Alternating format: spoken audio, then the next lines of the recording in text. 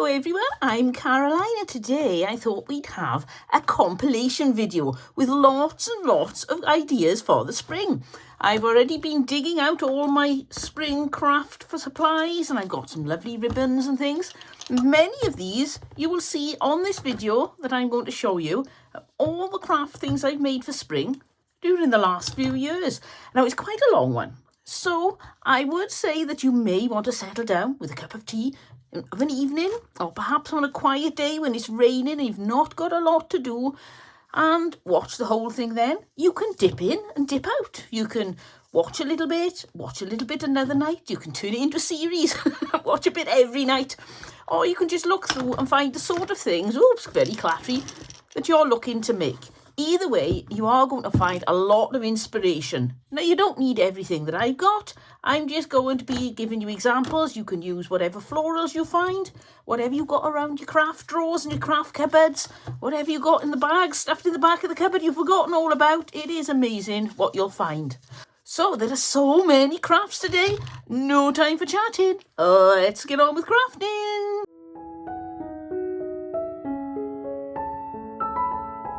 And on my first project, these are the materials I'm going to be using. So let's have a look. So I've got some burlap, a strip of burlap here that I cut off the edge of some fabric that I have. I've got these stickers. I got these from the pound shop, so I'm pretty sure you can get these from Dollar Tree too. And I'm going to be using the herbs word. And I've got this piece of, it's a double-sided paper, which always frustrates me that I have to sacrifice one side to use the other. But I'm going to be using a piece of that. I'm going to be using some string, pretty piece of green fabric. You're going to have to use your imagination. I was going to put fresh herbs in, but my garden still hasn't sprung to life yet, and the herbs that are there are looking pretty grim. So we're going to pretend that this is a purple thyme. Yes, it does look like purple thyme with your eyes closed, but we'll make do with that. And I've got these, which we're going to pretend are chives. They do look a bit like chives. And this is like a lamb's ear, but we're going to pretend this is sage. And I'm going to use this, as you can see, it cost me £1. It's got 3 lovely little bottles in it. But I just think it looks, it's not boring, but it needs a little bit of something, a little bit of oomph to brighten it up. So I'm going to oompify it. Is that a word? Probably not. So I'm going to turn this upside down. And it's going to be a little bit difficult to do. And I'm going to use my pencil through here and try drawing around this, and then I'll cut it a millimetre shorter or smaller.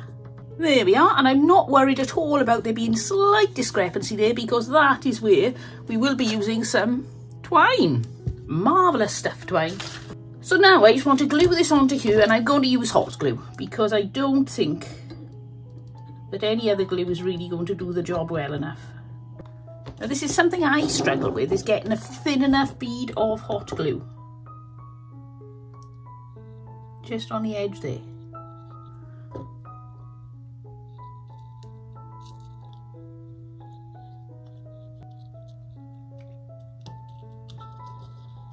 Now I want to go around again, but I'm not sure if this word herbs is going to fit on. Let's take those off. More chance of me getting it straight. Remember, when you're making anything like this, don't panic. If it goes wrong, you can probably cover it up, and if you can't, well, just hope your friend's too polite to mention anything. Right, do I go at a jaunty angle? Oh, I think I will. I like that. Oh, shame I couldn't go right down there and cover that. Shall I go around the inside again? I think I will, because I think it just gives it a little bit more of a quality look when you put a thicker embellishment on. Fine embellishments has its place, but when you're doing something rustic or farmhouse, I think, for me, I like to really go for it. So now, to cover this little bit of scruffiness here, I'm going to glue on this burlap bow. Won't need a lot of glue. And then the little twine bow. Now the next thing I want to do is to add some fabric roses. Now I've been trying to learn roses. It's fiddly, and I'm not good with fiddly things. But I'll show you how I make them. But this isn't probably the ideal way to make them. So I just get myself a piece of fabric, cut it about really roughly 3 inches, 2 to 3 inches, tear it, Now you do have the option to fray these edges, and I do like a little bit of fraying on the edges, so it takes a bit of time. It's not too difficult, but it is a little bit time consuming. So just fold down a triangle there, little blob of glue in there just to hold it together. Then roll the bottom one way and the top the other way. You're just making a blob for the centre, for the bud really. And then little blob of glue in there. And you can probably unroll while you're doing that. Re-roll it. Put it there and try to hide some of the hot glue. Now I take a little bit of glue, put it up there like that. Twist this round and bring it up to the top. And then it's just a case of, there are ways of making beautiful little petals and things like that, but I don't want anything like that. One, I'm trying to keep this rustic, and two, I can't do it anyway. Not just yet. I am trying, and I almost got there with one, and then I just couldn't get the hang of it again. It's very difficult to do. And again, not difficult, fiddly. You need to practice a lot. I probably made about 20 of these roses now, and I'm still trying to get the hang of it. One thing I have learned is, don't do like I did there. Try not to put too much hot glue on, because it spills out the bottom and burns your fingers. And then you just keep twisting your fabric and gluing, twisting and gluing, and carry on until you've got a rose or a rosebud the size you want. So when you think your bud is big enough, and I only want small ones for this, I have made much bigger ones than these and they're really pretty. You then cut off the end, push that down to the bottom, and when you turn it over, you've got a tail sticking out. That's no problem. Take your scissors and snip it out. Now at this point, I usually end up pushing the rosebud out a little bit because it tends to sink in the way I do them. So now put your roses on where you think they look good, but don't glue them yet. And only start gluing them when you're happy, because it's amazing how much difference it makes just playing about with these and get them in just the right place. Now you do have the option to put some foliage in these, but I'm not going to. I think I want to keep it simple. And now wrap the handle with some jute twine. Now I think that really lifts it already. It looks wonderful. So now what we need to do is decorate the glass jars. This is going to be fun, quick, easy and very effective. I'm going to give them a quick wipe over because it's surprising how dusty these were, waiting in the shop and then waiting in my cupboard, shouting pick me every time I look for a project, and they didn't get picked. So now they have been picked, they're very dusty.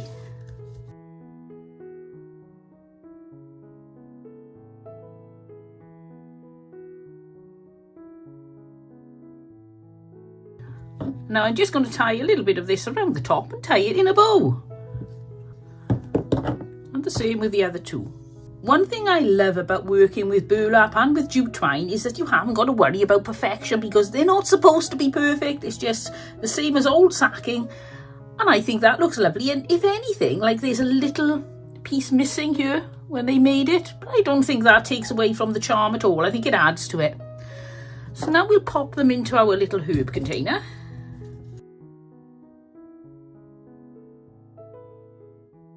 And all that's left to do is to add the herbs.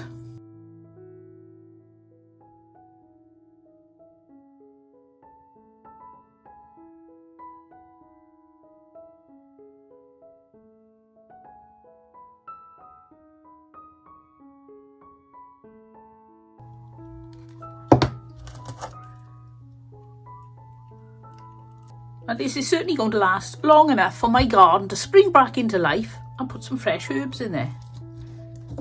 And now we decide, do we want to go for the tall ones in the middle? I think I probably will. I do love a bit of uniformity. That feels more, yes, I think that's better. Well, I absolutely love that. Adding a few embellishments really does make a difference too. Putting the string around here just makes it look really high-end instead of some cheap thing you bought. And this around here I love too. So let's have a look what this looks like on my display.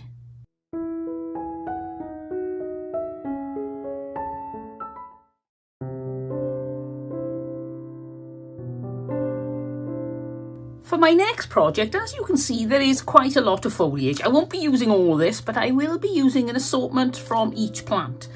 I've got a printable Savon à la Violette, So I printed this out. We're going to use that. A little piece of cardboard that looks like a piece of metal. Some burlap. And a wooden serving platter that I got from B&M Bargains. So the first thing to do is to open this up.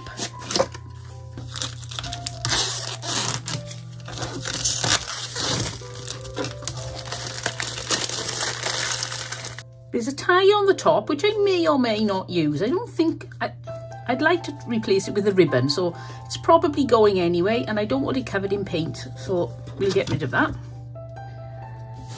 And now I'm going to use some of my well solidified gloopy chalk paint, some water,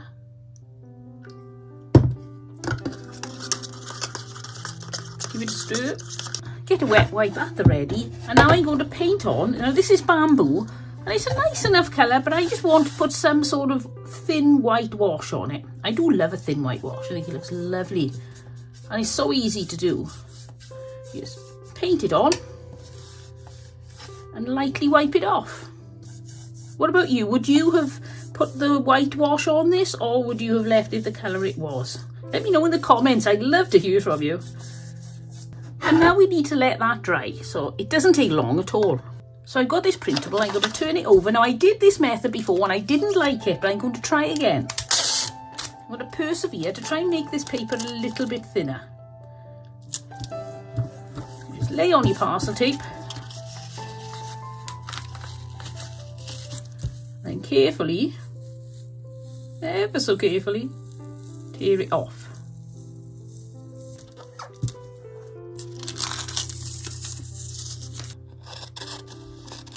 Now I'm going to cut it out.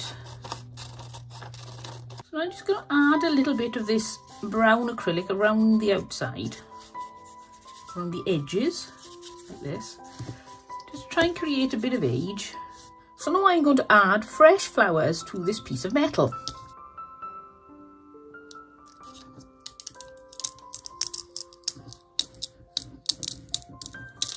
Now we take our piece of hessian and trim the edges nice and straight. So now, after doing all that prep work, this is nice and dry. We're going to get out our printable and stick it about there. So we get out some Mod Podge.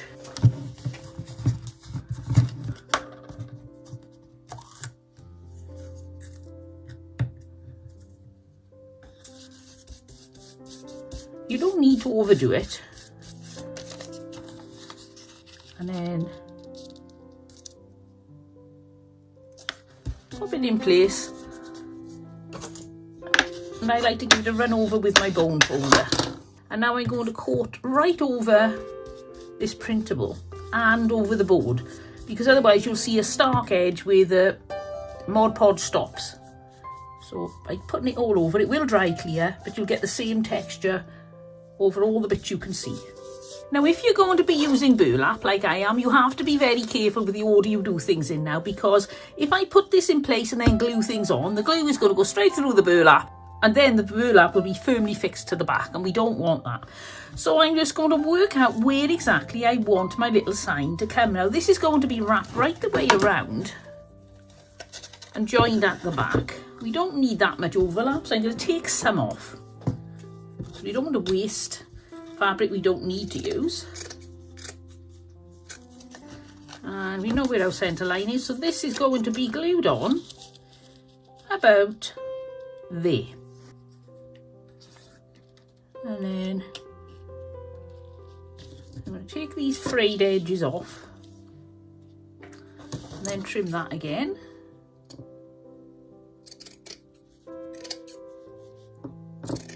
Now, I want to have some space for the flowers to fit in, but I don't want too much space. So I want it to have a bit of sag, but not a lot. So I'm going to use my paint tub. Pop it in there. And then wrap the burlap around. And then glue it to the back. Now, a bit like wrapping a Christmas present, I'm just going to tuck the bottom in at the corners like that. 1, 2, and then glue it up like that.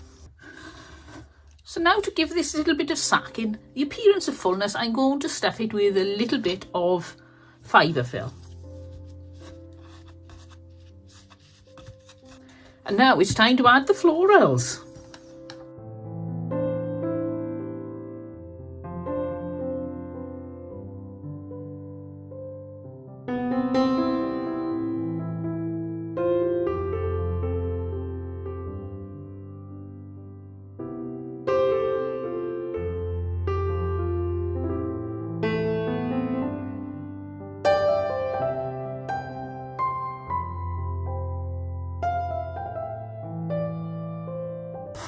So now we need a hanger. I'm going to use this gingham ribbon.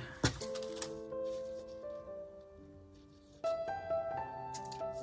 we put the ends through the loop that forms, so it's nice and taut, and then tie a knot at the top. But I think we need a bow. I love an excuse to put a bow on, any excuse. So I've altered the shape and the size and the position of the bows, and I've decided on putting this one at the back there and then putting this one on top there. So now it's just out with the hot glue.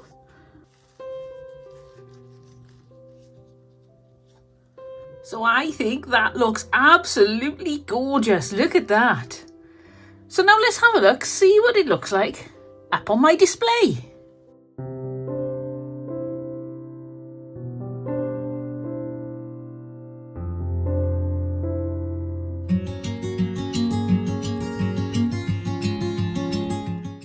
These are the materials for my last project of the day. So I've got my paint, and here we've got Kenwood cream, Aileen's tacky glue.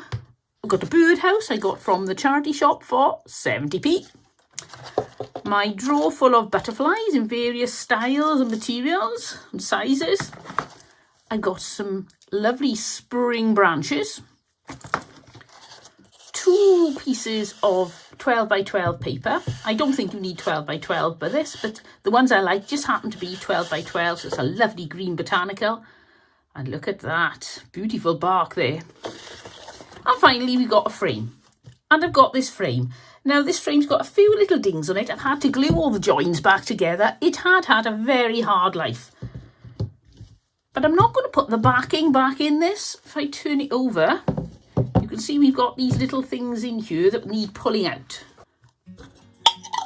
I'm going to make a white chalk wash just by adding a bit of water to my chalk paint. Now we give this a run over with the white and then wipe it off with the wet wipe. Now I think one problem we'll have is that this is varnished, so it's not going to soak in as much as usual, but I think it'll still be plenty for the sort of effect that I want. So while that's drying, we'll get to work on our little bird's house. So let's open up our new tin of paint.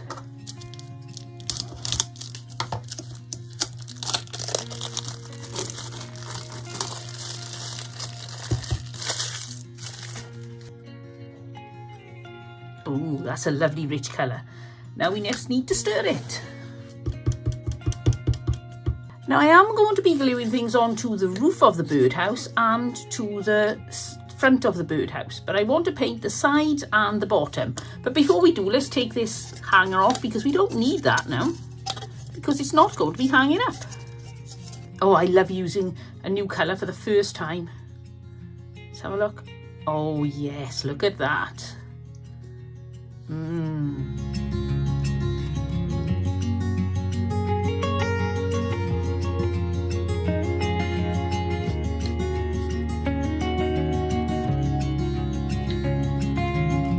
And I changed my mind and gave it a bit of a rub down.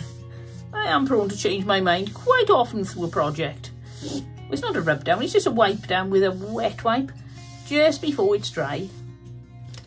So the frame I've measured, the aperture is 11.5 by 8, so I'm going to put this away and get some wire, but I'm going to cut it bigger than that because it's going on to the back, so we'll actually make it about 12.5 by 9. I think I forgot to show you this at the beginning. been a long day. So I got this wire netting. I got it from the pound shop, but it was £2.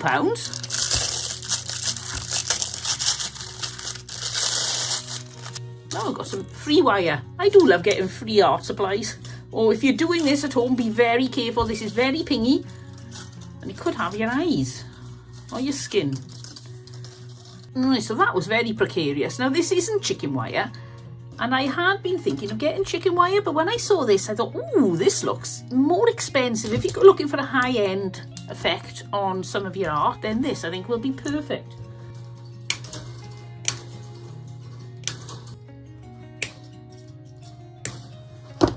I've got my reading glasses on, so I feel a little bit safer with my eyes, but ideally, I really should recommend that you wear eye protection and safety gloves, because this is quite sharp on the edges, but it was a lot easier to cut this than it was to originally open that roll. That roll was lethal.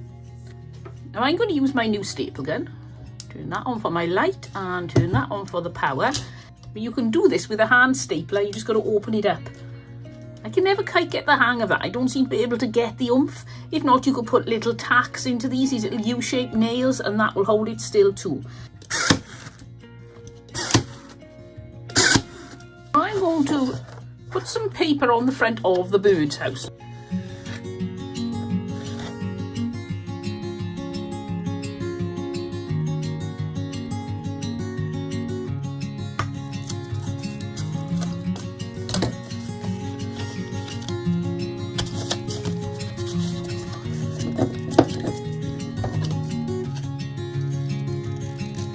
Out with the tacky glue, and then on with the paper. Now this is a bit fiddly, and you may find you do this and it doesn't work. Well, you can always take it off and try again with another piece of paper, or you can just think, well, it doesn't got to be absolutely perfect. It's more important for you to enjoy doing this than it is for you to get it 100% perfect. And as you can see, mine certainly isn't 100% perfect. Now I was going to sand down these edges, but I think I'll glue them on instead. I think it does look nice, just going around the corner a little bit. Had I thought of that sooner, I may have gone a little bit further around the corner, but this is what we've got, so this is what we'll work with. Right, now somewhere in the middle of there is a hole, so I'm going to get my X-Acto knife, and you can feel roughly where it is, so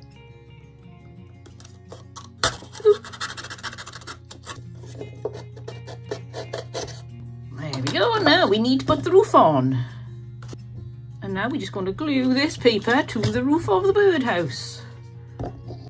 You can use PVA glue, but the problem with PVA glue is it can be quite wet and then it makes everything bubble. So I think you have more chance of it not bubbling with the tacky glue. So on with the roof.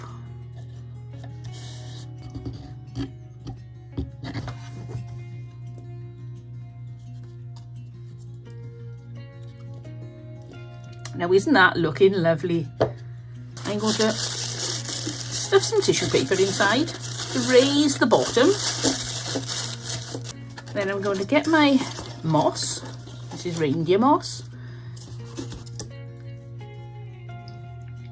And I'm going to pop some in here, just looking like there's a bit of a nest in there. So now I'll put a little bit of glue inside and pop the reindeer moss in. So I'm going to be using more moss, hot glue,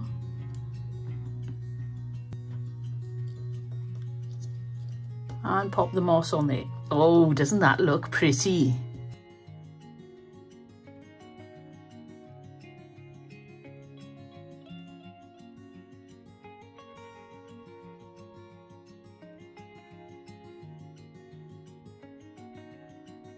Oh yes, look at that. That is absolutely gorgeous. I love it already. So now we bring our frame back, and I'm going to bring in my spring branches. So let's attach this piece first. Moss everywhere. And poke that down into the corner. And now before I attach the other branch, I'm going to fix this in place, this birdhouse. Now, in the ideal world, I would have wired it, but I'm not really sure how I'm going to get my fingers in there to sort out wiring. So I decided that I'm going to go with these giant lollipop sticks. So that's what I want it to be. So now I'm going to put a lot of hot glue up here, pop the lollipop stick on there, and that little bit there.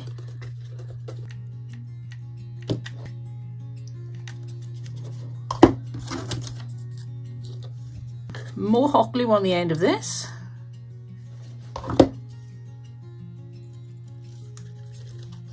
Now you can just keep these within the confines of the frame, but I like them all bursting over.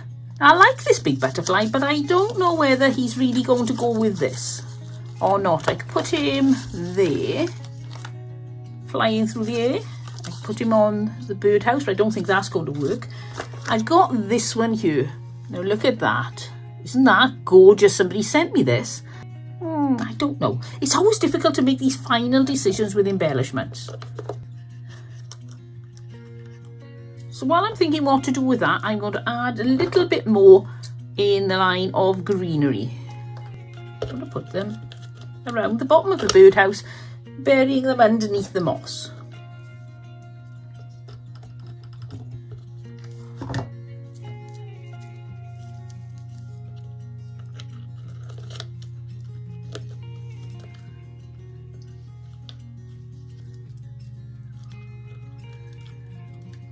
Now I always like to finish things off with a bow. You know me and my bow tying. So I'm going to make a 2-loop bow. Just a nice little simple one with this jute twine. I don't want anything excessively frilly. As much as I am tempted, because I do like excessively frilly. I want this to have that simple look to it. Like that. And I think I'm also going to run a line of jute around this as well. I think that's really going to finish it off nicely.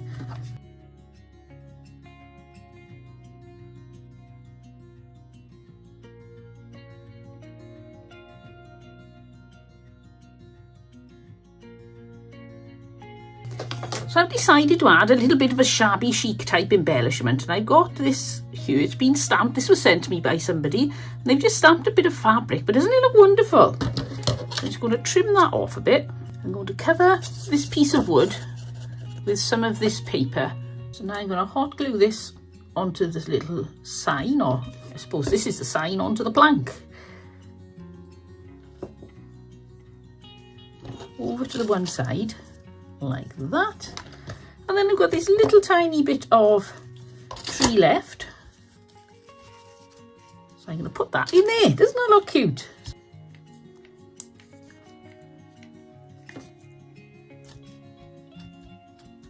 Now I'm going to glue the butterfly on, but just something that I've learned from my art, and it's worth bearing in mind. If I put the butterfly that way, then he's flying out of the picture, and so it'll take your eye out of the picture and away.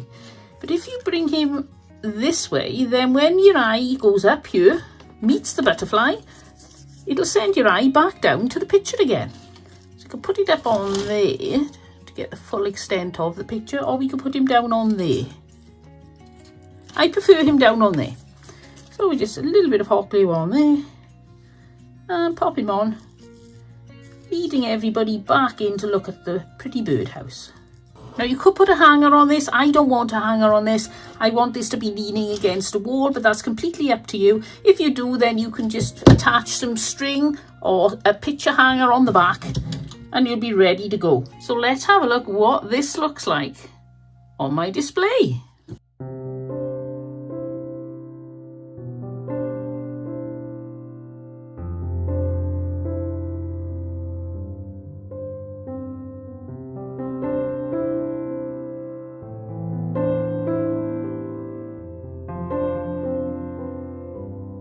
I hope you've enjoyed this video. If so, it would be great if you could give me a like, because that shows me that you're enjoying the content I put out, and it also helps me on YouTube because YouTube thinks, oh, somebody likes what she's doing.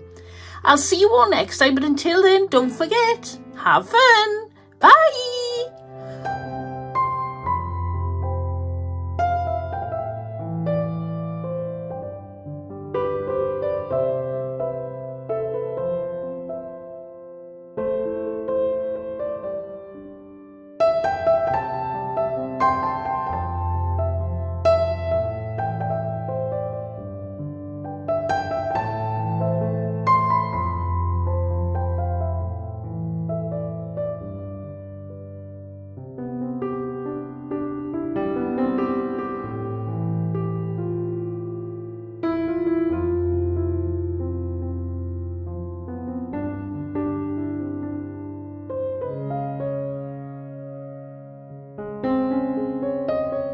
So first things first, rev up your glue gun. We'll be needing that later.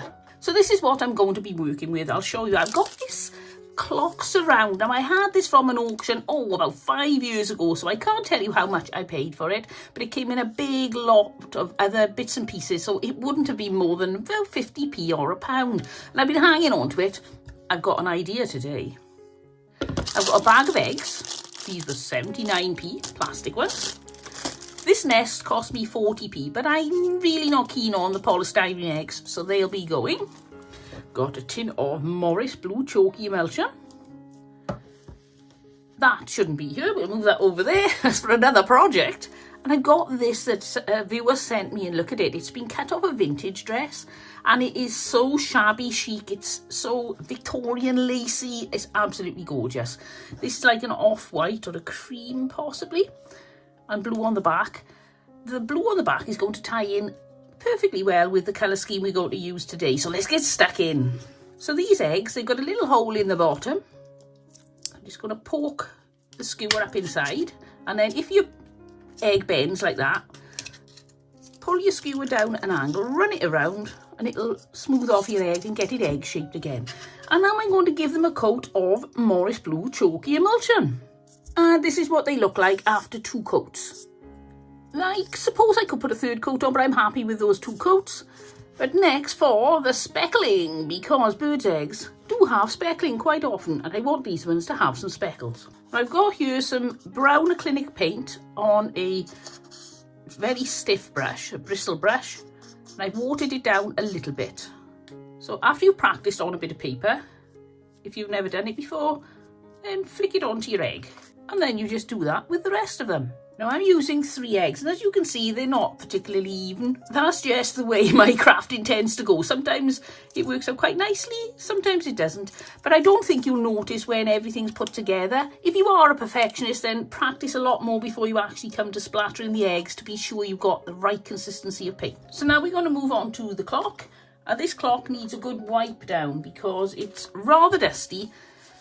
Now, over the last few years, I think the temptation generally has been to put a whitewash or a little bit of white paint on, chalk paint on everything. But natural wood is coming back into fashion, and I think it will be a shame to cover this with anything. It's so beautiful, even the marks and damage on it. I could get a brown stain and darken these up so that it all looked very even, but I like the fact it looks really tired and worn out. Somebody who's looking for perfection would think, oh no, it's got dings on it, but I think that is all lovely. And the one thing about not painting this as well is when Easter's over with, I would really like to repurpose this again, and if I paint it, I've committed myself then. You can't get the paint off properly. So now I'm going to put the nest into here, but first of all I'm going to take these out. I'm not sure how easy it's going to be. They're pretty well glued. Oh, good tug. And out they come. So the next thing to do is get the nest to stay in here. Now, fortunately, I've checked, and it'll stay in without any extra glue, which the less glue I use on this, the better. I'm really going to try to make this without putting any glue on it. I like it at a downward angle. I mean, you could put it straight on like that, but I'm not so keen. I like the downward facing angle. So now all I need to do is to glue my eggs into the nest.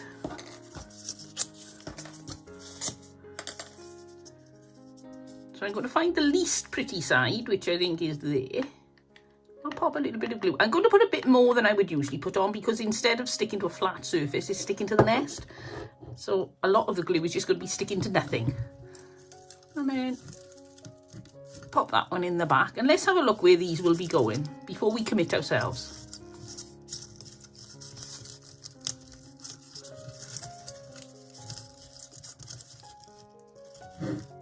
Yes, I like that. Already, I absolutely love this.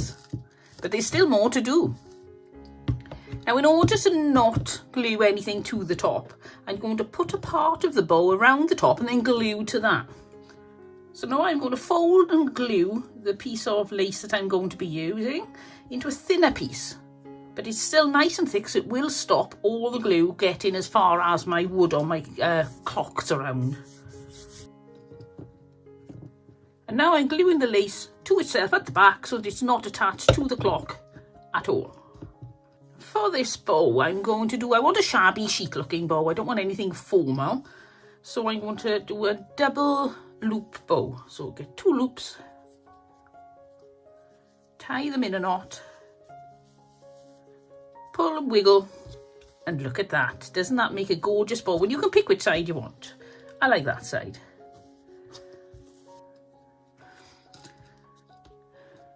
So now I'm going to glue this bow onto the top bit of ribbon there, very near the front, because I need some space at the back, like that.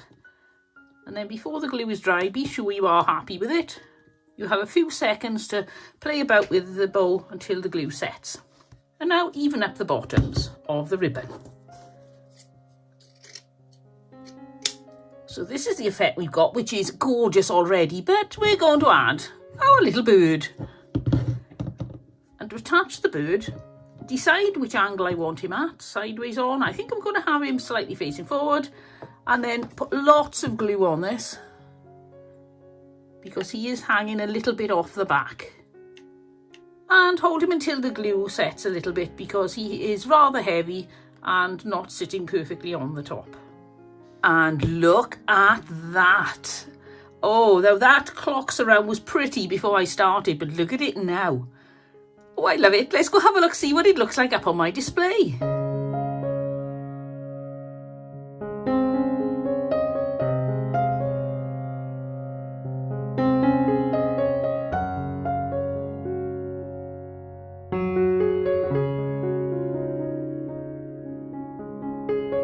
If you really were enjoying watching this video, then please give me a like or a thumbs up. Thank you ever so much.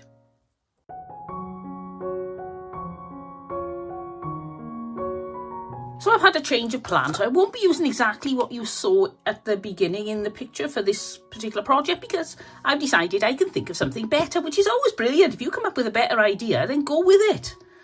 So I've got this lace that is about the width I want to go around this jar. Now I think already that is looking so pretty. So it's out with the Mod Podge and a nice chubby brush. And I'm going to cover the jar with Mod Podge, working my way around. And as I work my way around, I'm going to add some of this lace. And then Mod Podge over the top as well. You do have the option to just glue your lace on using a bit of hot glue on the ends, as if you were just wrapping some ribbon around, but I fancied having the Mod Podge effect on this one. Just like the different look you get to the lace. And also, it's not going to sag. I get the feeling this lace will probably sag. So this is going to hold it firmly all the way around. So now I'm going to fire my glue gun up, ready. And I want to cover this lid, and I want to cover the sides too, and have a little bit more of an overhang. So cutting around the lid perfectly won't work. I figured out that if I use this particular lid and then draw around this and cut it out with my pinking shears on the inside of the line, it works out the perfect size. So now I'm going to need to stick this right into the centre. So check all the way around that it's roughly the same distance. And then out with the glue gun. Now you want to run a layer of glue around the outside to make sure it sticks down on the sides. This isn't the way they do it when they're just making jams and pickles and things like that. But this lid is going to be designed to stay looking like a pretty lid. You never take the top off. I'm now going to glue the flower onto the top of my pot, but while I do, you may notice there are going to be some continuity issues here, because I made a little mistake, which I'll explain to you when I put it right in the next step. So now, by the power of YouTube, we're going to go back to adding some more embellishments to the lid. So screw it in place, and then if you want to add like a little button or something like that, it's at that point that you put it on so you know where the front is. I didn't do that, and I ended up with my button round the back, so I've decided not to go with a button. I quite like it like that. But I may put a little bit of trim on there, a really thin trim, I think.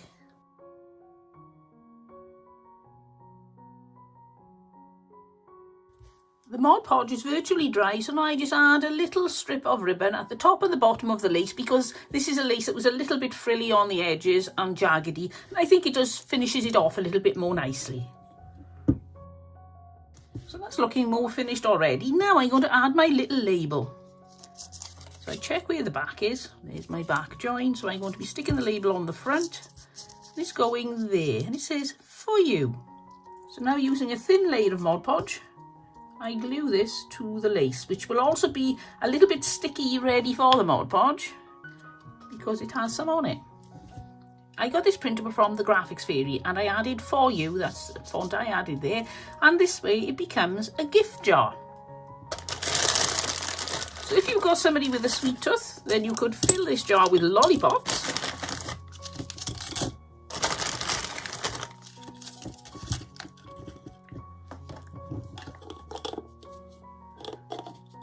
For a traditional gift with a non-traditional content, or you could fill it with little chocolate mini eggs. Now these aren't chocolate, these are polystyrene. So I won't be giving these to anybody in case they did mistake them for some sort of chocolate or marshmallow egg, but this is just to show you what it would look like. Pop the lid back on. Look at that for a simple gift that you can give to somebody. All it takes is a jar and a little bit of lace, some scrap ribbons and bows, whatever, and a printable. And you don't even need to put a printable on. You could put a little bow, you could put a little rosette, a curled fabric rosette on there. The possibilities are endless, and you can make them in any colour. You could do them in sets. I think that would make a lovely gift for anybody, as long as you put in the right contents. Make sure they get their favourite chockies in there. So let's have a look what this looks like up on my display.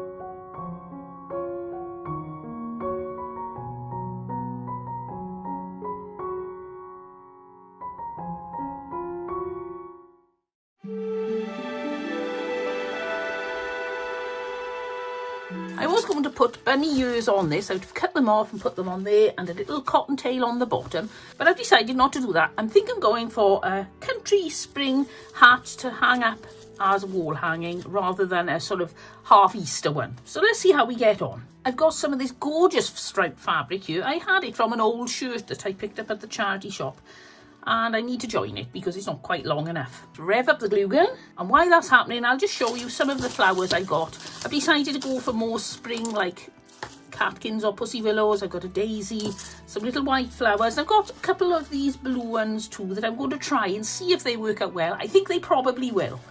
So to join two strips of fabric, just put them with the good sides facing inwards, one run of glue down the side, join them together, open them up, and you've got a rather neat looking seam. Now, because of the way this is going to be hanging, I'm going to put that seam at the top because it's going to be high, so you won't see that, and then the other seam will be down the bottom. I'm going to arrange this with a bit of a crumple to it. I think it gives it a much more country look. And I just glue it to the bottom of the hat. I'm going to go for a bit of a V-shaped flag on the bottom. So I take my two main, well, they're not so much main parts, but get yourself two that you know you want exactly where they are, and bend those and wire them together with a bit of florist wire. So now I'm going to finish off my flag by adding more greenery. So now I'm going to take the wires and poke them through the hat and secure the greenery to the hat by twisting the wires inside the hat brim.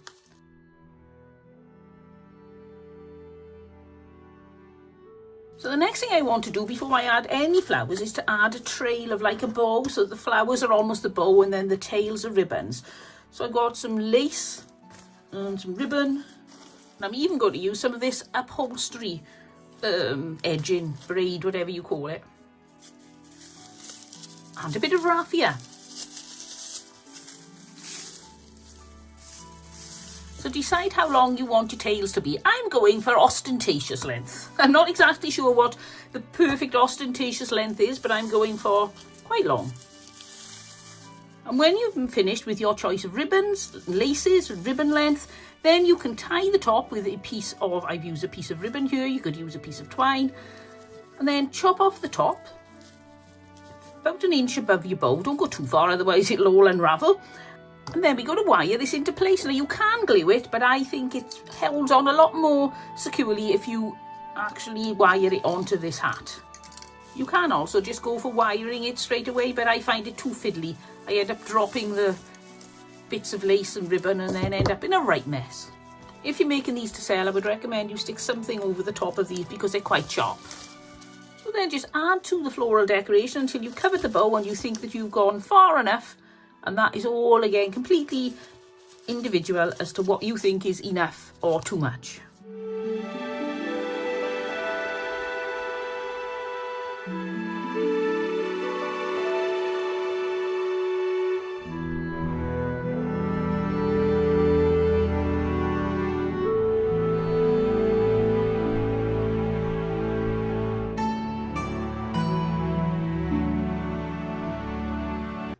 Right, let's get started on our first craft. I've got 9 curtain rings. And I've got a glue gun. First thing I'm going to do is to join these curtain rings together using some hot glue. If you want a really permanent bond, I'd suggest you use a little bit of wood glue as well. The hot glue will give it some instant grab, and the wood glue will mean it's never coming apart. I always upcycle my crafts. Very little stays in one piece. So I don't mind so much if they do come apart eventually, because no doubt by next spring I'll have pulled them apart and made something for Christmas or something.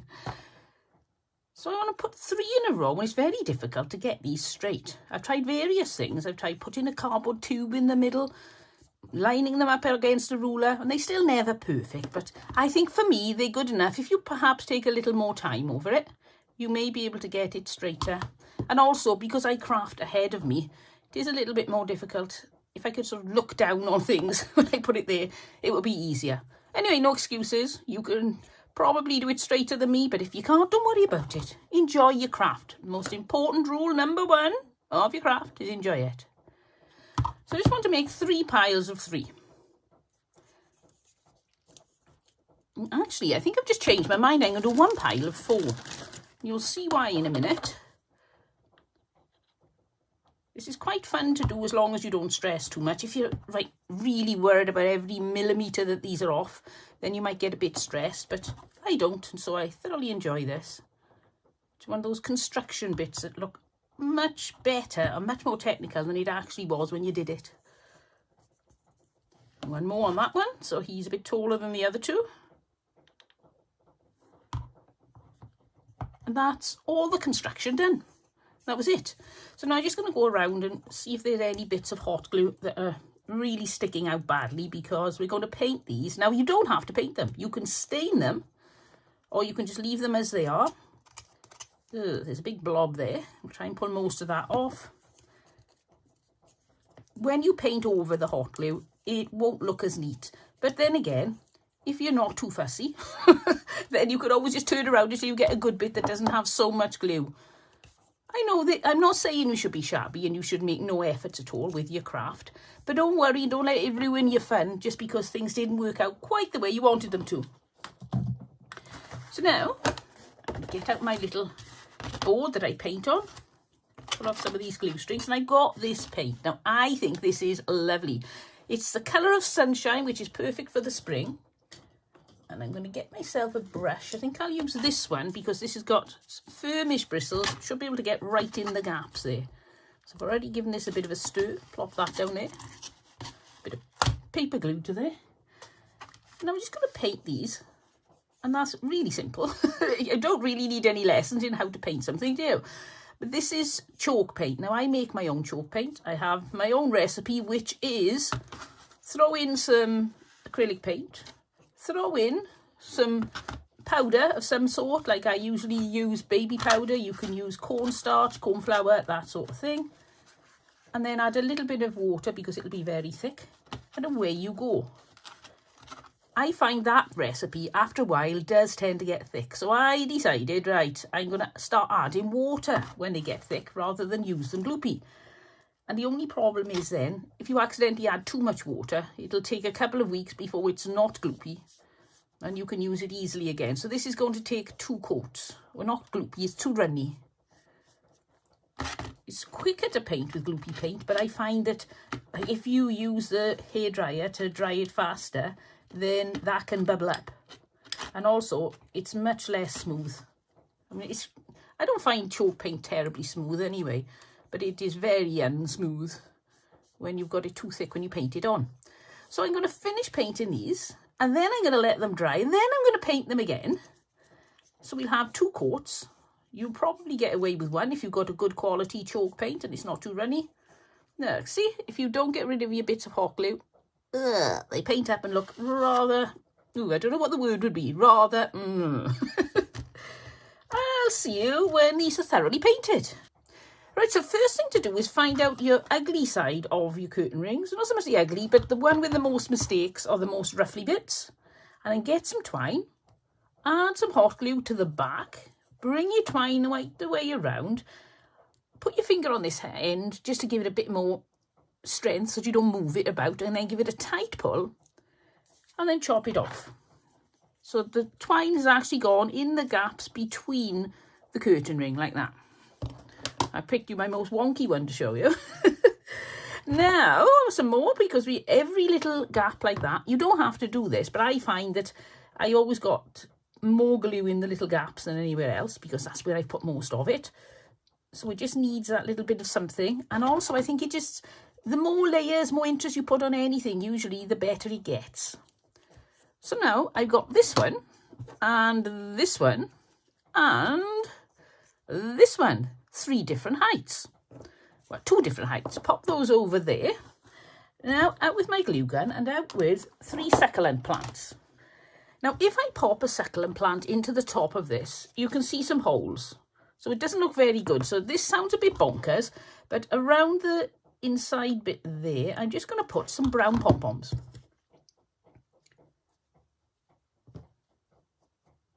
And that way then, if you see anything inside, then you'll just see the pom-poms rather than holes. And then if you squash that down, and now when you look inside, it looks like there's soil in there rather than nothingness. So I'm going to do that on all these plants. And I'm going to come out a bit further on this one because this has got very big gaps. So it's going to need a few more extensive pom-poms, I think. And the thing is, you can always add more. If you think, oh no, there's a really big gap there, just add a few more. You don't need to cover the middle because that certainly won't be visible. So let's try this one in place. Now that one needs more, so I thought it would. It's not a problem, I'll just pop them on. This is quite fun to do as well. Anything with pom-poms, or any craft with pom-poms is quite fun. Stick them on. And if the worst comes to the worst, give them a good tug and you can get them off as well, or just cut them off if they're in the way. And now before that glue dries, I'm going to pop this in, like that. And then the pom-poms will be where I want them to be, because otherwise if I leave it and then they may be sticking out too far on one side, with that I'll just wiggle them about while the glue has still got some flexibility. And then on my final one, around we go. And on with the pom-poms. Oh, I thought I got plenty, and look, I'm already running out. Oh no, I'll have to get some more pom-poms. My glue will be cold. I think I may have just made that in time. Let's try on with the pom-poms into the plant pot. Yep, I made it in time. And I love this, and you've got the variety of sizes. Oh, that one definitely needs a bit more. This one hasn't worked very well at all. I think I'm going to change that for a different succulent. So now you've got, if I show you, 3 lovely, it's very difficult to show you here, alternating size of succulent plants in little bowls. And this is great for spring. It's so easy. It's a great way of using up your curtain rings. And you can also, if you wanted to, add a button, or you could put a little bow, something like that on. But I'm liking the classic look of these. So let's see what these look like up on my display without glue strings everywhere. Well, without as many.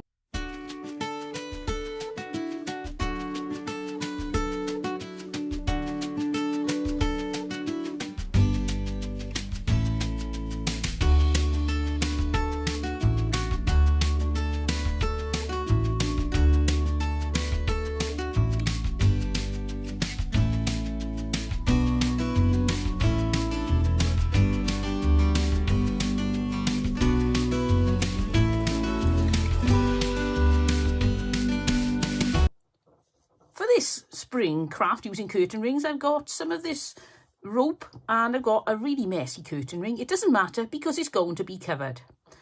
So you've got I've got my short end, which is identifiable by that scruffy tatty bit, which I'll hang there. Leave a loop at the top, pull the long end through the curtain ring and then back through the loop. Put it right through and then leave a loop, put it under the curtain ring, pull it through. Doesn't matter if your loop shrinks, just pull it back out and then pull your long end through the loop. I'll show you once more.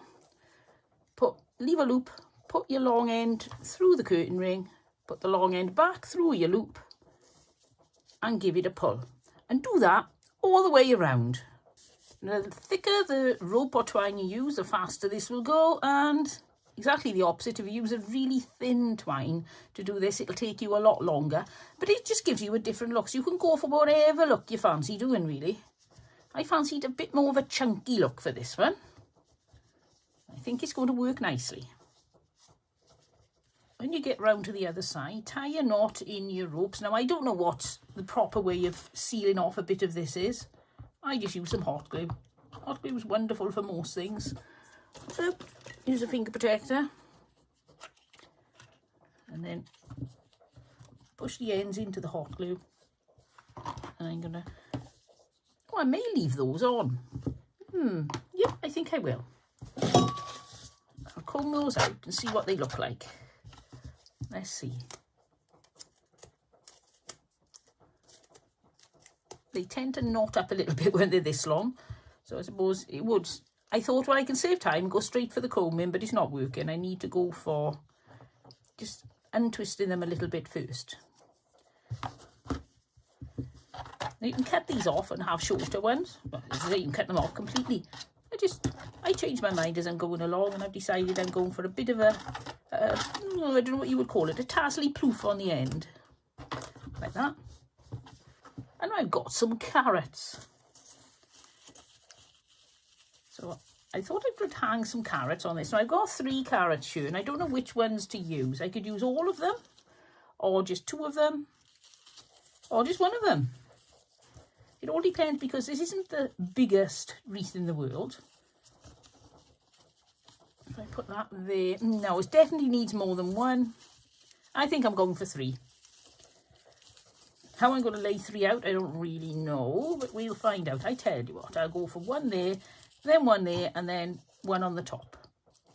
I like it like this. There's 1, 2, and then we're going to put the 1 in the middle. I think a big blob of glue is in order here. Bob it in. And then we got 3 carrots. I'm going to have a tassely bit hanging behind, which adds a little bit of interest.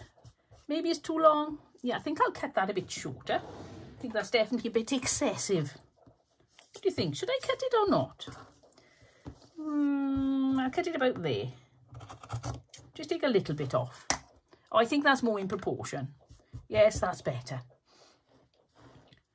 So now I just want to put something there. And I've got this little pack of the bunnies and flower pots and things like that. But they're the wrong colour, I think. I don't think they're going to work at all. I've got some eggs, but they're just far too big. You couldn't put those on, they bury the thing. So let's have a look what else we could put on. I've got some flowers. Let's have a look what a flower would look like popped on there. No, it doesn't. Oh, I don't know. Well, actually, I think I like it. Yes, I'm going to go for the flower. Pop a little bit more hot glue on there. And it may be bonkers, but sometimes a bit of bonkers is good. So there, I like that. That's what I'm going with. And now I just need to put a hanger on. So to keep it in keeping, I'm going to cut a piece of this rope again. It's very thick, so rather than use the whole thickness, I'm going to split it up. It's got 3 ply, so we'll pull one of the ply off. And then I'm just going to stick this onto the back. Make sure it's going to hang straight. This is not really important as in life-changing or life-threatening, but it is good to get your little hanging loop as central as you can. On with a bit of glue. On with the finger protector. glue that on, and then make sure you've glued every little bit on, otherwise it'll start to fray off. Ooh, oh dear, got a bit of a mess there. Squish it down. There, that'll be fine. I'm just going to trim the bottom bit off because it's sticking out the bottom.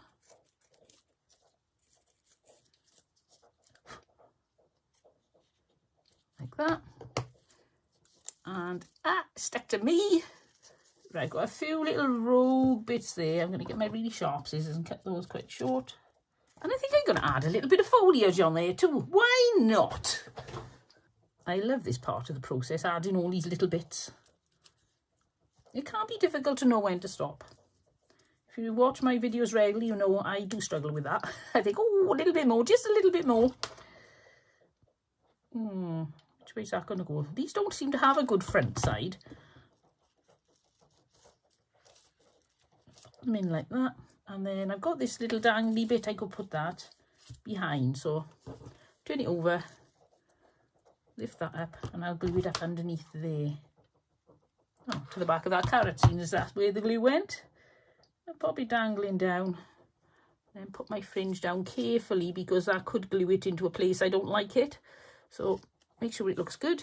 What are you doing hiding behind there? Come on, it's not good being shy. Out you come. Everybody wants to see you. Come on. There.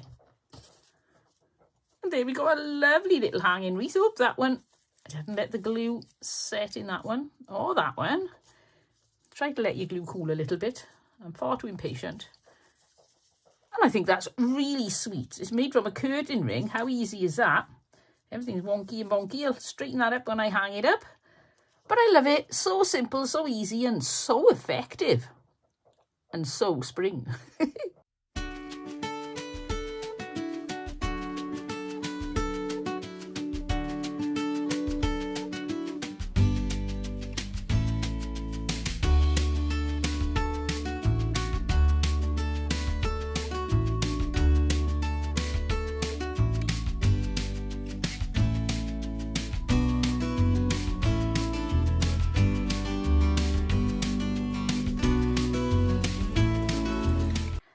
Easy spring craft using curtain rings, I'm going to use this thick yellow twine. And I'm going to wrap this. So pick your ugly curtain ring. If you've got a few curtain rings, it's different if you're buying all new, but if some of your curtain rings are older, then make sure you get yourself the worst ones because it's going to be completely hidden. Chop that off and then start winding. I don't know if you can hear, but the rain is pouring down again. We seem to be getting more and more rain. The rivers are quite full. I think it seems to be the condition everywhere at the moment. I think everybody's getting wetter weather. Apologies if you're over in Australia or New Zealand and thinking, oh, I wish it would cool down. It's not like that here. But we did have a day yesterday that was very spring-like. When it was February, so it was really pleasant for February. About 12 degrees, and in the sunshine, it just felt wonderful. It was so nice to get out of the car or out of the house and not go, oh, it's cold. So I'm going to keep wrapping, take that finger protector off. It's a nuisance until you really need it. I'm going to wrap this around with the yellow twine and then I'll get back to you. When you get around to where you started and everything's covered, make yourself a loop, put the yarn through, then create yourself a hanger. I'm going to put a little bit of glue to stop that going anywhere. The other end, that is. On with the finger protector, give it a bit of a push, and then trim the end. You can always just make a separate hanger, but I just find it easier to make one as I'm going along. So there we got the basis of this really simple, easy one. This is great to do with children, and the wrapping will really absorb them for a while, and then they can just add their own embellishments. And I've got this cute little bunny rabbit with a carrot. It's got a hanger in there, so you'll see. No, I wondered if I could get the hanger out without getting the top of the greenery out. Right, I couldn't, so I'm going to get something else and put in there and just take it up a step because I wasn't keen on those paper bits anyway. I've got some of this, which is like a ferny thing. Wonder if I could put that in. And see, popping that in there. Yeah, but I think that looks very carrot topish and much better than the little bits of paper. So I just pull some ends off, clear the bottom bit because that's going to be sticking into the carrot. I don't want it too long. The carrot's taller than the bunny. Saying that, mine's a pretty big carrot, isn't it? And then I'm going to pop a bit of hot glue in there. And then pop in my new carrot tops. New improved carrot tops. Sounds like a TV advert, doesn't it? In there. Oh, that's a bit long, but never mind. In it goes. And then quickly, as my hot glue is cooling down, pop the last one in. It's getting very thick and stiff, but I got it in. There we go. So you've got a much better quality carrot now, I think. Yes. And then I'm just going to glue my little bunny in the middle of this. So I put a bit of glue on his bottom, which way is I'm going to hang that way. So about there. A bit of glue down there.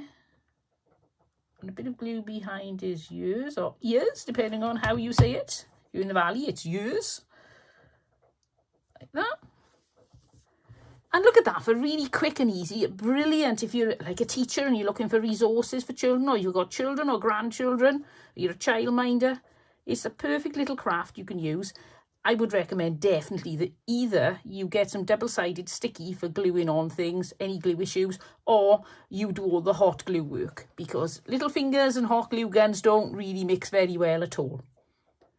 So that was quick, that was easy, fun, and I think super cute.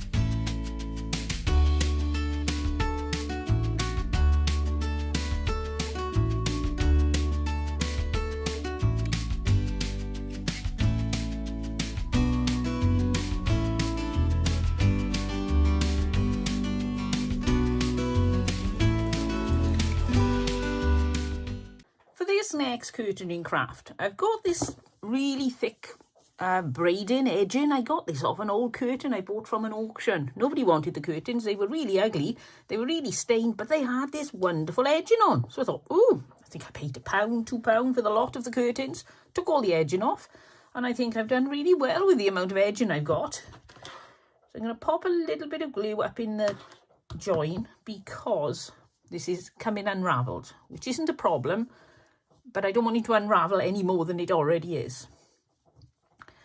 And now I'm going to fold it up, twist it, fold it up to make bunny ears. So if that's about the length I want the bunny's ear to be, then we're going to have the circle here. So I want to, now I know roughly where it's going to be, I want to glue this to the curtain ring. So starting at the top there, and coming round, this is really stiff. If you can get a slightly smaller edge, and it will probably actually work better. This is a bit of a nightmare to work with. Such a good quality, but that's not necessarily good in this situation. And I'm going to put this glue on nice and tight, but then I'm going to turn it over so that you don't see all the splats, because there is going to be a lot of residual glue because I need plenty. This is not very well behaved braiding. And as tight as you can get. As you can see, there's going to be a little bit of a hole because mine are so thick. Like that. And then when it's cool, turn it over, and in theory, there's no glue on the front. Oh, look at that. I am pleased. So now I want to cut this off the same length as the other one, ish, because I'm going to be trimming it later. And then unravel it to the same distance as the other one. This is lovely to work with, it feels so silky. And then squirt a little bit of glue up inside so that I've got it sealed again. And twist it back up, like that. And that should hold it in place. So now these are going to come down as the rabbit ears. And I need to attach this. Now, I don't think glue alone is going to do it, so I am going to tie this up with some twine. Put it right underneath those, and then bring them round, make sure they're roughly the same size. perfectly the same size would be better, but I can't always guarantee that. This is very fiddly. I'm going to tie it, but you don't want to scrunch it up so much that it makes a lump. You want to keep them flat, if you see what I mean, like that. Nice good double knot. And then you're going to go in from the back again and add some glue.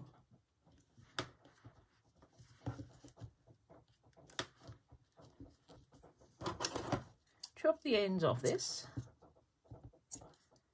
And now I'm going to cut these ends. So I only want little short ones because I want them to look like whiskers. So let's try to chop it like that, and hopefully they're not going to, well, if they do unravel, I suppose it'll be more whisker-like. Oops, chop this one off as well. About there. Hopefully they're the right length as well. I didn't measure, did I?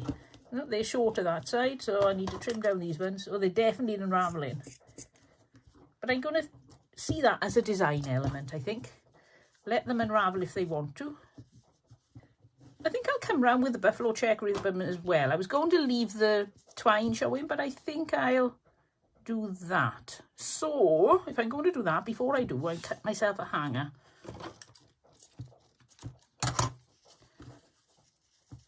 Pop that through there. I don't know if I can do this. Give it a try. If it doesn't work, we can always just stick it to the back. But I would like to try something first, before I discount it as being not suitable. Put that through there. A little bit tighter. And then because of the weight of the ears at the top, I'm going to have to glue this up further. So pop some glue on there. It'll hold the ears together now, and it'll stop the bunny from flopping forward, because we can't be doing with a floppy bunny. To make sure it's stuck. And I'm going to pop some underneath further down. There you go. If you can't see it, then there's no harm in putting some extra on. So we've got a hanger up there that I can tie later. Now I'm going to put some of this around.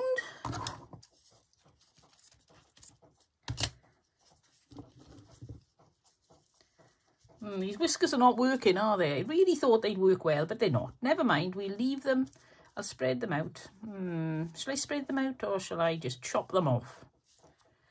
I think I'm going to chop those whiskers off. They're not working, are they? Out with my sharp scissors. Sorry, whiskers, you're going.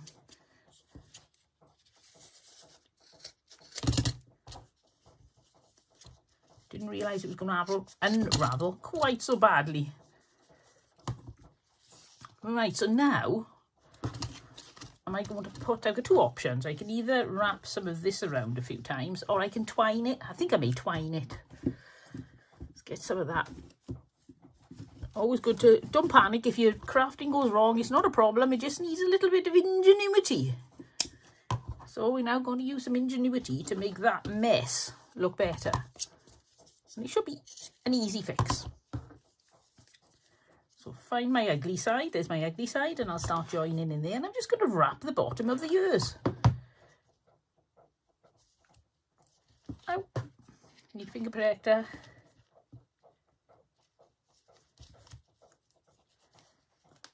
Then just come round and round to hide all the ugly bits. And if one wrap doesn't cover them, I'll wrap them again over the top. So I probably will just put a foundation wrap on. And this should close the gap at the bottom a little bit as well, which would be better. Oh yes, it's coming together now. You never quite know what's going to happen with your craft at first. And now I'm going to wrap all the way up. That hanger is really starting to annoy me. It's getting, behave yourself. Come all the way back up again and cover everything. Now, which is the front? That is the front, so I just want to make sure that is getting covered. A little bit of glue and finish it off, because I've got something more to add, so it doesn't got to be absolutely stunningly perfect just yet. Pull that off, and now I'm going to add some flowers. So I've got some sunflowers here. These are pretty. I got a gazillion of these in the thrift store. I've been using them for years, and I've still got loads of them left. So what I have learned though, if I can find my snippers, is that if you pull these off, they tend to fall apart. So I leave a little bit of wire on the back of them. And they're a little bit tatty, but you can play about with them and straighten up all the petals, and they're not so bad then. And I think I paid £1 for this gazillion sunflowers. And I have to confess, I didn't count them all, so they probably aren't a gazillion. But roughly a gazillion. So I've cut the edges off some of those. I'm going to come around with a garland. Well, not so much a garland, but a row of sunflowers. And I think I'll put this one behind as well. Quickly before the glue dries. Quickly, quickly, quickly. Faster, faster, Caroline, faster. There we go. And now all we need really is a little bunny tail. Just because this is a stylised bunny, it's not supposed to look exactly like a bunny. So I'll pop his bunny tail there. And then I just turn this into a loop at the top, just finish it off. The way I'm going to do that is if I chop that. Oh, look at this, it's like a snake. It's out of control. There. Don't need a lot of glue, just a little bit. And then bring the top bit over the bottom bit, like that. Give it a push. And you've joined it. Now, I love that. It didn't work out quite the way I wanted it to work out, but I actually think it looks better now, because I didn't like that little hole we had there, which has now disappeared, and that is a beautiful spring bunny. We could put a bow on. Should we put a bow on or not? What do you reckon? What have I got here in the line of thin yellow? I've got some of this. Let's try, see what a little tulip bow will go like. It's always worth trying. And if this doesn't work, you've just got yourself a ready-made tulip bow for next time you want to use one. It's only going to have to be small, isn't it? That's much too big. Oops, where should we go for? About there? No, I think that's taken away from the ears, isn't it? If I put it there.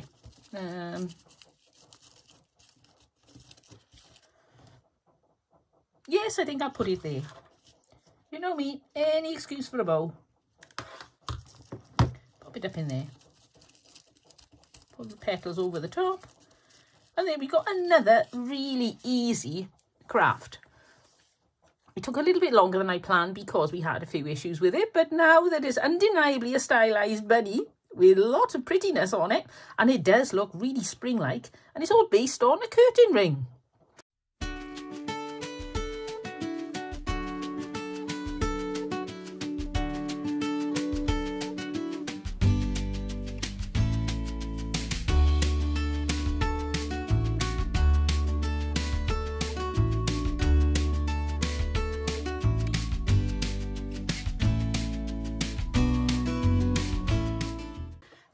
Curtain ring craft for spring, I've got some of these eggs. I picked these up from, I think these were in the pound shop, which is like Dollar Tree or Dollar General, that sort of thing. I think you can get them in One Below. So the name on One Below has changed now. Just Five Below, goodness knows how many names. I think there's 3 or 4 different versions just in our area. It's like a pound shop or like Dollar Tree. And I've got these Easter eggs, which I'm going to pick out the ones that suit my colour scheme best. I don't want the pink, the blue or the red. So I'm going for the orange, the yellow and the green. But doublers of these, so that's no problem. And I'm not sure whether to use an odd number. Odd numbers are always better. So I don't know. I don't think I will, because I think it's going to be simpler to use the double eggs anyway. So next thing, I'm going to get my ribbon and I'm going to see how long. I want these to be dangling, and I don't want them too dangly, but I want them at different lengths. So if I cut one piece that length, and then I'll go for one piece just a little bit shorter, very roughly measured, and then take the short piece and do one piece shorter than the short piece. There. So now I want to fold each of these in half. And I'm going to start with, which one shall I start with? I don't think it's going to make a lot of difference, but well, let's see. We'll do it and see if it makes any difference. So I'm starting with a short piece, fixing it on. I should show you how to do that, because it's not simple until you get to grips with it. It's easy when you know how, but until you've figured it out. Put your loop through, fold it in half, put your loop through the ring, and then pull the tails through the loop and give it a tug. And then put the other one on the other side, fold it in half, put the loop through the ring, pull the tails through the loop and pull down. And then give them all a good tug. And then I'm going to come out with the hot glue and just pop a little bit in the join of each of them, in the fold in there, and give them another little tug. And that way then they'll stay really tight, because they can come a little bit loose otherwise. A nice, good tight tug. Like that. And now we got some varying length of ribbons coming from the bottom of the curtain ring. Now we're going to need something to hang this, so out with more ribbon, I make a hanger in the same way really. Cut myself a piece of ribbon, fold it in half. I'll keep that because that's a bit short. I need a longer piece. Cut it, fold it in half, and then, now if you look here, you've got two different sides. Here you've got like a nice neat band going along, and there you don't. So you want the loopy bit to be showing. So I'm going to put the loopy bit through the back. Have I got this right? I can never remember myself. Yes. No. Yes. No. Yes, that's right. I got it right. So there you go. It was put the loopy bit through from the back, wasn't it? There. Put it nice and tight, and another little bit of hot glue just to keep it behaving itself. Pull it tight again. And then I'm going to do a knot in the top of this one. And that's my hanger done. Like that. Chop it off. And now we're going to work on the bottom. Check up if your eggs have got a print, which way the eggs are running. And then I'm going to take these little ribbons out, if I can. Hopefully I can. Yep, they're coming out. 1, 2. Oh, they put a bow on those ones. I wouldn't mind leaving the bow in, but if I take the hanger out, I think the bow's coming as well. Let's find out. Yep. Give it a good pull. Oh, those went in very well. Ooh, I like the sound. Oh, that one didn't pop. The other one popped. So now I'm going to tie a knot in the end of each piece of ribbon. Nice and tight. And as close to the bottom as I can get. And if I don't get close enough, I can always just do a little chop on anything that's sticking out the end. Then put a little daub of hot glue on the end of the egg and pop the little knot into the hot glue. And it's going to be a bit of a mess, but we're going to put a bow on that, so don't worry. You can smooth it out a little bit. Give it a blow so it cools. And then you can take off a lot of the excess, or some of the excess hot glue. And I'm going to do that with every single piece. I love spring decorations. It really makes you feel like the spring is on the way, the cold weather is ending. And on a day like this, when it's pouring down with rain, it reminds me that, don't worry, it's not going to rain forever. Sometimes it feels that way. I'm going to try and put one of each. I should have sorted these out a little bit better, shouldn't I? One of each colour on each string, because I want to have them sort of jumbled up. I don't want anything looking uniform. And you can wiggle them about anyway, just sort of move them about. And this is a little fiddly, but it's really just making sure you get your knot as close to the end as you can. So I've got an orange one to go next, and then I've got one of each on each of the 3 lengths. And in they go. I like these ready decorated. Oh, look at that, I blew a bubble. Pop. No, it won't pop. Stop it. I can't even see the hole now in there. I like these pre-decorated eggs for some crafts, but some crafts I like to decorate my own. Decoupaging them with napkins looks really lovely. That's one of my favourite ways to decorate an egg. So now I've got to do the other 3 and then I'll get back to you. I've made myself 6 cute little 2-loop bows I don't think they're all exactly the same size. I've been trimming them and fiddling with them. I find that if I make a lot of bows that are supposed to be identical, it's very difficult to do. Then I'm just going to put a dab of hot glue on the top of each and give each of them a little bow like that. Isn't that cute? And while I'm doing this, I'd just like to say a huge thank you to everybody who watches my videos, to everybody who subscribed to my channel, and welcome if you're new here. And also, I'd like to say thank you to those people who are contributing ideas down in the comments, because sometimes I'll say, what would you have done? And people are so generous with their comments, and we're all learning together. And some of the ideas, most of the ideas, I would say, I don't think we've had any bad ideas in the comments. Everybody is so clever who watches me, so I love hearing what your ideas are. And check out the comments, because you learn such a lot just by looking at the comments. I did a video last night on a haul I'd made, and I had a brilliant idea from somebody about making dolls' house magazines. I thought, now that's a really clever idea.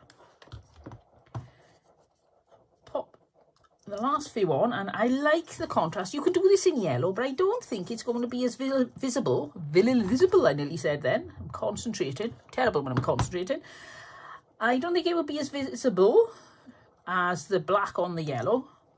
And I like the contrast is just pretty anyway. And I like black and white check. There's just something about it. You can put it with red for Christmas. You can put it with yellow for spring. It just goes with so many things and looks so lovely. So that's all my eggs done. Now we need to decorate the top of this a little bit. And I'm tempted to get out some more sunflowers, because if you've got a theme going on your decor, now you don't have to have a theme, but if you do have a theme, I'm trying to find my wire cutters, if you do have a theme, sometimes, like if you unify a project by having a few similar things running through it, it's the same with your top, your tabletop or your desktop, wherever, your display top.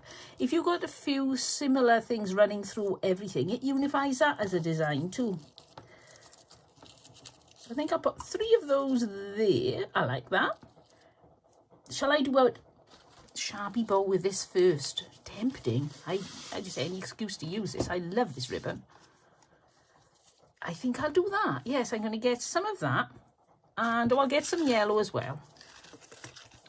And I'm going to... I don't know if this is going to work. We're going to give it a try. I'm going to cut a few pieces, roughly the same size. Not sure. I don't need a lot because I don't want to overwhelm the thing, but I think because these danglies are so dangly, they'll take a fair bit before they look overwhelmed. So I'll just do one more piece. And not being too fussy about how even they all are. There we go. And then I'm just going to put, I think I'll put a piece of twine around there. Pointless using expensive ribbon because it's not going to be seen. Chop. Tie the middle. Well, make sure you've got roughly half. Tie the middle. Oh, I do love these fussy bows. Or scruffy bows. It's not a fussy. I don't know. People call them different things. I think they're scruffy bows. Not in a bad way. In a good way. They're like a shabby chic bow. Oh, that's about halfway. Nice tight knot. Chop the end off. Floof it out a little bit. Okay, so it wasn't perfectly halfway by any means. It wasn't even imperfectly halfway. It's like not halfway. That'll do. That'll do. So I'm going to glue that in place on there. Give it a good twist like that because I want it to come down a little bit. There we go. That's going to be perfect. Glue this into place on there. And then, am I going to come in with 1 or 3? Let's have a look. 3 I think is going to be, do you think 3 is too much? Can you have too much?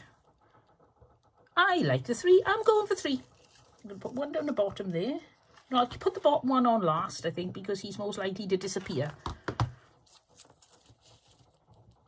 There. And there. Oh, I need a bit more glue. More glue. There. And then my little one down there. And you can still see him then. Otherwise he was just going to get disappear to nothing. And I've got the choice then. Do I want to put one of these on the top? I think I'll try a 2-loop bow on the top. I can always take it off if I don't like it. No, I won't glue it on. I'll just show you. We'll have a little look, see what we think. Just to, again, unify it. So there's black and yellow running right through the theme of this.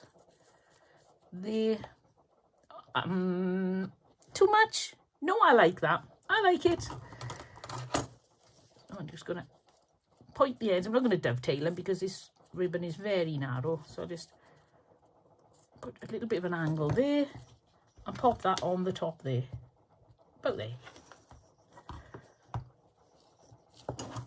Well, I've added a few more things than I planned, but I absolutely love this. Almost reminds me of a maypole or something too. So this is going to look fabulous hang up. And this is quite adaptable for other seasons too. I suppose you've got pine cones on it in the autumn, you've got bells on it in the Christmas time. I love that, and it's all come from the basis of a curtain ring. And look, how much fun is that? So let's see what this looks like up on my display.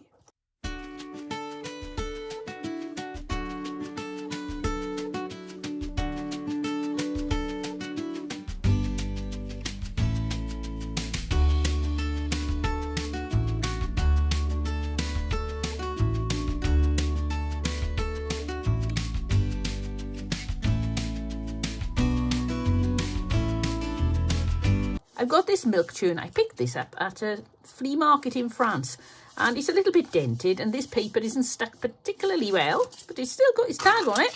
So I'm going to cut the tag off. I've got myself a pile of lollipop sticks or popsicle sticks. Oh, I've used that one as a stirrer. And I've got some hot glue. And first thing I'm going to do is to glue some sticks around here. You can see there's a little bit of a ridge, so I'm going to start where the ridge starts and glue them onto my milk churn. And it doesn't matter that they don't reach all the way to the top, because we've got a workaround for that I think is going to add a little bit of interest. I shall do this while dreaming of spring and listening to the rain pattering down on the roof outside. Yet another wet day in Wales. Sometimes I wonder if this rain ever's going to stop. Are you all ready to make your spring crafts, everyone? Or are you thinking, oh, I don't know, I don't like to let winter go and Christmas go. I'm quite enjoying... Well, some people I know leave their Christmas trees up until the end of February. So maybe some of you do that. Do any of you leave your Christmas tree up to the end of February, or even all year round? That would be a bit of fun. So I've come around the bottom of my milk churn, and I've decided I'm going to add a design element for 2 reasons. One, I think it'll add some interest, and 2, I've run out of popsicle sticks. Look at this. I've snapped one off there to try and extend my amount of popsicle sticks, but I'm nowhere near. So I've got these short ones. Now they are going to look a little bit weird if I start joining them like that. So I thought I'm going to work on putting them around the middle, and then when I put my floral arrangement on, I'll make sure it covers this strip here. But just to make sure that it doesn't leave too much of a mess, I'm going to put some denim on. So I'm going to measure how much denim I want, and I'm going to glue that in place along the top, and then bring these around the bottom. And now, coming up with the let's glue the bottom bit on as well so it doesn't go wandering. Can't be doing with wandering bottoms. Then I'm going to come around, and in the ideal world, there'll be a perfect match when we get round to the other side to meet up with the other lot. What do you reckon? Yes or no? I think probably, you know what it's like, the butter always landing, the toast always landing butter side down. I get the feeling I'm going to end up with a silly amount of gap. Oh no, look at that. Wow. It's actually going to be virtually spot on. Oh, well, there you go. A nice bit of serendipity to reward me for running out of popsicle sticks. And I'm going to start with the can, called it a can again. The milk churn started on this little ridge here. And I'm going to put a few rounds of twine around there. And that way then it'll even off all the ends of the popsicle sticks, the fabric. Just unify everything as well. So you can see I put fresh flowers on here. It was made by a Silhouette, which is like a cricket, similar sort of thing. So now I need to add some flowers. I've got some bigger flowers here, but these are a bit overwhelming really. So they're no good for the front. I think I'll put something a little more subtle size. This is about as big as I would want to go. Lots of furry bits. This, can you see the felt pad there? It seems to catch everything, including every little piece of cotton they can find. So I think I'll do 3. And now let's have a look how we can just put a little bit of additional interest on before we put the leaves on. Oh, they are very pretty. I love lamb's ear. I think it's so beautiful. Other than at Christmas, it tends to be my go-to floral or foliage. I've got a few of those. Let's see how... Oh, yes. Look at the difference that makes. And look at that. It's really country style. What's that cotton doing there? It's really country style. I think that looks so much better than the original I started with. And it's going to make a lovely vase for some fresh flowers or some false flowers. Sometimes you have to watch, these can leak on the bottom. I think this one's sealed, but it's up to you. If you want to take the risk, probably best to check before you actually assemble it. And if it does leak, it won't damage anything you've done.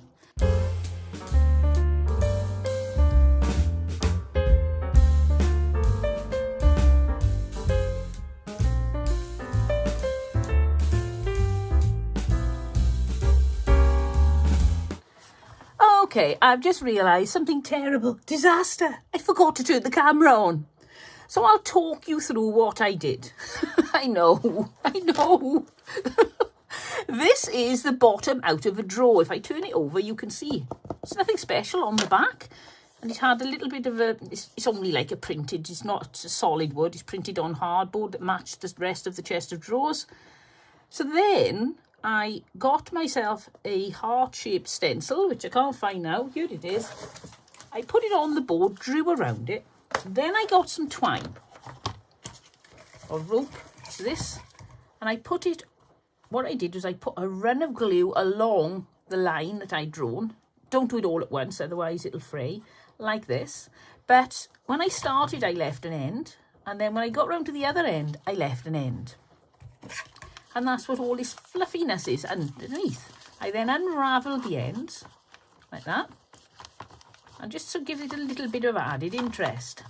Then I went from top to bottom on each side and side to side on the top and the bottom with a piece of burlap, then folded over the edges. The next thing I did was I got some of this twine. Have I got that left? No, I put that away. And you can see it there, it's like a glittery, twiny type thing. And I put some beads on that looked like country style beads. I love these. Now I put them on in an order. I tried to keep the order going, and I'm not sure if I managed it, but if I haven't, then don't worry about telling me. I'll just live in ignorant bliss that they're all in exactly the right place. I tried to go black, white, check, white, black, white, check, white, black, white, check, white, black, white. I didn't get it right, did I? No. Don't look at that bit. Ignore that bit. So then I tied the ends of the piece of twine over with a knot, because that way then they're thicker and it gives it more oomph for the glue to stick to. I put some hot glue there, pop the twine on, and then put a little piece of ribbon over the top, and that gives even more surface for it all to stick together. And then I did the same on this side. Then I turned it over and decided to do the rest of the design. Now I had some flowers here. I had these big ones, and I still think they're too big for this. They're very ostentatious, those daffodils. So I decided against using them. I was wondering whether to use lots of little small flowers and thought, no, I'm not convinced. Let's try this. So I tried this big flower here, and I think it looks absolutely wonderful. Look at that. So then I added a little bit of foliage. And then that was it. It was really quick and easy. And I really wish I could have shown you what I did. But it's too late now, isn't it? If I pull all this back off, it's just going to look a mess. So it's just having to be a talk you through and show you the things that I did. And I really like this. And I really wish you could have seen me making it. But what happens, happens. There's not a lot we can do about it. I suppose at least I don't have to edit this particular project. There's nothing to edit because it's already all done.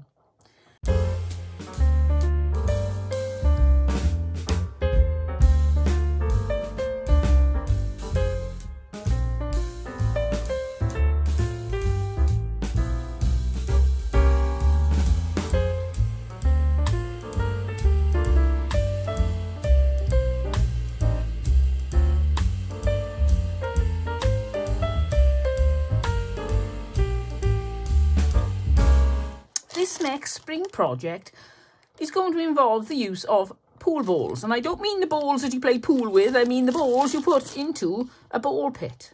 You can usually pick these up really reasonably, and it's amazing what you can do with pool balls. So the reason I decided to do this was I was inspired by some fabric I got. And it's a 12 by 12 square. And what I did was get a pool ball and get a piece of twine, or this is actually a crochet cotton, and then wrap up my ball.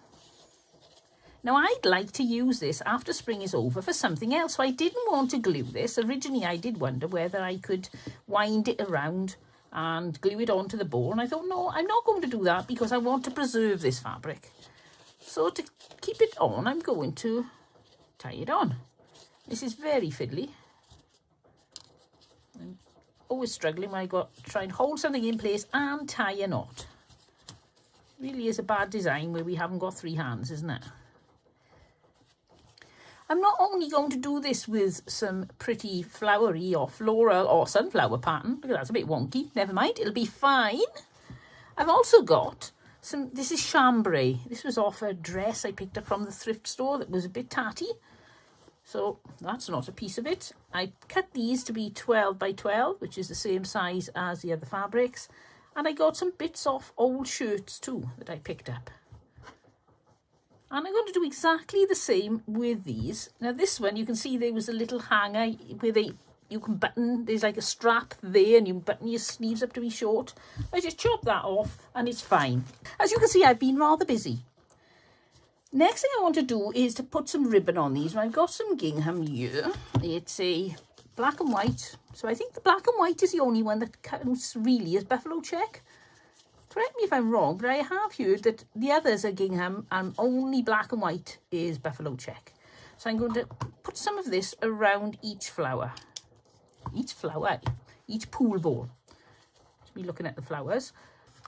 Now I'm going to do some bows. I've made some little tulip bows in black to go on the yellow baubles, but I want to do some yellow to go on the blue baubles to tie the colour theme in a little.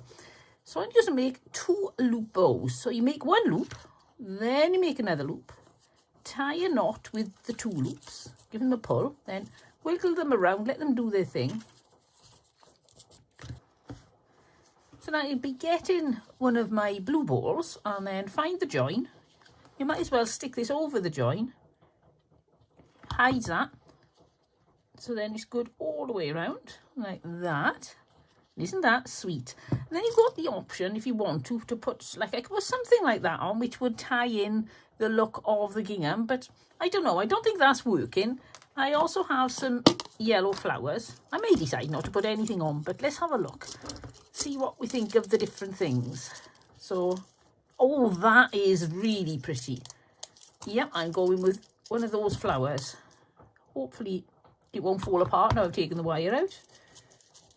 Pop that on. And it seems to be holding together. Oh yes, that's definitely the answer for the blue ones. Right, so now on the yellow ones, which are much stiffer because this fabric hasn't been washed, I'm putting a black one. And then see what one of those looks like on there. Oh yes, I like that. Definitely that's going on there. I'll pop it on the bow. Maybe a bit big, maybe. But I don't mind that because I suppose if you look at it, it's smaller than the rose. So no, I don't think it is too big. So using this for a garland, it's going to be difficult to pin this to a wall or something. So I'm going to make a loop like this. And then out with my twine.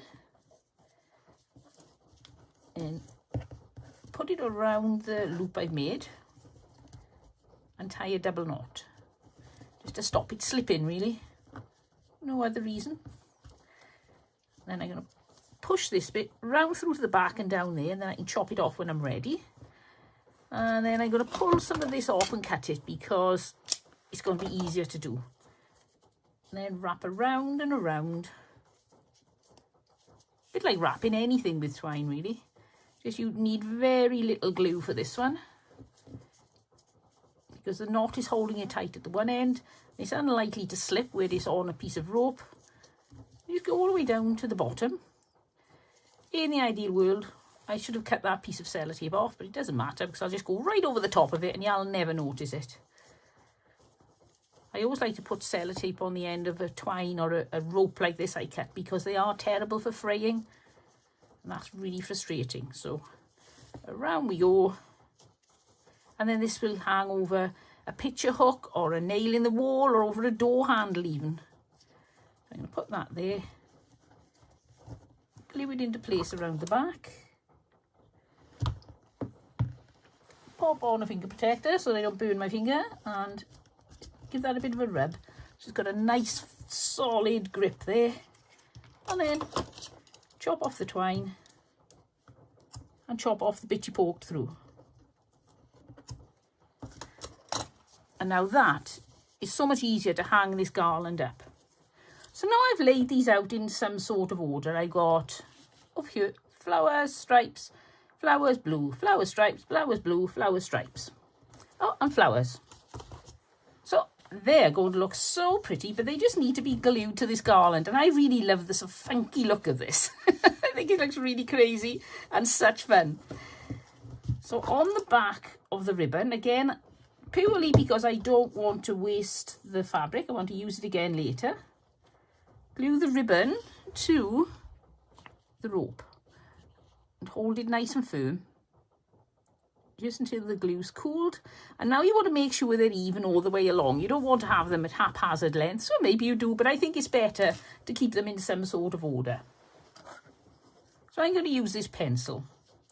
And I'm just going to put one pencil width away and then get my next ball, pop some glue on and put it where the pencil end came. That on there, and then, oh, I do have a little bit more. Let's have a look how much I had spare on this end. Oh no, I think by the time I wind that around like that, we're pretty much there.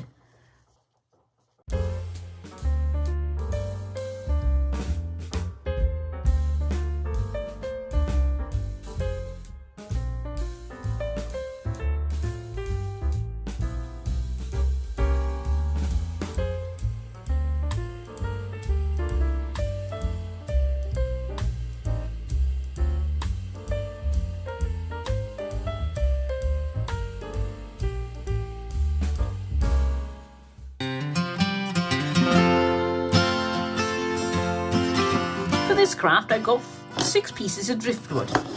I've got 2 long ones that are about 2 feet long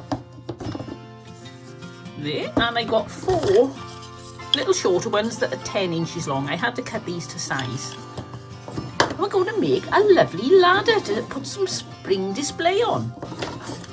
So lay out your ladder with your pieces. I'm using driftwood. You can use wood you find in the forest. You can even use battens or anything. Any wood you find that you are happy with, it'll be fine. Now, you can really make sure these are perfectly lined up, but I don't think that's going to look right because the whole thing is this is quite a rustic look. So I've got those in place. I'm going to glue them in with the blob of hot glue.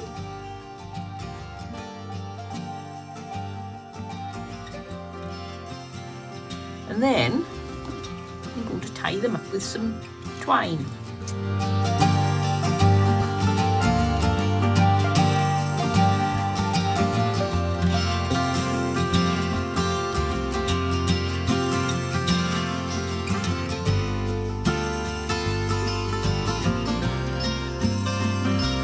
And now you've got yourself a real country style ladder, and all you need to do is to add some decorations. Now there are various things you can do. You can make this themed. You can put Easter eggs and an Easter bunny on it. I'm just going to do some spring florals and a nice bow because you know me, any excuse for a bow.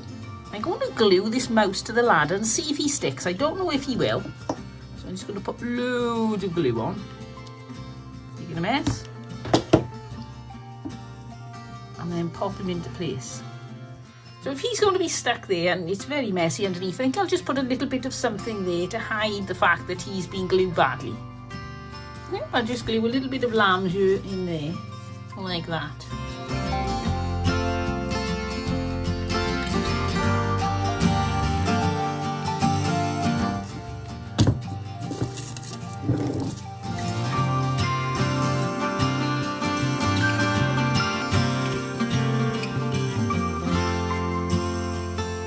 also got this giant sunflower. Oh, I think that's going to look lovely there. And we could put it below the mouse, but now I think there is going to look perfect. Now, I'm not going to take the backing off these daisies. They sound crazy, but they're sticky all over and they're just going to get messy and stuck to things, and dust and fluff is going to stick to them. So I'm going to just glue the backing paper like that.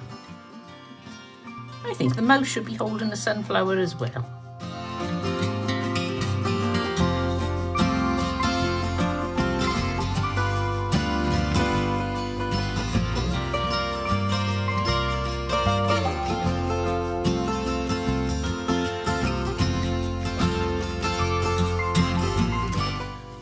Cut 2 equal lengths of ribbon. I don't think I'll put a bow on. I'm just going to pretend that the flower is the bow.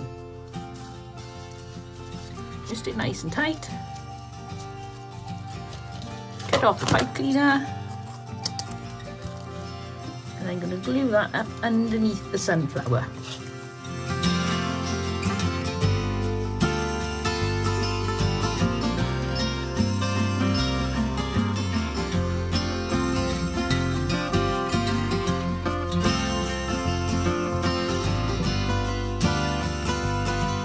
I think a bow is going to go nice at the opposite side of the big sunflower, so we'll pop that there.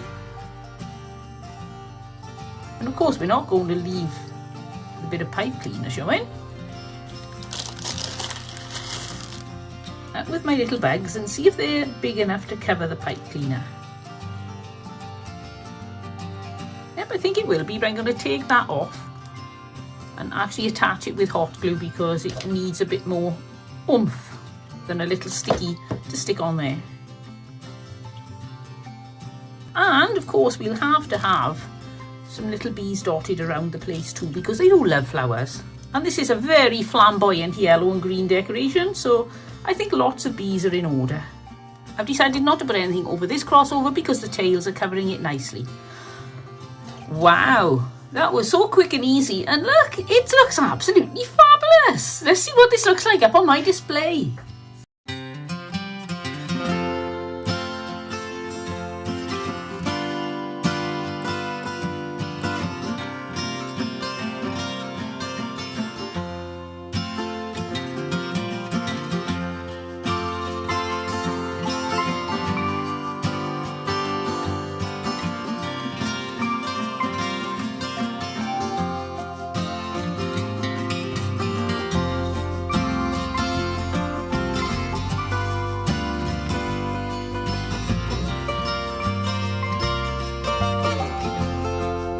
Enjoying these projects, then why not subscribe, and that way then you'll get to see all the other projects that I make throughout the year. We've got some really interesting ones coming up.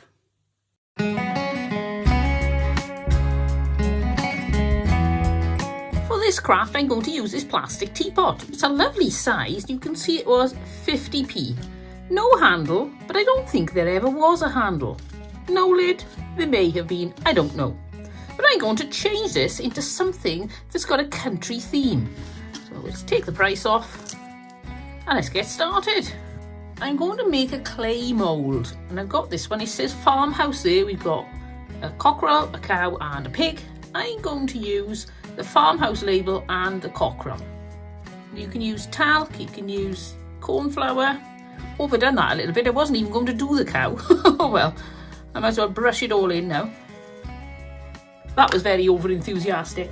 I'm going to use this DAS modelling clay. This is white. You can get it in grey or terracotta. And then I'm going to get myself something roughly the shape of what I want before I start pushing it into the hole. Just makes it a little bit easier. And I make myself a nice little mould of the word farmhouse on a ribbon. And I've never made the cockerel before, and as you can see, his feet didn't come off. Now I could say to you, oh, these little moulds are so easy. They're not. The more detail there is, the more fiddlier they become, and as you can see, this is my second attempt, and it still wasn't brilliant.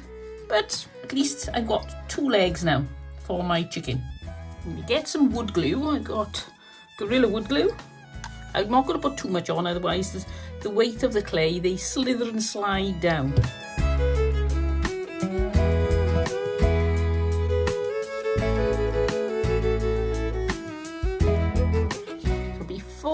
before this dries, I'm gluing it into place. If you wait until it's dry, then you're going to have the problem. You won't be able to bend it around something. And now for the fun part, we're going to try to get this chicken to even look like a chicken when it's on my pot.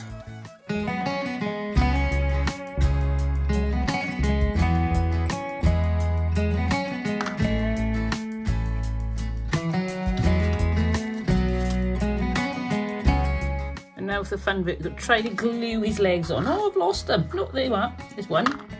This is going to be messy. So, oh, sorry, you can't see what I'm doing.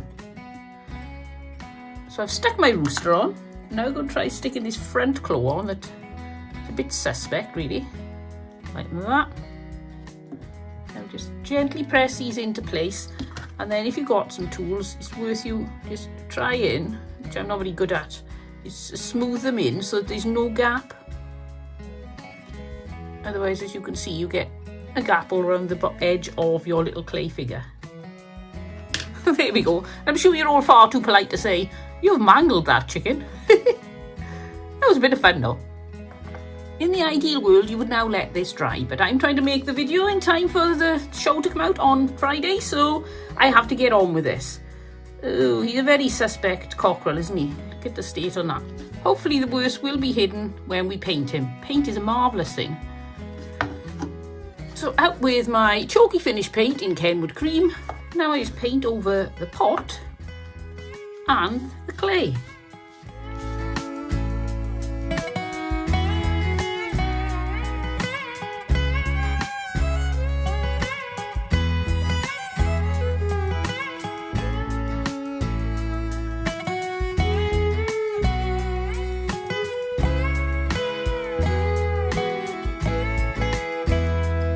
Okay, this is one of those disaster crafts.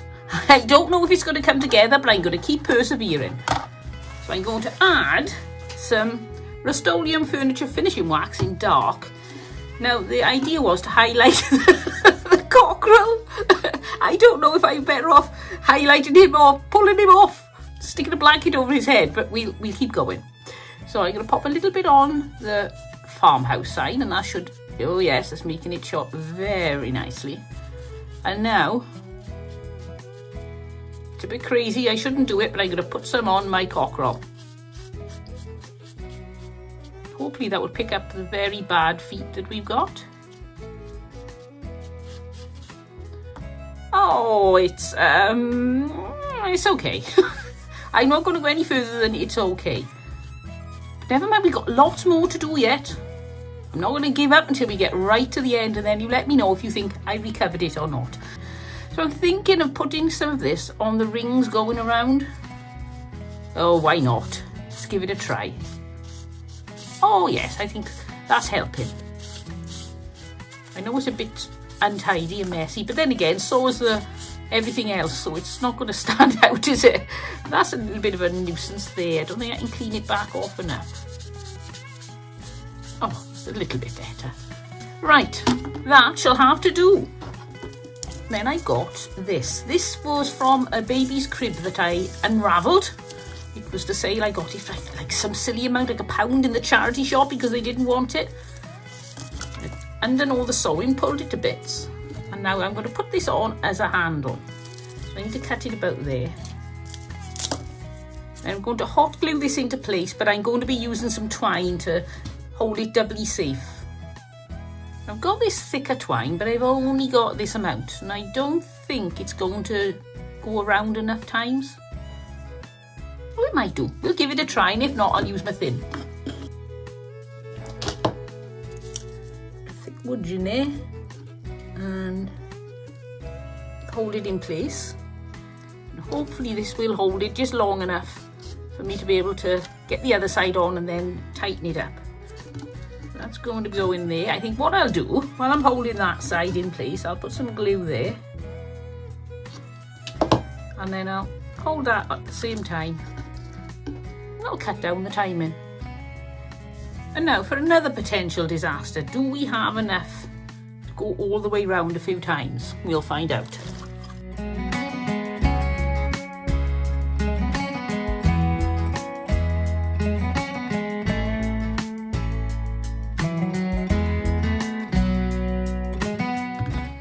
as it can be frustrating when things go wrong, I think it's good as well. It's also more fun because when everything just goes perfectly to plan, you don't really feel, it's nice to have achieved making something. You don't feel like you've overcome some huge obstacle. You've just enjoyed making craft. If I can make this look anywhere near decent, I will really feel I've overcome a rather large obstacle.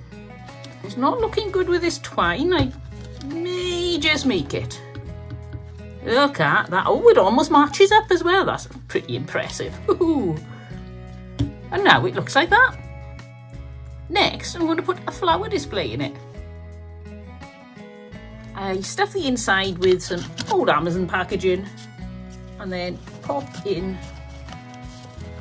give it a push. And this side is going to keep popping up. Oh, look at that. Like a jack in the box. Whoop. Like a button. Whoop. So we need to come up with an answer. And I think I've got one. There we go. A little bit of skewer. Slightly longer than the hole. And it's holding it down. Another bit of problem solving. Now we just need to put some flowers and some foliage in there, and I thought I'd use some spring flowers, so let's see what I got.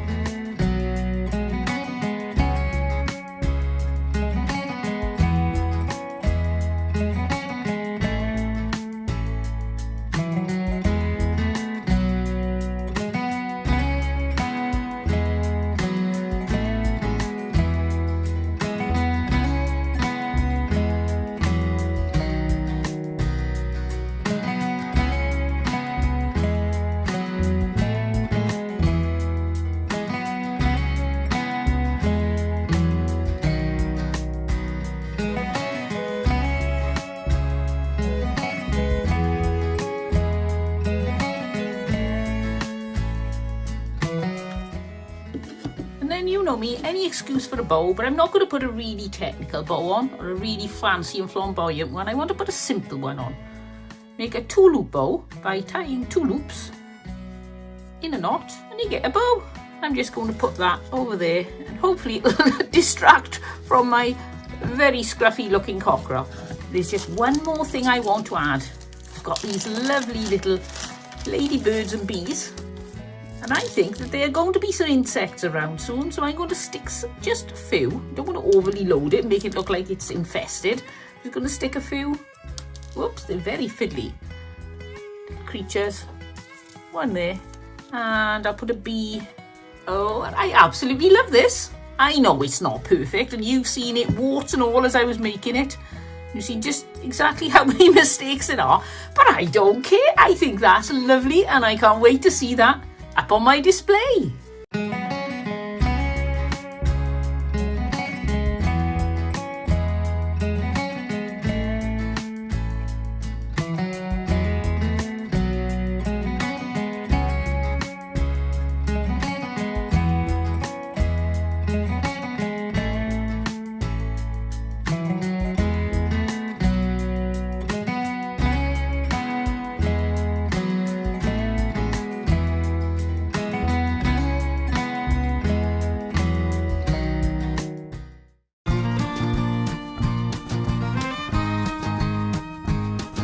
This country craft, I'm going to use this tub. It is 100% naturally sourced sweetener. Wow.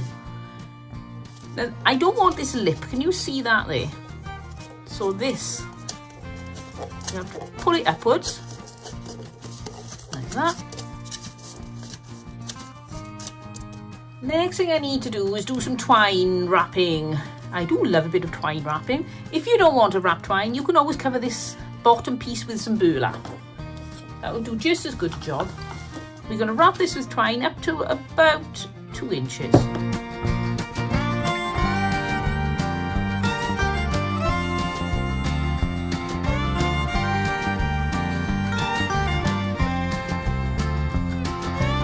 So now we've got that.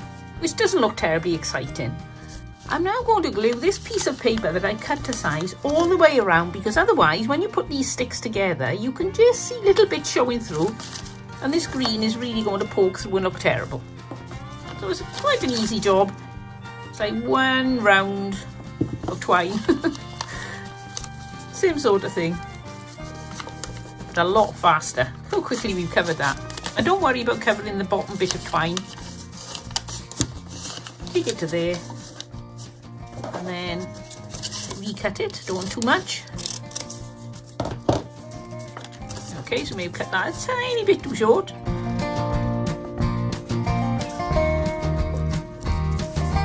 So now I'm going to take these. They are supposed to be roughly the same size, but I think my measuring skills are severely lacking. So let's start adding them to the tub. Hot glue. And then hold it in place just for a few seconds, because it's quite a hefty piece of wood. That one is definitely an ugly duckling. It's longer than anything else. Let's take it off. I don't know what's wrong with that one. I measured that really badly. So let's glue that one into place instead.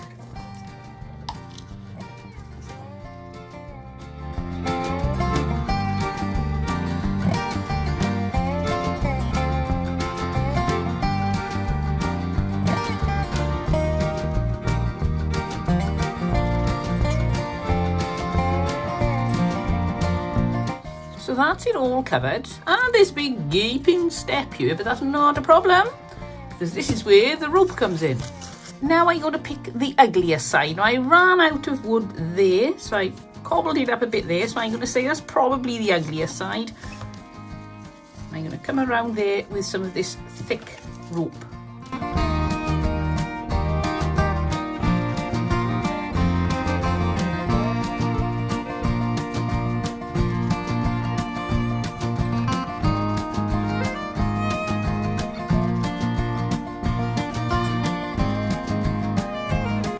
Using twine at the back, start gluing again, and put it about there, wherever you want to put it. This is purely individual choice. I think I'm going to go for that height. Then come around with just a couple of runs. I want this to look really rustic. I think it's starting to look pretty rustic.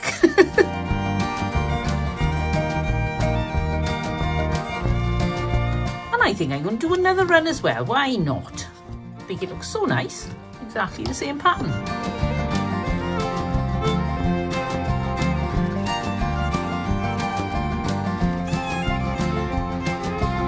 So that's looking really nice. Next, I'm just going to put a bow on it because you know me, any excuse for a bow. Now, since the theme for today has been yellow and green, I'll probably use my yellow and green ribbon, even though it would look nice if you use something like lilac on it or black and white stripe. This is much easier when you don't have your fingers protectors on. Let's take those off. Start again. I've made a right mess of that. There we go. That's much easier when I can tell what I'm doing with my fingers. I'm going to make some tails again for this. 2 lots of tails, I think. Attach them using the pipe cleaner and attach the bow. So let's see how this completely transforms by adding some foliage and flowers.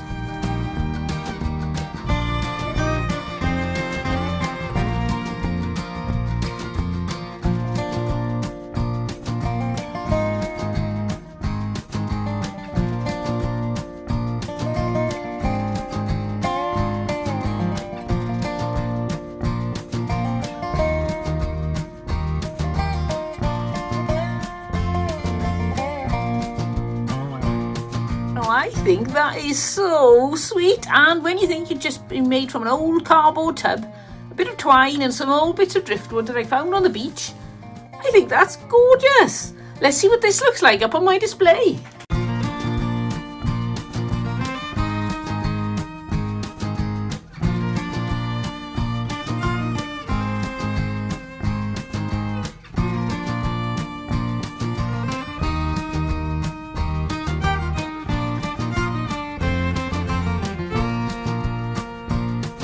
Now don't panic, you see this, and this is not shabby chic, it's not country, is it? It's very bright. I got this from a pound shop. It's called One Up or One Under or something. I've never seen it before. It's very much like the pound shop here in the UK or Dollar Tree over in America. I'm going to pick this up for, yep, you guessed it, £1. Now underneath this I've got some things. Now, I like to use recycled fabrics whenever I can. I go to charity shops or thrift stores and I pick things up when nobody else wants them. They're £1. I get them, and I've got a child's dress here. This is a lady's blouse, and this is a man's shirt. So a bit of everything. I've got myself some embroidery floss, a button, a heart-shaped template, and I've kept all my little offcuts. And you'll see why later. Of course, we need to cut the tag off, but we also need to cut a lot of this off. Now, you do have an option. You could wrap this around with something like masking tape and make it a bit thicker, but I don't particularly want that. Now, this is going to be very messy, and it's going to take me ages to clean up, but it's very pretty. Look at that. If you needed red glitter, chunky red glitter, this would be perfect.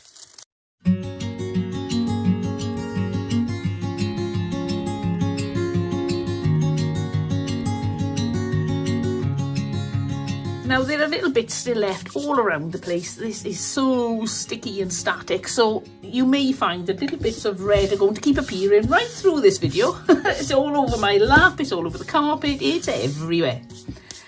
Right, so the next plan is to bring in 1/2 of each of my piles. So we got that one there, and that one, whoops, there, and ooh, this one's a little bit more scrappy. I think that's about half. It's only going to be roughly anyway. It's not desperately important to have them exactly right. And now we'll bring back in our lovely heart. Look at that, all nicely clipped. Just like you've taken your doggy to the hairdressers. Right, so let's get tying. Now, what we're going to do is really simple. We're going to tie these all the way around the outside. So first thing we're going to do is the one side. We'll start here, and we'll start with a blue. So we just alternate them. Now, I've got somewhere on my little list, I know I've got a less red, and the most I've got is white. So I'm going to try not to overdo the red early on, just occasionally miss one out. Pop one up first though, and that way then I'm not going to run out of reds. So now I'm just going to tie and tie and tie, and then I'll tie a little bit more. This is so therapeutic.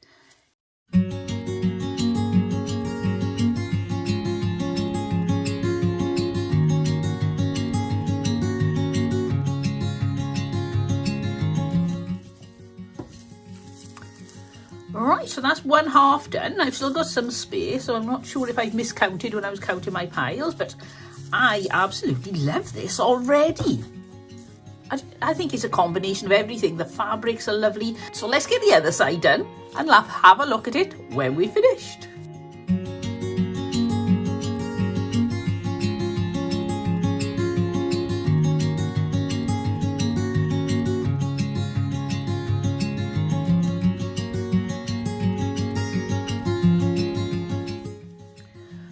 Right, so that is the heart done. Now, there are lots of little stringy bits everywhere, and I like that. You could, if you wanted to, take your time. Let's clear some of this glitter out of the way.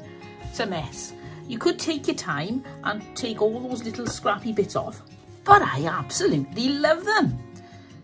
Right, so I've got one heart template and 2 pieces of fabric. So I'm going to draw around this,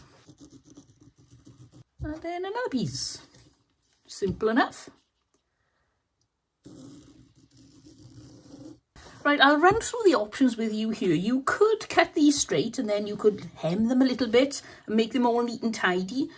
I don't think fraying the edges is going to work because they're on a curve and that's just going to look a bit of a mess. But what I'm going to do, I'll dig out my trusty pinking shears and I'm going to cut them out using a pinking shears. And there we go. We got 2 gingham hearts. I love gingham. It just adds that country look to anything. It's just screams out country, doesn't it? The next thing I need to do is get my embroidery floss, and my nemesis of embroidery floss is threading it. I want this left as it is. You can divide it into strands, but I'm going to use this quite thickly. So find the end, and normally I would cut a shorter amount because after a while it tends to curl up when you're using it. But I'm going to go for, no, I think I've got the wrong end of this, there we go. I'm going to go for plenty to go all the way around this because I don't want to have to join it. I'm going to start sewing, but I'm going to decide where I want to have my first and final stitches, and I think I'm going to go for that at the bottom. So pop them together, and if you want to end at the bottom, you need to start at the bottom. And I'm just going to do a really simple running stitch. I'm going to come from inside, and that way then the knot will be hidden. And then, about 1/2 centimetre or so in from the edge, just draw a running stitch or sew a running stitch. If you don't want to do this, if you don't want to sew, you can get your hot glue gun and you can just glue it together. But I think with this, it's worth making the effort. And like, my stitches are not neat and tidy and all uniform, but that really doesn't matter because this is a shabby chic item anyway. You get away with it, which is perfect for me. So as you see, they are slightly different sizes. I'm not going any further than that. And now I'm going to pick up all my little bits and bobs and pieces that are too small and a couple of threads. And I'm going to use these to stuff my little heart in the gap that we've left. It's up to you again. I love the fact that any sort of craft is open to your own interpretation. You can make this a really fat stuffed heart, bulging, or you can make it really floppy. I mean, you could just put a single layered heart fabric on and not bother about stuffing it at all. But I fancy having one that's a little bit stuffed, but not overly stuffed. So let's have a look. Put these few bits and pieces in. And we just carry on sewing now. This is a lot easier too if you haven't got an overly stuffed heart, because then the stuffing really tries to jump out all the time. Work our way right down to the bottom. If you're very careful here, you can make sure that you end up without having 2 stitches coming together. It just looks like one continuous stitch, if you see what I mean. Rather than have it end in there, I think it looks better if you've got a separate stitch before the end, like that. There are various ways of sealing off your cotton on the ends. I always like to do a triple stitch like that and then poke the thread in, come through the stuffing and out the back, and then give it a little tug, snip it off, and then the end disappears into the heart. We bring our shabby chic heart back in. Now before we put this on, now look at that, doesn't that look lovely? But before we put it on, I want to put a hanger on because it's going to be difficult to do, and this will hide any scruffiness if you end up having a join that you don't like. So we'll find the halfway mark, the pointy bit down there, and that is where we're going to put the ribbon. So I'm just going to use the loop, put it underneath the loop end where it's been folded, poke the 2 pieces of ribbon through the loop, pull tight, and then I'm going to tie a knot, which is going to look really casual and chic and farmhouse. Now I've got my heart here, and I did think it would look nice with a button on. So the choices are, I could put my button there, or in the middle, or at the bottom, or off to the side. I think I'm going to put it there.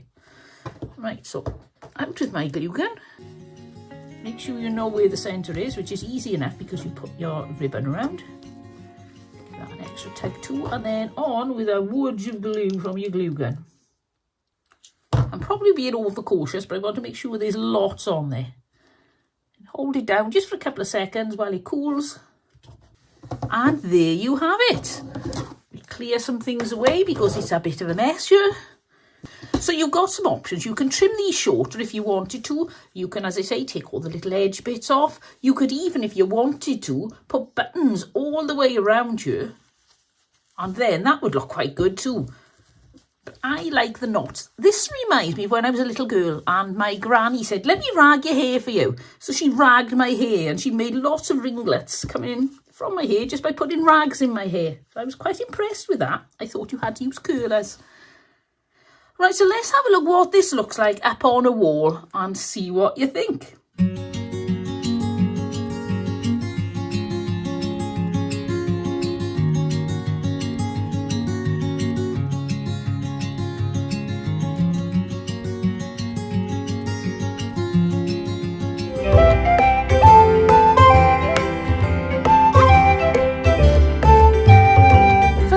car, we're going to use several different bits and bobs. These are spools off the centre of ribbon. This one was off some voile or tulle or something like that. And this one is just some ribbon. I've painted the ends black. I thought I'd do that before we started because it'll take forever. I've got a bunny, a little bunny. The size of this project depends on your bunny. He's critical, so don't make him too big. I've got some fern, some thin wire. I wanted to use thicker wire. I can't find my thicker wire, so we'll find out if this very fine wire will work. A big button, some little buttons, and a piece of carrot coloured paper. If you haven't got carrot coloured paper, just paint a piece of paper carrot coloured. This is a stiff paper. Cardboard would possibly be better, might be a bit more fiddly, I'm not quite sure. The first thing I did was made a prototype because I want to cut a hole in this and I don't know how big that hole needs to be until I've actually got it in place and I can try my bunny. So I made one out of this piece of paper, folded it up, put the bunny where I wanted him to go and then cut the hole around. It wasn't quite big enough, so I cut it a little bigger and I ended up with this template. So I then turned over my orange paper, put the template on the top, drew around it. Now I just need to cut out this shape. Now we've got a bunny size hole. We're going to turn this into a carrot shape just by rolling it like that and trying to wiggle about until you get a nice point on the end. That is very fiddly. I like to go a little bit tighter and then slowly loosen up. Whew, sounds like I'm doing my exercises. I'm just going to staple that into place because otherwise it'll keep opening up and driving me bonkers.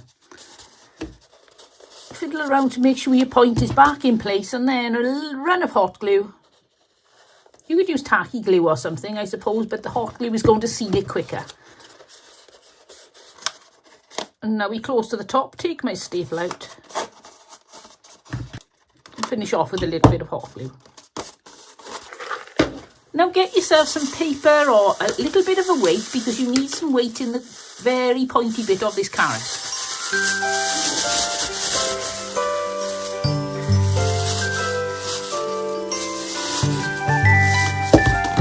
That's a bit. Got myself in the right knot. I should have put that out of the way.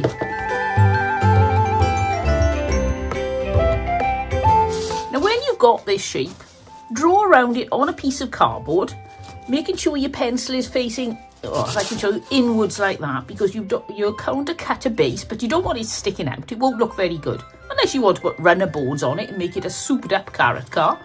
This is one I made, and I'm going to glue it onto the bottom, but before I do, I am going to take this very pointy bit off, because we don't need it, and it's getting in the way, so we'll round it off, like that.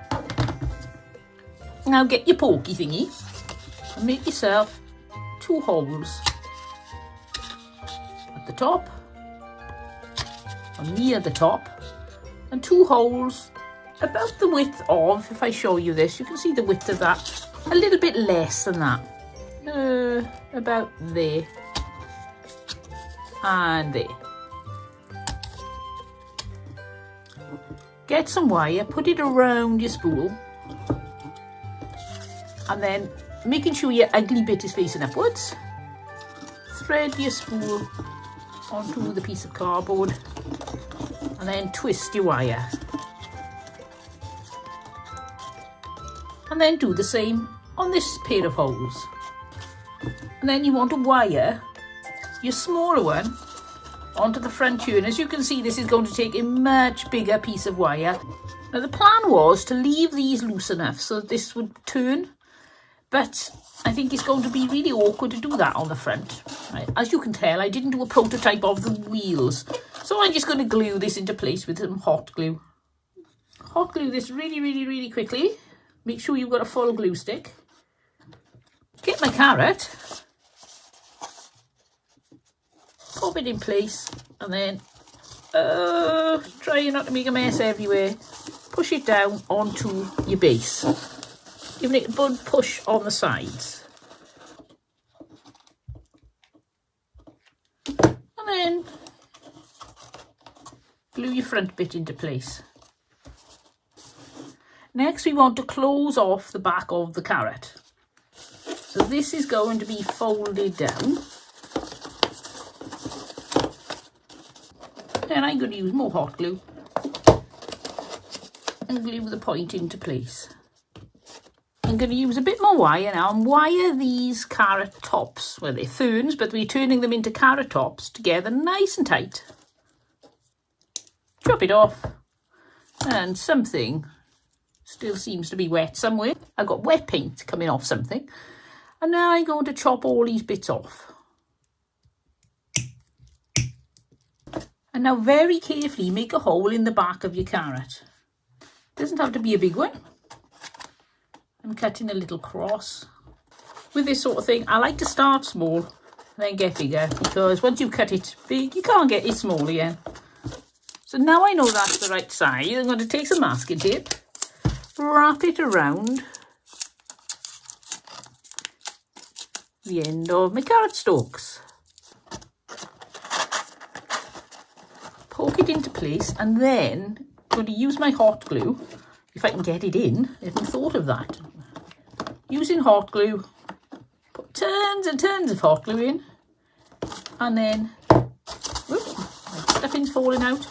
Pop your carrots into place, and then try to hold them in place.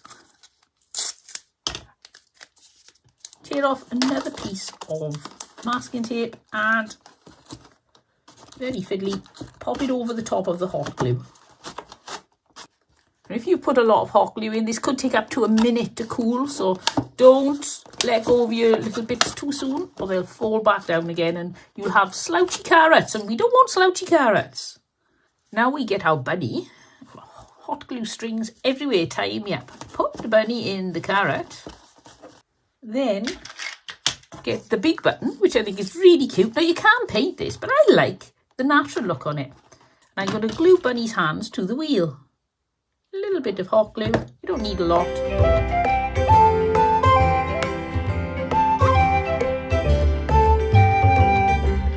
And then optional on the sides, I've got these lovely buttons. And glue them over the wheel holes. I think natural to match the steering wheel.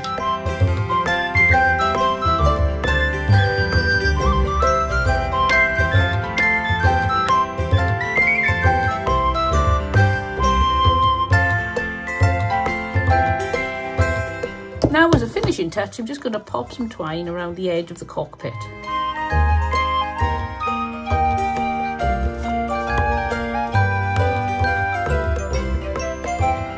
And pop Bunny back in. Now, if you hadn't put the weight in the nose of the carrot, mine would flip up. I don't know about the weight on your spools, but this one was only light on the front. But let's have a look at some alternatives. One, you can use some paper that you've done to look exactly like a carrot. You could draw some lines on this to make it more convincing. You could choose better size spools, because my spools are not the perfect size. The back one's brilliant. I wanted to look like a dragster, but I didn't have the right size spool. So make sure you get a good spool, and if you get a narrow one, you can put it nearer the front of the car and it'll look much better. If you don't have anything that looks like carrot tops, you could actually put some little eggs onto some wires and you could have those coming out the back like the exhaust, and that way then it would look like he's delivering Christmas eggs, Easter eggs. So that's another option. You could put a racing number there, like a number 9, because he's a racing carrot, that sort of thing. You could even, if you had orange twine, which I don't have, I did fancy this idea of wrapping the whole thing, the carrot, in orange twine. I thought that would look lovely. So there we got Mr. Bunny. Let's have a look what he looks like up on my display. Meow.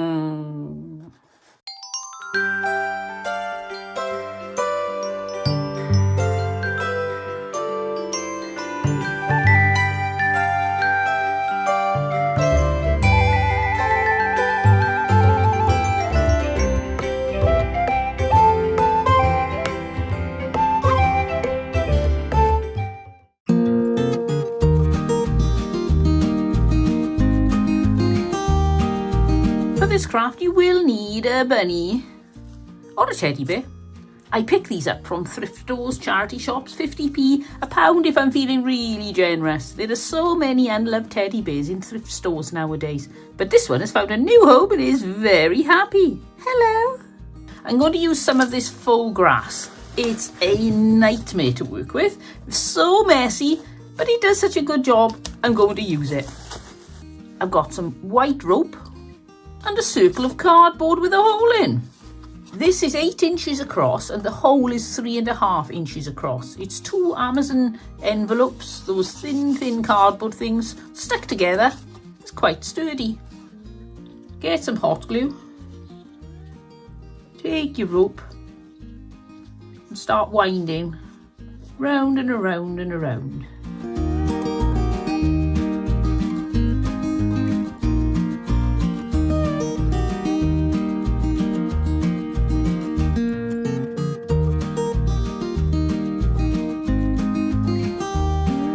But I am going to leave this joint on, and you'll see why later. Now for the messy bit. Right, I've marked this with a craft knife because it's easier to mark, but I've no idea why I didn't cut this out before I'd started the project by measuring it just on the cardboard, so something to bear in mind. I'll cut it out and make a terrible mess.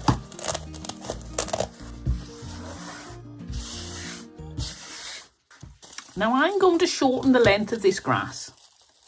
You haven't got to do this. I just think it looks a little bit neater on a small item to have less length. If you're going to do this before you clean up, because otherwise you'll end up having to clean up again.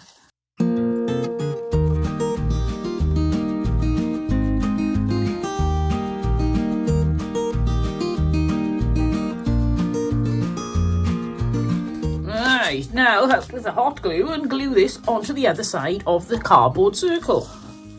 Don't put too much hot glue down at once.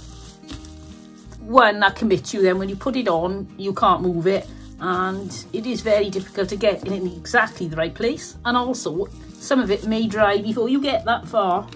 I'd rather do this sort of thing in sections.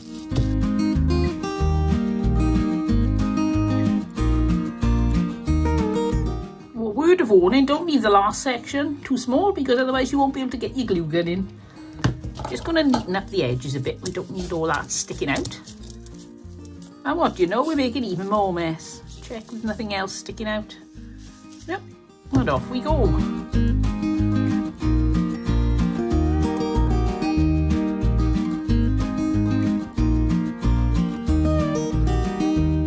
And then when you get around once, just do one more line, more over the top to hide the edge completely. One more line, one more turn. One more revolution. That sounds very posh and intellectual, doesn't it?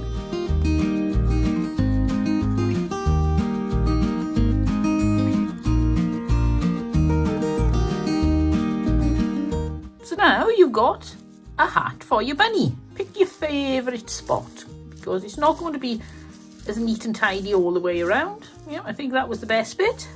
And now we just need to decorate this because Bunny wants to look very good for Easter.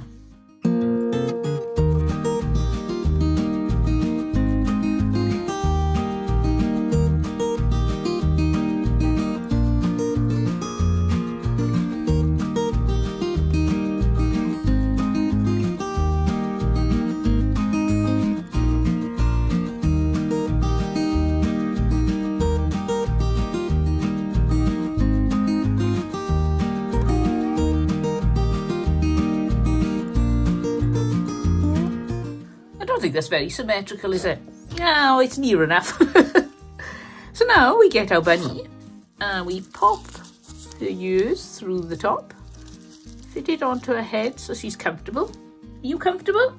Yes. Doesn't she look posh? Oh, it's a bit of a gap there. So just going to pop a little bit of hot glue in and seal up the gap. Easy enough. Yeah, she looks lovely, doesn't she? Now, you don't have to put all this rope underneath. I just think it really adds something special to it. And if you wanted to, you could put a row of rope around there too, a little line of rope, but I like it like this. So there we go, we got bunny ears on a hat, but then actually the bunny is bunny ears. What do you give her out of 10 for super cuteness? I give her a 12. Thank you. let's see what she looks like up on my display.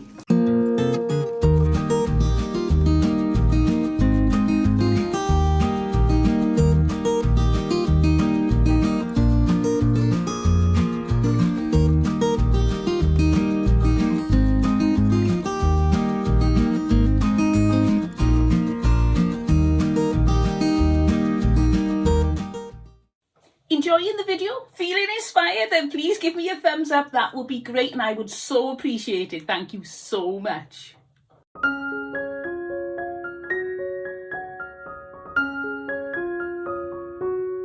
For this craft, I'm going to use these bits and pieces and possibly a few more. I've got some ribbons, very spring-like ribbons, so this wreath can actually be for Easter or just for spring in general. And I got, that's from my last project, pop that over there. I've got this metal wreath former, very pretty. I've got some picks that I got from the pound shop, which is like Dollar Tree, that sort of thing. And I got this lace that I picked up for £1, I think it was £1, in a charity shop. You know me, I don't pay much, so it won't have been much more. You could use any colour. Because I got pink and brown didn't suit this, so I decided to go for the pink. And we're going to wrap this wreath, but instead of doing the usual wrapping I do, we're going to make it a little bit more interesting. First thing I want to do is take off a length of lace, because otherwise, as you can see, this is not going to fit, oh, sorry for the clattering, through the wreath. Cut yourself off a piece of lace, as long as you want to be bothered fiddling with. Don't make it too long, because we're just going to make joins just the way we've done this many a time with fabric.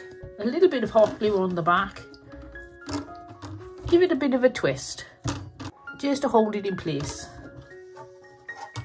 And now we're going to do some weaving.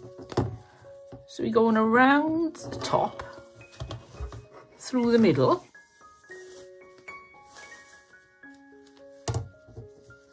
around the bottom and back through the middle.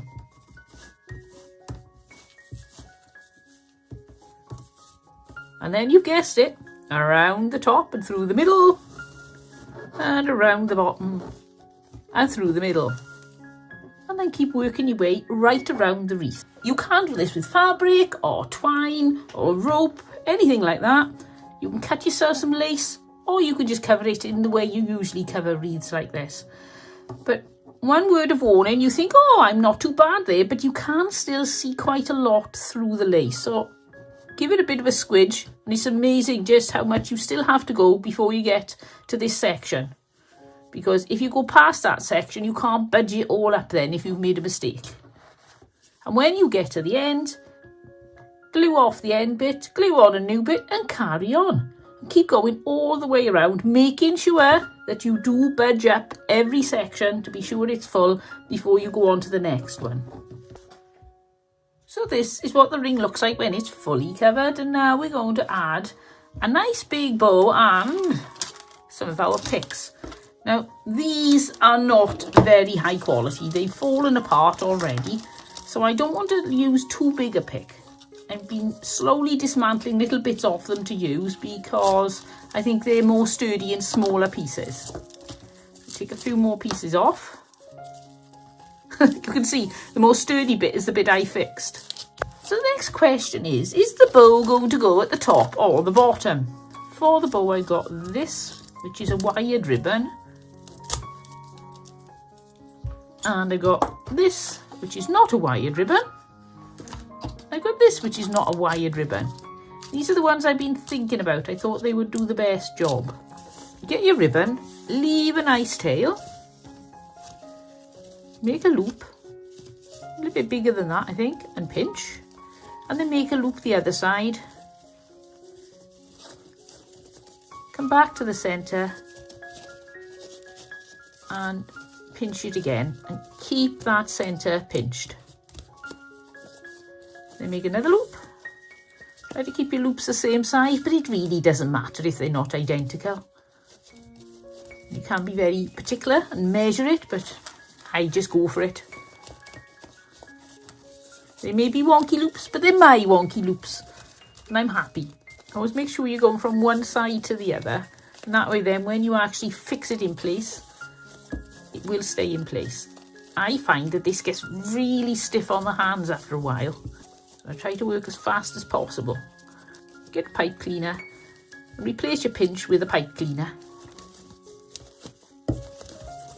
Give it a twist. Now if you've got a lot more ribbon left, you probably need to chop it at that point, but I knew I didn't have a lot. Measure those roughly to the same length and give them a chop. Now you're going to floof up our bow. There are lots of different ways of making bows and I'm by no means an expert bow maker. I just enjoy making them. The floofier the better for me. And when your bow is roughly in place, there's still a lot of twisting and turning you can do. Make sure that these tails are facing the right way by giving those a twist as well. And that's the beauty of a wired ribbon. If you've not got a wired ribbon, it does what it wants to, is you can take a bit more control over a non-wired ribbon. So just get it roughly in place. Don't worry too much because you're going to spend some time putting it right after you've joined it on. And then get your pipe cleaner, put it round your wreath. We haven't decided if we're doing top or bottom yet. Top, bottom, top I think. Yep, top. And finish attaching it by twisting your pipe cleaner. Then I'm going to loop up that bit of pipe cleaner and then twist it together with the bottom one. And that's the hanger ready sorted. Right, now we've got this very crazy looking bow on the front that needs sorting out. I've got this little basket with a little bit of foam in, and I'm going to glue that to the front there, and I think that'll look lovely with some flowers in or just some spray. I know what I'll do. I've been wondering what to do. I think I'll use some of these.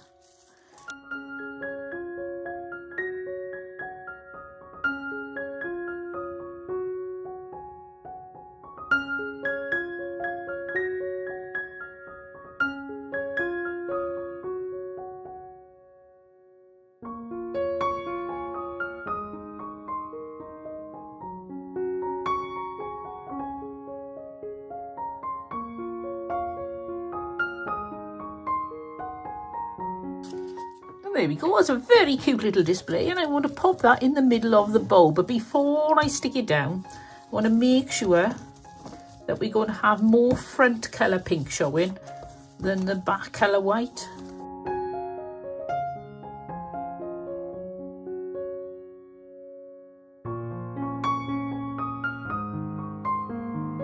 So now I'm going to match these ends up and put a bit of a dovetail, fold them in half, and then chop down to the points.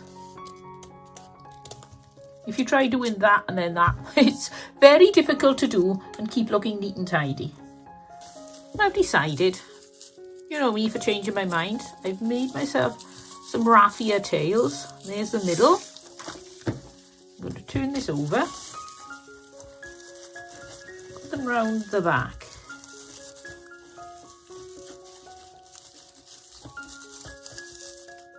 You can glue them in place. I don't think they need gluing. You may decide you want to. No, I love that with these dangling. Should I cut them shorter? No, I like the flamboyance of lots of them. Now you can add more eggs, you can add more florals. I could add a spray there. But I think that's enough. Myself, I think that's looking really pretty. The only thing I might do, should I stick something on the front of that basket? Which now has gone a little bit wonky. There we go. Oh yes, I think that looks very nice.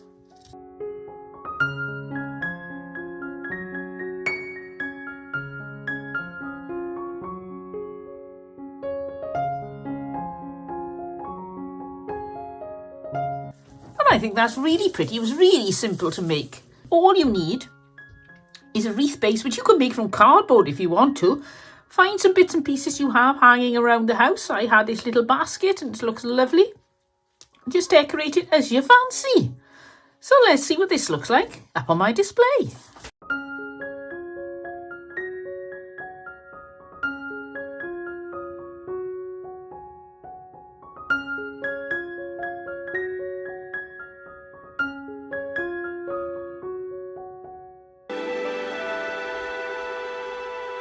So let's have a look. I'm not going to use all of this. I'm going to decide which bits I'm going to use and work it out as we go along. And the main feature of this is going to be this little cheese dish. It's got a duck on there for some reason. I have no idea why. And it's got a little bit of a chip there, which I think I can utilise anyway, because I'm going to be needing to poke in a wire through there. I've got this candlestick that I've already painted over with a little bit of PVA glue, because that's going to have some more paint on it. I don't know if I'm going to use these little bunnies. They were from the pound shop, which is like Dollar Tree. I got these bunnies. Now these were from the pound shop again, or Dollar Tree. I've got this. Cost me £1. It's a grass patch. I've got some lollipop sticks and I've got some skewers. Right, I've got a selection of ribbons here. I've got these 2 self-adhesive ones and this is just a sheer ribbon. This saucer. Now you saw these saucers on my haul video on Tuesday. I got some of my lace and ribbons just in case I'm going to use that. And I got some florals. So this base is a little bit rough where people have been chopping cheese, so I'll just sand that down with my sander. Now I'm going to paint this, but before I do, I want to stick a leg on it, a stand or a riser. So now I need to stick this candlestick to this saucer bottom. Now I'm going to use some Gorilla Glue, super glue, and some hot glue. And the Gorilla Glue will give a really strong bond. But it does take a while to set, so the hot glue will give me that immediate grab that I need. And now I'll pop that on there. Right, now to stick the top onto the base. And I'm going to use exactly the same method. I'll leave this now for a couple of seconds until the hot glue is nice and cool, and then we're going to get on with painting it.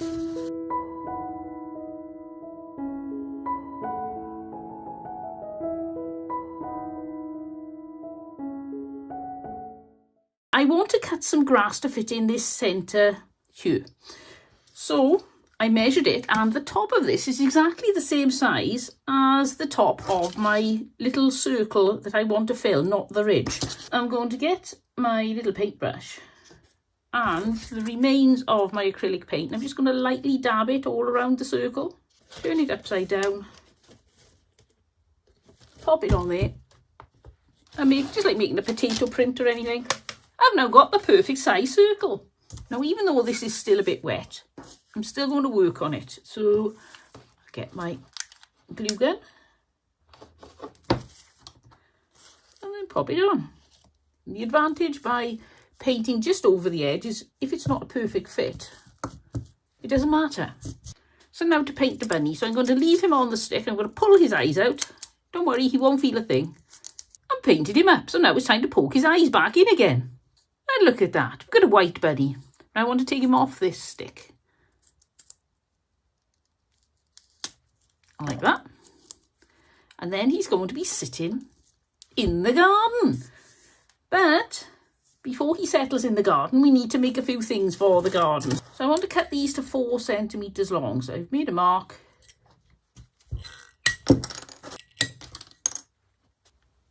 Now we get a little bit of lollipop stick.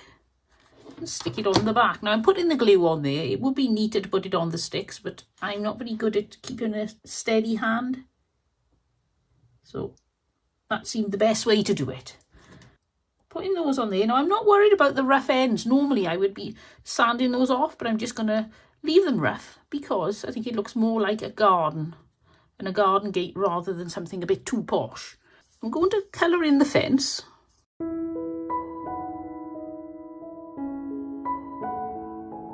So that's my gate done. I've also got these eggs that I picked these up in a bag from the pound shop, but they look a little bit plain, so I'm just going to put a few little random speckles on them. Right, so now it's time to glue everything in place.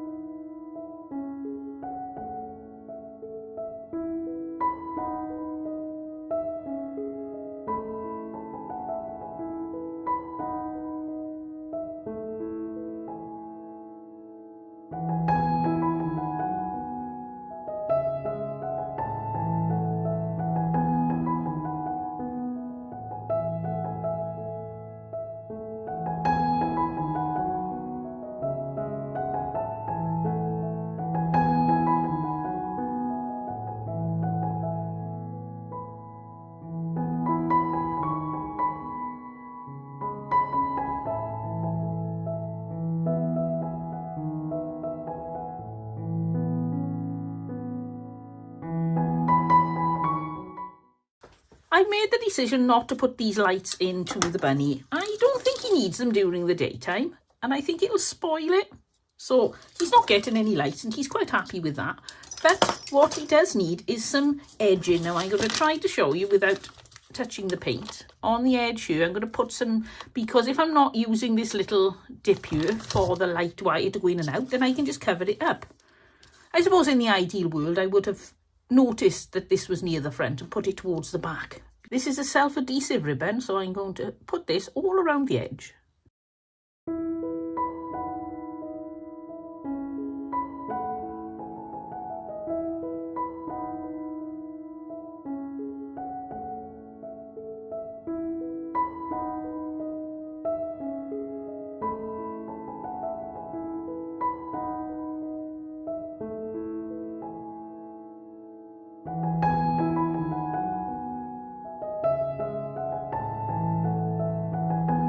Around and join it like that. So I think we're just about finished, other than I like to put a little ribbon on my rabbits, and this rabbit hasn't got one. Well, he's a little bit small to actually put a ribbon bow on, so I do have these little like ribbon, but they're rose flowers. I'm going with this yellow one. A little bit of glue.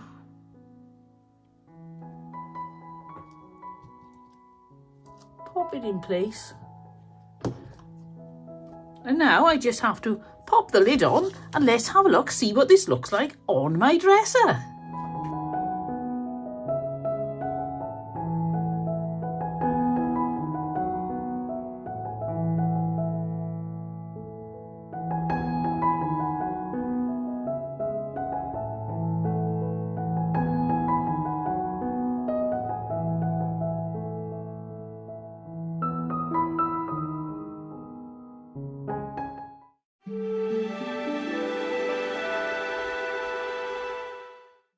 I've got some florals, which I've got some spring daffodils, some sunflowers, which I know are not strictly spring, but I think they're the right colour.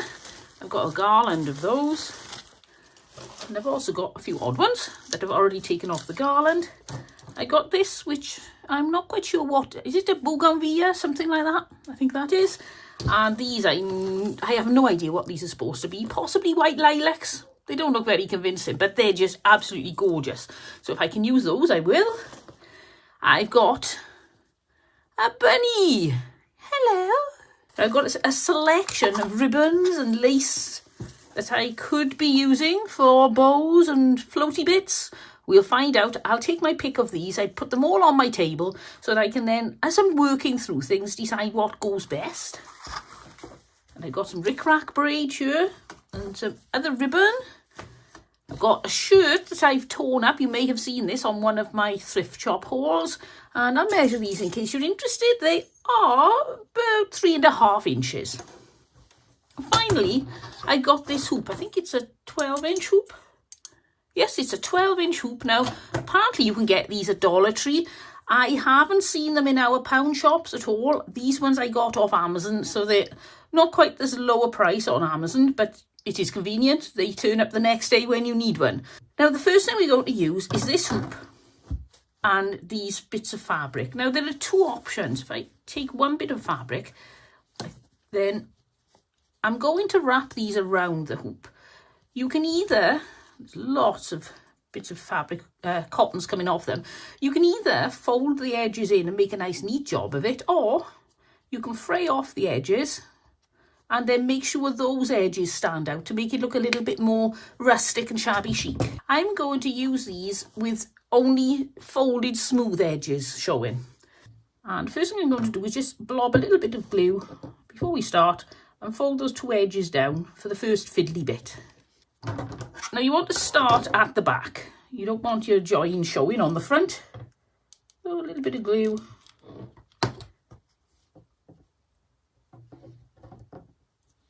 There. And I'm going to put a bit there. This is all down to the way you want to actually cover your hoop. You may have your own techniques that work for you. I'm just folding in either side and then tucking it under. Now, the one advantage you got is you haven't really got to worry about this side because it gets covered anyway. So to save time, I'm going to do it like that. Just folding the one side, and then every couple of turns, I'm going to turn it over, put a bit of glue on, just to fix it in place.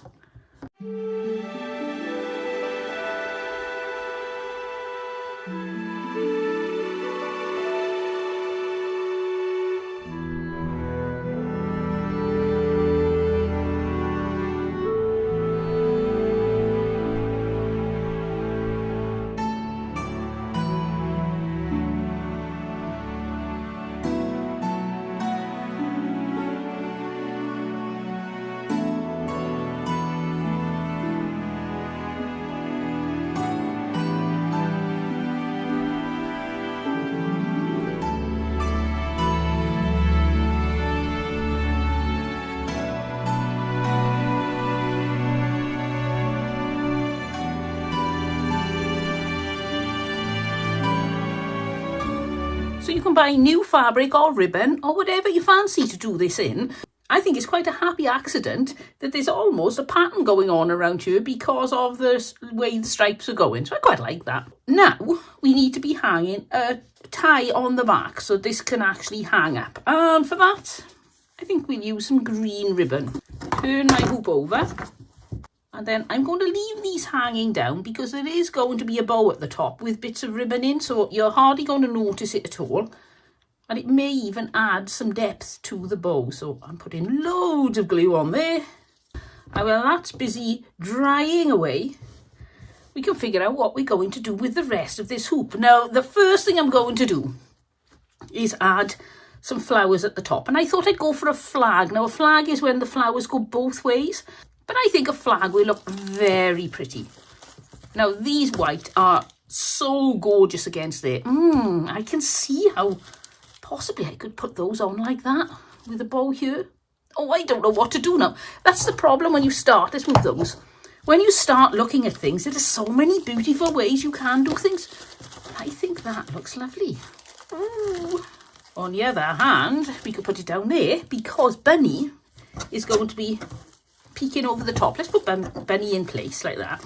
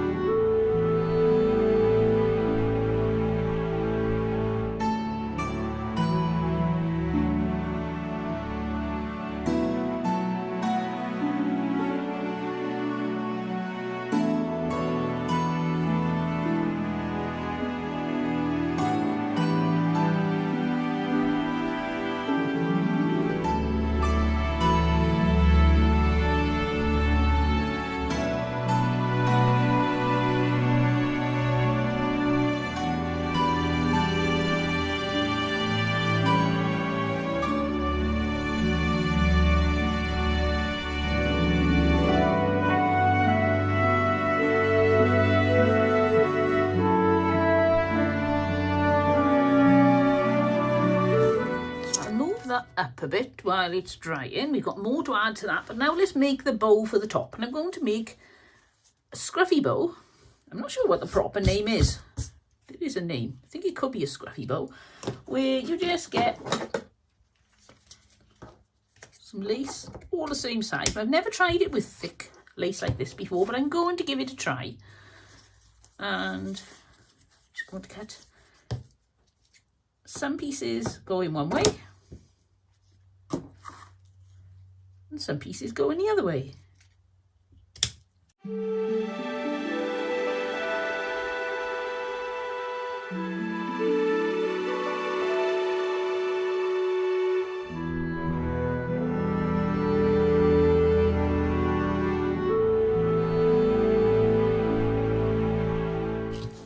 So when you've got everything crossed over, you can tie this if you like.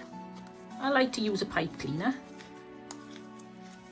Bring it round to the back and then twist it until it's really tight.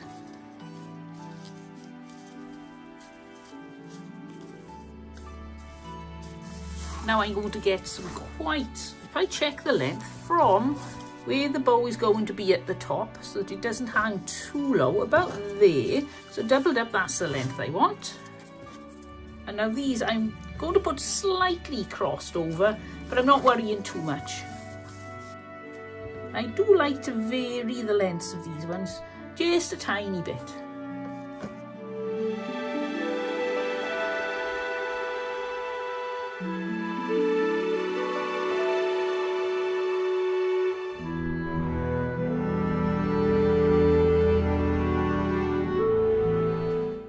Got the original Shabby bow. Then I take the pipe cleaners around the back of these longer lengths.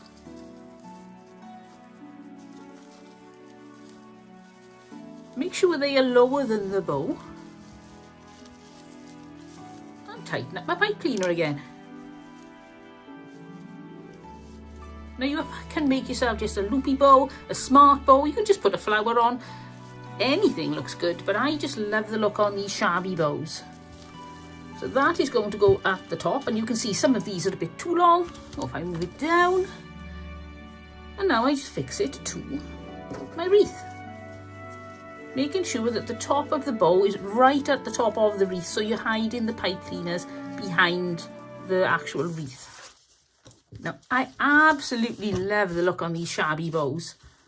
If you want your top bow to really stand out, you can cut the ends a lot shorter than the longer ones. But I love just the explosion of lace and colours. For me, that is just so pretty. But now we need to get back to Bunny. Now, Bunny is going to go down the bottom. The first thing I'm going to do is cut his tags off. You can see I got him for 50p from a charity shop. Don't worry, he's been anaesthetised. He won't feel a thing. There we go, and now we just need Bunny, making sure he is at the bottom. So I'm going to turn it over. And this could take a lot of glue because I want to be sure he is perfectly secured.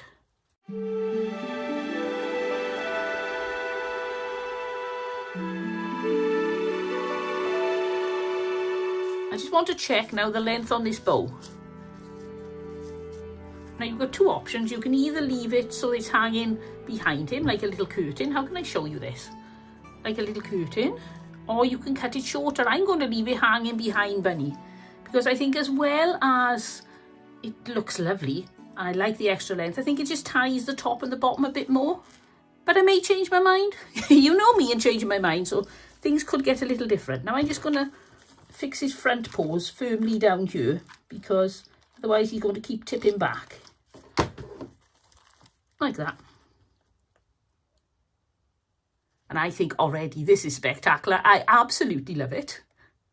And I wasn't sure right until I started what fabric I was going to use for this hoop. And I definitely think I made the right decision. And I think I made the right decision changing where I put all the foliage too. Now I'm going to fill these sunflowers, and the question is, do I put some on? At first I thought, oh, I like it all being white, but when you actually try something like that, put it there and think, oh yes, this needs flowers.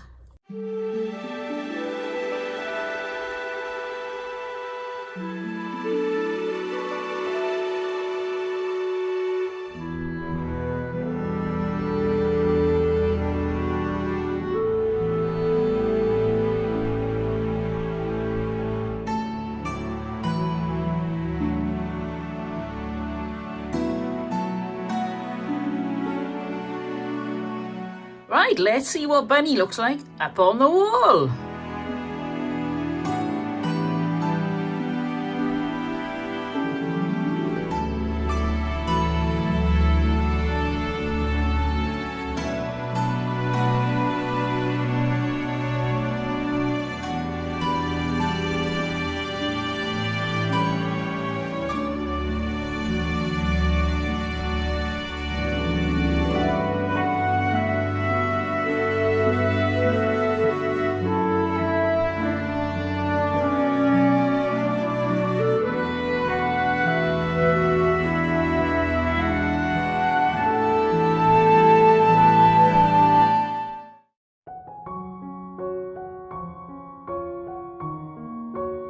For my third project today, I've got quite a jumble of things. I've got this duck. I love this duck. A few people have agreed with me, he does look a bit like a Viking ship. I've got an Easter egg. Now, that's a lovely colour if it goes with your scheme, but it doesn't. I'm going to need this to be blue or white. So I've got two options. I'll show you my options. I'm going to be either using some tissue paper and a serviette, or I'm going to be using a map. Got some florals. Oh, I love adding florals. I've got some masking tape.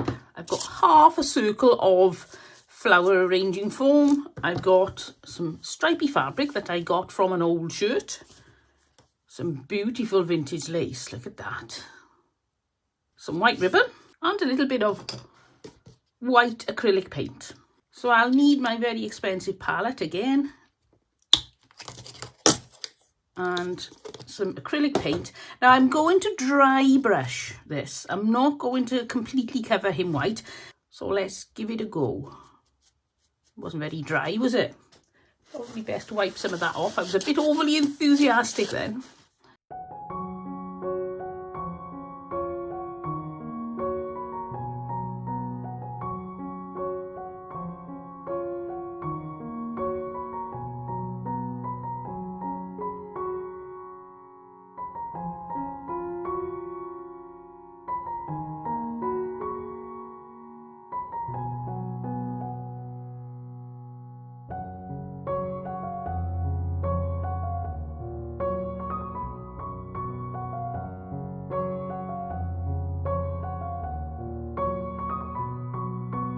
So that's Mr. Duck all painted up. We can take the masking tape off his beak. Now you may want to spray this so that it's completely covered in paint. I quite like the dry brush technique. I just think it gives him a little bit of character. And I haven't painted inside because you're not going to see the inside. And that is because I'm going to cover it with the piece of fabric. Now, I've been looking at different ways I could put this, and I quite like the idea of placing it so that the bits that show over the edges there are at a diagonal angle. I cut roughly around to take the excess off. There is rather a lot of excess. We won't be needing all that. Very messy chopping, but I will be cutting it again. This really just to make it easier to work with. So, are my tops still diagonal? Yep. So now I'm going to start by gluing this in place all around the edges of the duck here. Now when I glue this on, I'm going to fold the edge down so that it's got a really nice finished edge. You haven't got to worry about doing this because we are going to be putting some lace on top later. But if you like things to look nicely finished, then it will do a much nicer job if you folded that edge there. And that way then you don't even have to put some lace on if you think that it's not suitable for whatever you're going to use it for or whoever you're going to give it to.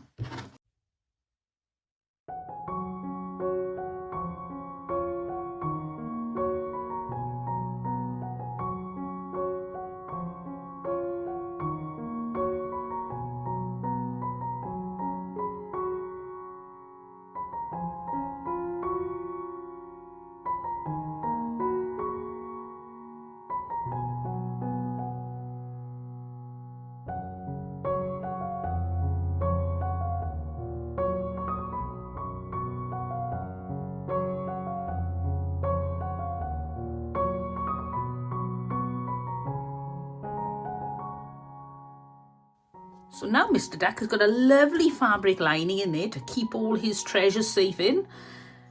But I fancy putting a little bit more blingy something on there. So I got this lace that I showed you earlier, and I'm going to take it right the way around the edge there. I think that'll make him look really Easterish.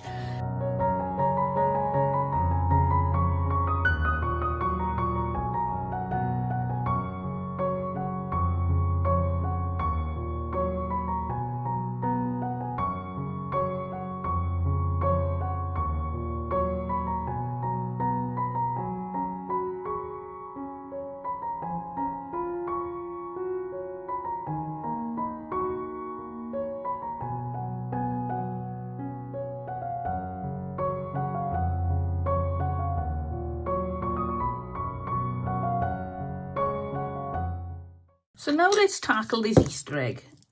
Now, I think this paper is possibly a bit too thick to wrap him in. It's a photocopy of an old map that I picked up a few years ago. So let's have a look how much we're going to need, and then we'll give it a try. In case you're wondering, for reference, it's a Cadbury's Buttons egg. Now that didn't do the neatest job in the world, did it? But I like it so much, I am going to tolerate the fact that it's a little bit lumpy and bumpy, because you can tell it's an egg. So now I need to put a bow on the top to make it look more Easter-like. I'm just going to put a double loop bow, tie it in a knot. For some reason, my video camera cut out, so I'm not sure how much I've lost and how much I haven't. There we go. I've just done a bow to go on the top here. And I think I'm going to leave that long, flowing and luxurious. Now, I don't want to use hot glue. For obvious reasons, it's a chocolate egg. So I'm going to try gluing it on, or sticking it on with this. Oh, and I've got to trim the edges of these as well. So I'll fold it in half, from the crease to the edge downwards. Oh yes, I'm liking that already. Look at that. I'm so pleased with that. I think I may try to get some matte paper that's a lot thinner and do this a lot more often. Right, before we do anything else with that, we need to get this floral foam into my deck. There. And then let's pop the egg in, see how it's doing. Oh, it's looking good, looking good. Now all we need to do is get some florals in there.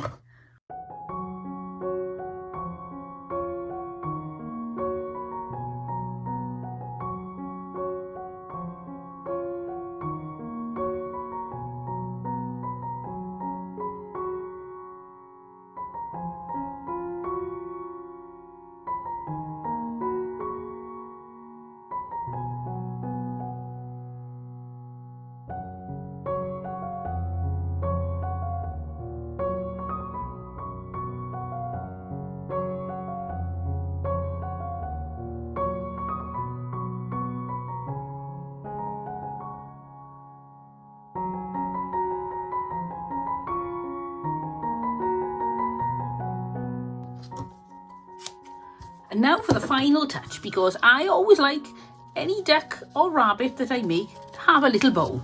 So let's make a little bow here.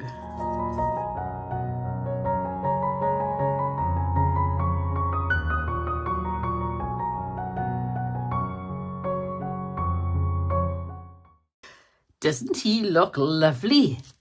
That's a really lovely way to display something for Easter. You could use a false egg in here. You put anything in it. You could just fill it with false eggs. Or you could give something like this as a gift. And you could wrap up whatever it is you're giving, whichever egg it is, with a map, with the place where the person lives or something that's meaningful to them. And I think that will be extra special. So let's have a look at what this looks like on my display with the other things that we made today.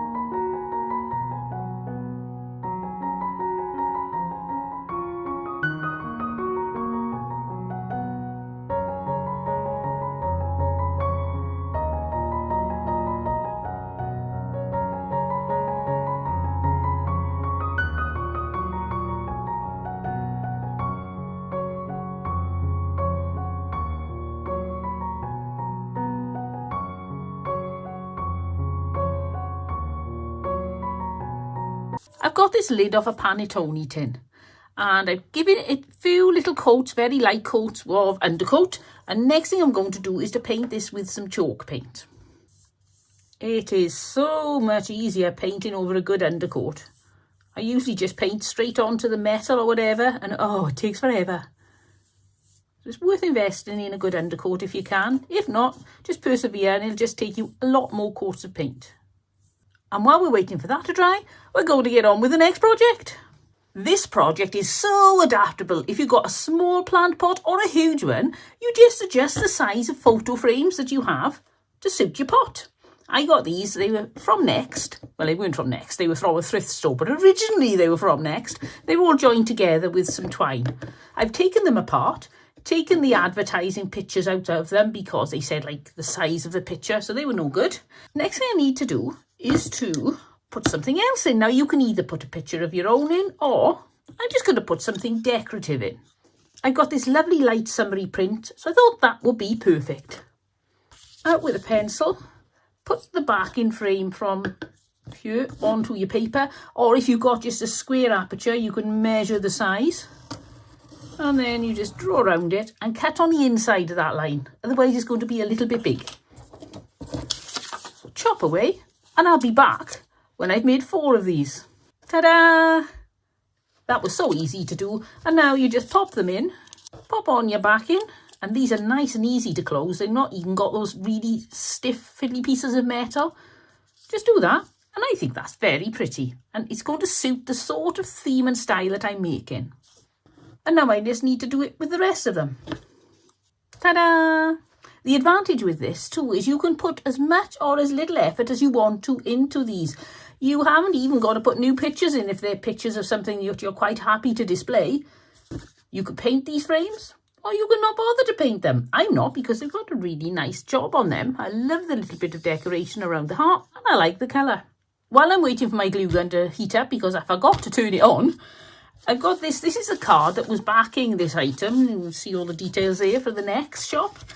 And I'm going to use this as a base. Now, if you've got a piece of wood that'll fit perfectly, brilliant. If not, cardboard is a wonderful thing. You can just layer it until you get it to the thickness that you need.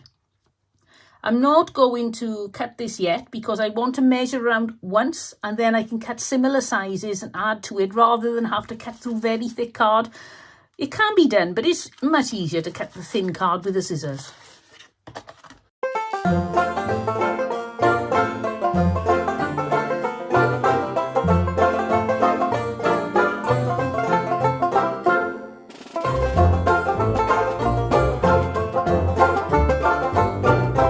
And with this last piece, you've got to go like the clappers, because you've got to get the glue on and get it put in place on 2 sides before the glue cools down. So let's go for it.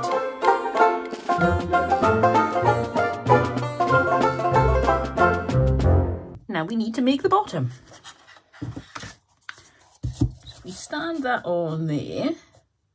I'm going to mark it with a pencil. And then just trim a tiny bit off the edge because it's going to be sticking out otherwise. And when you're happy with the size, cut yourself a few more pieces. I think I'm going to cut another 2 just to give it a fairly good base. I'm using Aileen's tacky glue for this. The reason I'm using a brush is I've just realised the nozzle's all gunked up. So I use a brush and I'll clean my little dried up nozzle later.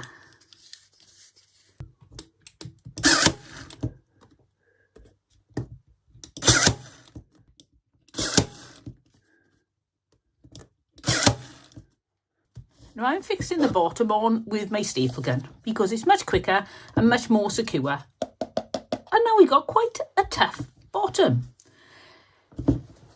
What are you going to do with this? Well, it's up to you. You may want to put something really decorative on it. You can put bows, ribbons, you could put a piece of lace around the top.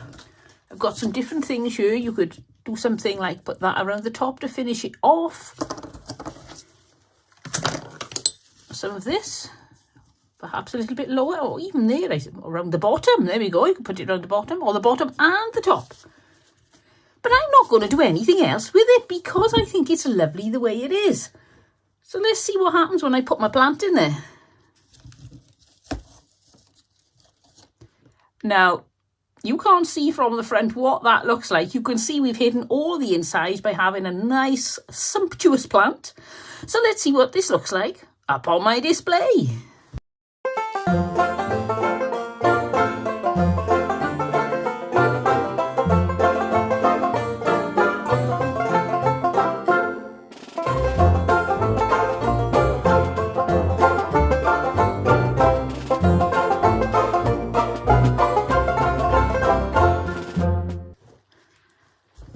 craft, you may be thinking, what on earth are you going to make with an old tin?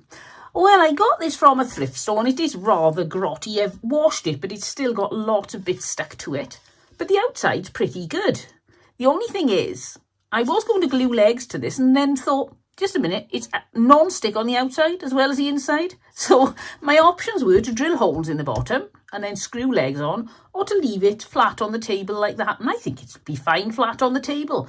And although that does look dreadful from the top, it's fine on the sides. If you want to, again, you've got the option to decorate it with something. If you're going to decorate with something, you need to do it now, at this stage. I may go for that. Let's see if the hot glue will stick some ribbon to it. Now, you may want to be displaying some flowers, but you really haven't got green fingers or green thumbs, or however you say it in your country. So this can be done with false flowers too, or false plants. So I think we should put a bow on as well. You know me, any excuse for a bow.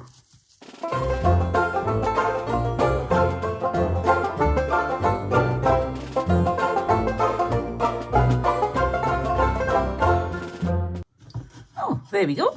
I think that's lovely. It's not overly fussy, but it's added a little bit of interest. Now, you may have been wondering what on earth this is doing here. Well, I've got some scrunched up tissue paper from another project, and I'm just going to pop it into the bottom of my tray. And whatever you do with it, it'll keep pinging back up for the moment. I've got lots of moss here, and I'm going to cover this with moss. You can also do this with gravel if you want to, and the gravel will do a much better job of holding down the tissue paper. I do have some gravel, but do you think I can find it? It's somewhere. Now you can add some plants. Now, I love succulents, and these plastic ones are brilliant. As you can see, this one's come off another project, but I think I'll leave it as it is, all joined together like that. Take the biggest part of the grotty bits off, and now you just lay them where you want them to be.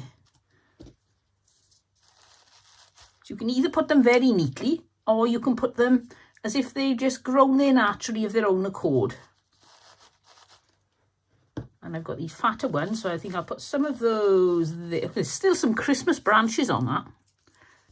And I've got a few more of these, so I'll pop those there. I don't like this one. Can you see how bright and luminous it is? It's never seems to fit in with what I make, and I think it's a little bit too false looking with the blue. I'm probably going to paint that ready for another project. So there you have it. Really quick, really easy, instant garden. And it's so quick and easy, you've never got to water it or care for it in any way. And if you get bored with it, you can just take some of these off and add some different plants, such as some flowers, whatever you want to put there. You can make a little gravel path running down the middle of the green if you wanted to. You could even use some little trees and make a little diorama to suit the season. Just notice one of my branches is broken. Oh, look at that. We lie it down there and hope nobody notices. Don't tell anyone. Right, let's see what this looks like up on my display.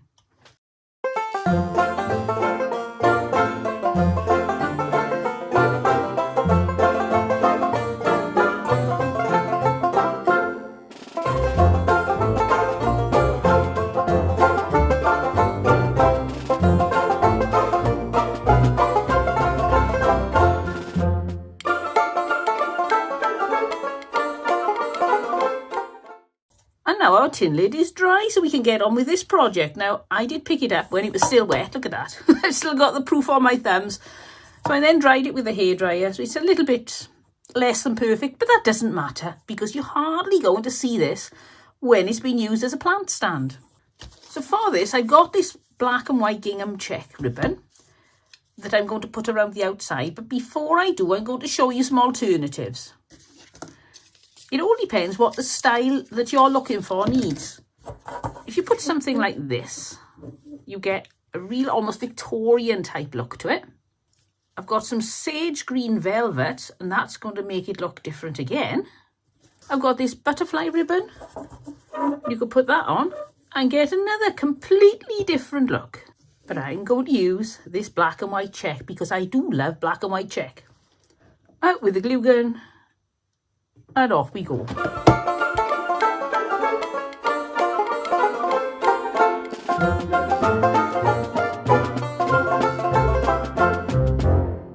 your favourite method of making a bow?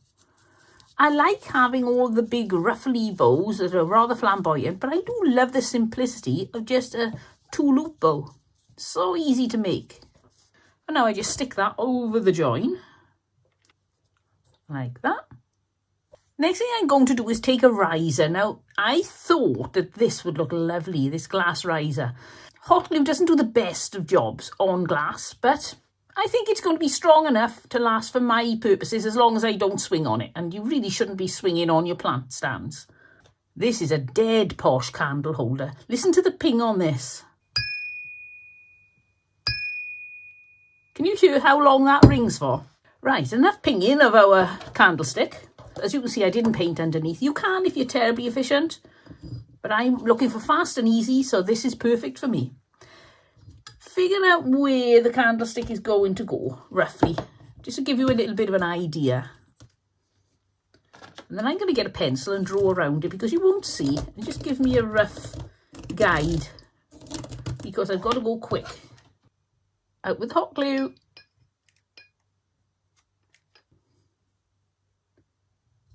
And on it goes. Now that looks really out of line on the camera, but it isn't.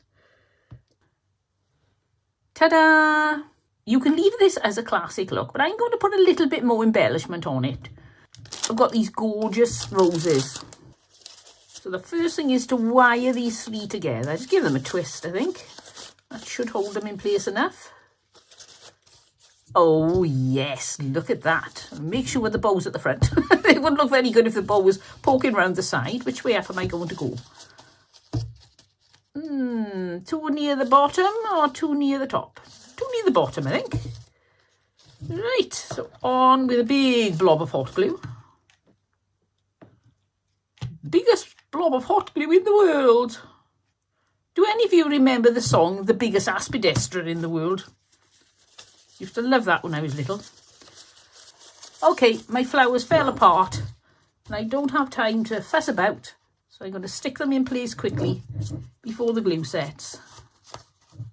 Now I got this little bird. I know it may be a bit too glamorous, but I like it. Let's see what this would look like sat on the flowers.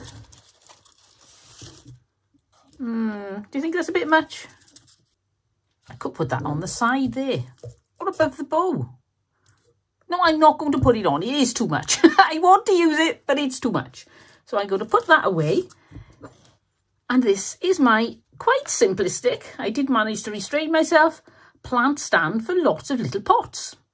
But if you've got a pot and you want to put it on something like this, you may decide your pot isn't pretty enough. So there are a few things that you can do to a pot to make it pretty. Take a piece of ribbon. I'm using a burlap ribbon with lace attached. Glue it around your pot. You don't need a lot of glue. It doesn't need gluing all over. It's not going to go anywhere. Just to make sure it doesn't slip, really. And what a pretty pot. Much nicer than a plastic one. Let's do the comparison. Oh yes, this one definitely wins. If you're into glamorous, you can get some of this false sort of jewelly diamondy thing on a roll. Not sure what you call it. And you can stick that to a pot. Especially if you've got something that flows over the top. It isn't quite long enough, but these are simple enough to just cut off another strip and put it at the bottom. Or just put it centrally. You can paint your pot. You can put glue on your pot and cover it with glitter. You can cover your pot with washi tape, but if so, every inch, give it a little snip and then push it into place, otherwise it'll crease up a little bit too much. A flowery flower pot. Or how about this for a bit of fun? Get some bird feathers, glue them around, trim the bottom off, and you've got yourself a really quirky pot. If you'd like to see more ideas for jazzing up a plant pot, let me know. And if there's enough interest, I could do a whole video on jazzing up your plant pots. Right, so let's see what this is going to look like up on my display.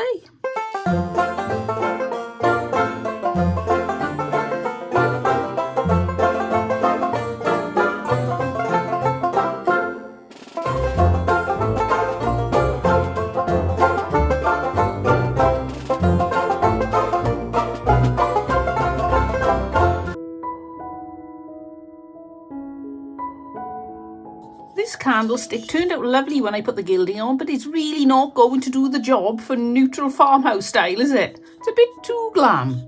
So I'm going to use this Rustin's chalky finish paint in Kenwood Cream and paint the whole of the candlestick. Well, all the bits you'll see. I haven't really used cream paint over the whole of the Christmas period, and this seems to have gone quite thick. But that means we can put less coats on, which is always a good thing. Because you know me, I love quick and easy, and painting slows you down so much. This is going to be quite a treat to paint. Look at that. 1 coat coverage.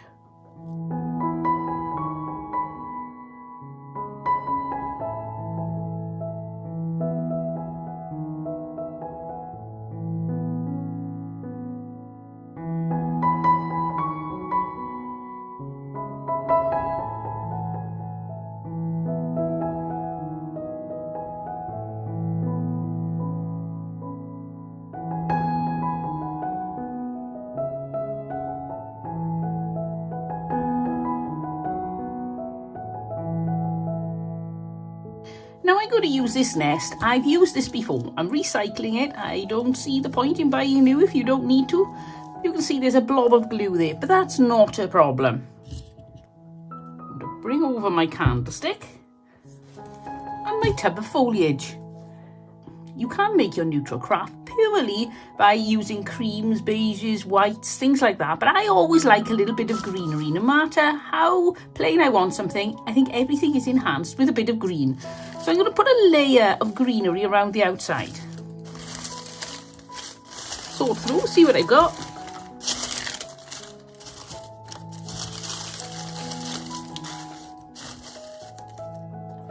And then using my glue gun, pop them around the edge.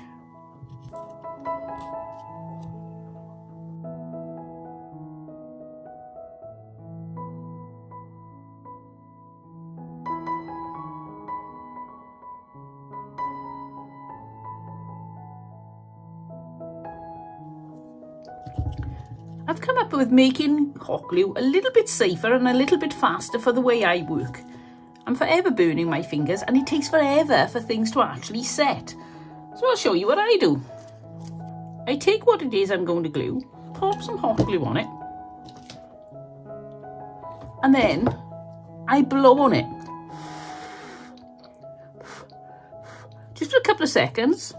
Don't want to get it to completely set. And then when you pop it on, 1, it's going to dry a lot quicker, and 2, you can put it on with your fingers. I suppose this is probably the same if you've got one of those cool glue guns, as they call them, that they don't get as hot. But I find it's much easier. I can put things exactly where I want then. If things are particularly difficult, these little branchy things are not happy. They're not behaving themselves. They're doing what they want to do. I don't know if you can hear the rain outside. It's a really rainy day today. We get varying degrees of rain. My father always used to say, in Wales, it rains between showers. And it isn't. We do get the odd nice day, but we do get a fair share of rain. And it may just be the way it feels, but it always seems to be when I'm filming, it rains noisiest. I think so far I haven't picked up the rain noise, but one day you're going to hear it. Now I'm going to glue my nest into place, which is going to be quite interesting. I think what I'll do is put some glue around there. These nests don't like to be glued onto things. There's just too many gaps. Oops, we've lost one. We've lost one. And now to fill in the gaps that these nests always leave when you glue them to something. Poke these in the gaps like that.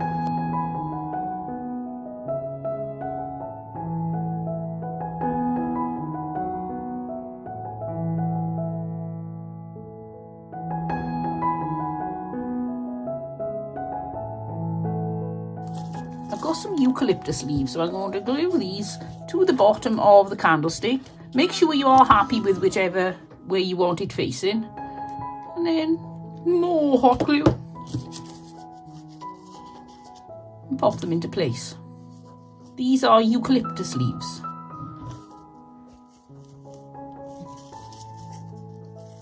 Like that. And then more hot glue.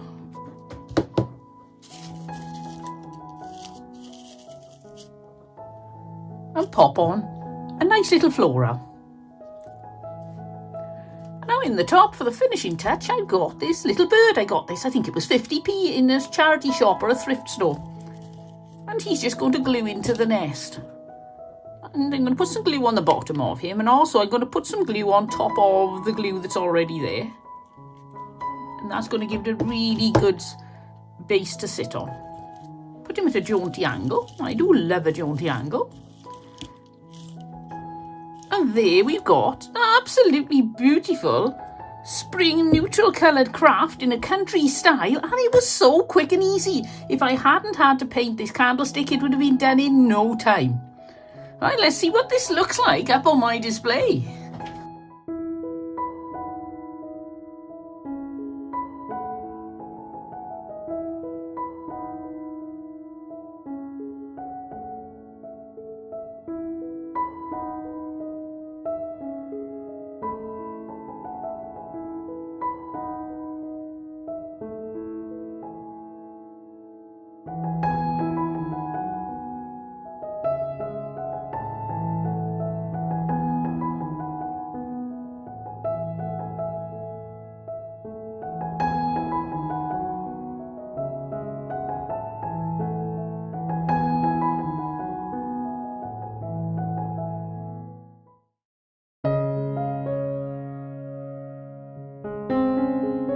For this next neutral country craft, I'm going to use this frame. It was a little bit grubby, so I just topped up the white with little bits of paint, just so that it looks much cleaner and fresher. Turning over, but there's no hanger on this. I've got this. I got it for £1 from the thrift store or charity shop. And I'm going to put one of these little zigzaggy hangers on. Cut yourself a thin piece of cardboard. Pop your nail through the cardboard. You can see I had a bit of a failed attempt there. The last nail I used, the head was too small and went right through, so I've had to get a different hanger. Pull your cardboard off. It's really simple to do. Just save your fingers an awful lot of pain. Now I'm going to use my staple gun. I love this. It's a rechargeable one. And I've got this little piece of wire. Chicken wire looks nicer, but I don't have any chicken wire, so I'm going to use this plain wire. Pop it down where it needs to go, and then turn my staple gun on and start fixing it in place.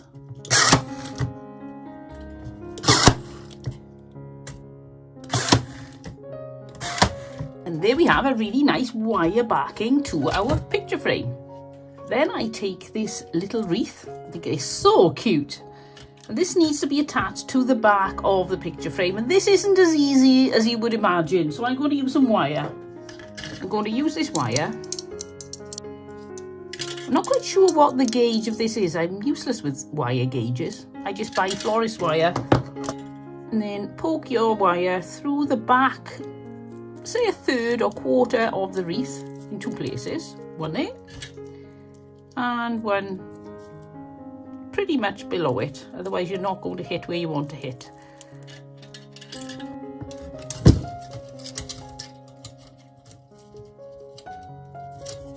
If you're using chicken wire, this will be much easier because you will actually have more wires. There's not so much wire on this, so I usually have to jiggle it about a little bit, like that, so that you can't see the wires that are tying it on, and then twist them around. Be careful when you're doing this craft. There are lots and lots of sticky out bits that are just waiting to poke in you. Trim off the wires.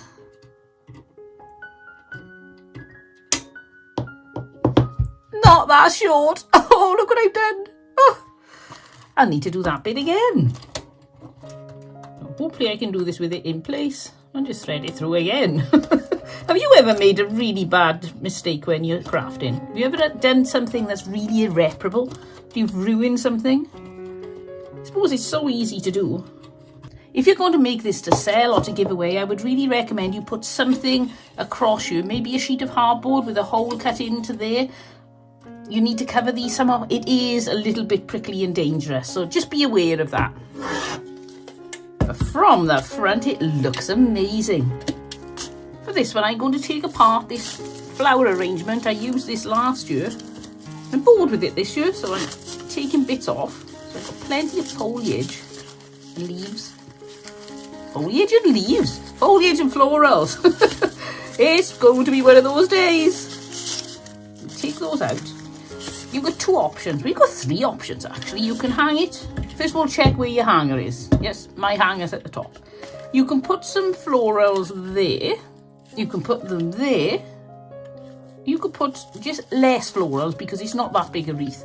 You could put some florals on your wreath there. Or I suppose another option is you could make yourself a nice little arrangement up in the one corner. I think that looks a bit bare. So I think I am going to go for putting just a small floral here, make it really simple. Sometimes I like to be flamboyant, but sometimes I like things a little bit simple. So that's what I'm going to go for. I think it's going to look so clean lined and gorgeous.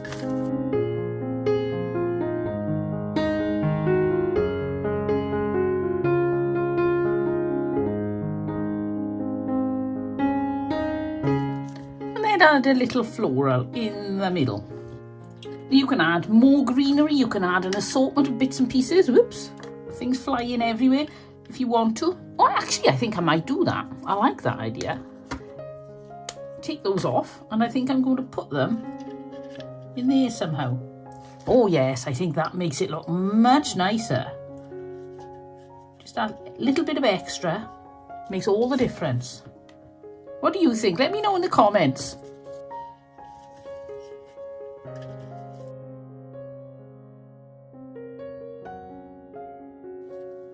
Oh yes, I think that is absolutely gorgeous. And for me, that's all you need. But if, as I say, add on anything you want to. You could add a little bird here. You could put a bird on a little nest at the corner too, at the top.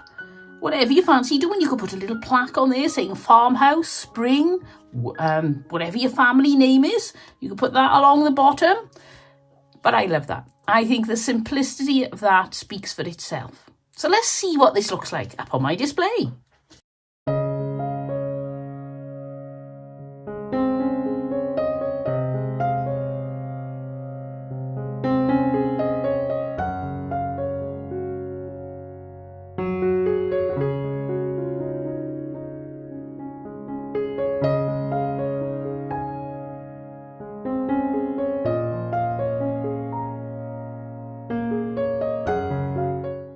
If you're enjoying this video, then don't forget to subscribe because there are so many new craft ideas coming through this year and you wouldn't want to miss any of them. And I'd love to have you here and join me as I'm crafting. Right, back to crafting.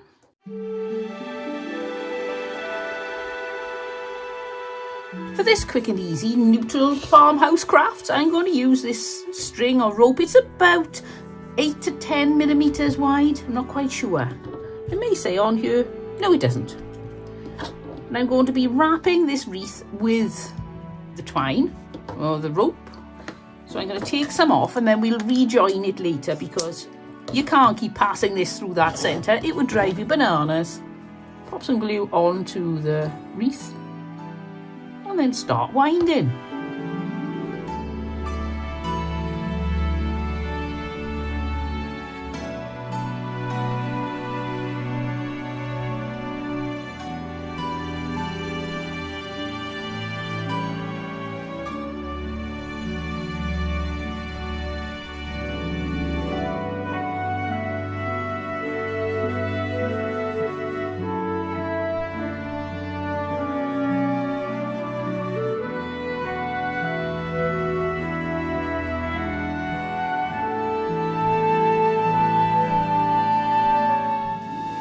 Come to the last bit, make sure it's tucked in nice and tight.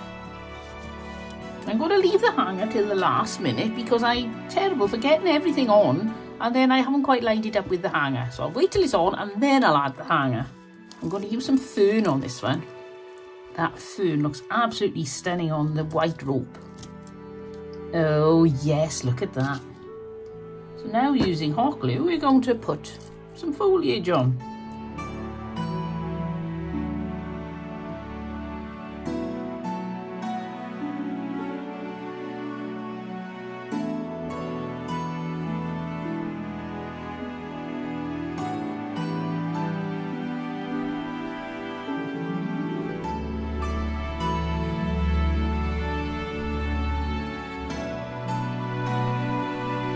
And then I'm trying to decide. I've got these flowers, which I think look rather gorgeous, but they're not really a spring colour. I'm still tempted to use them. My other alternative is some bits and pieces from some potpourri. Oh, I thought I could pop some of those on. Oh, I actually think they look nicer. Yes, I'm going for those. I think they're going to take a substantial amount of hot glue to hold in place because the fern is trying to hold them away from the rope. So they've got to be glued to the ferns.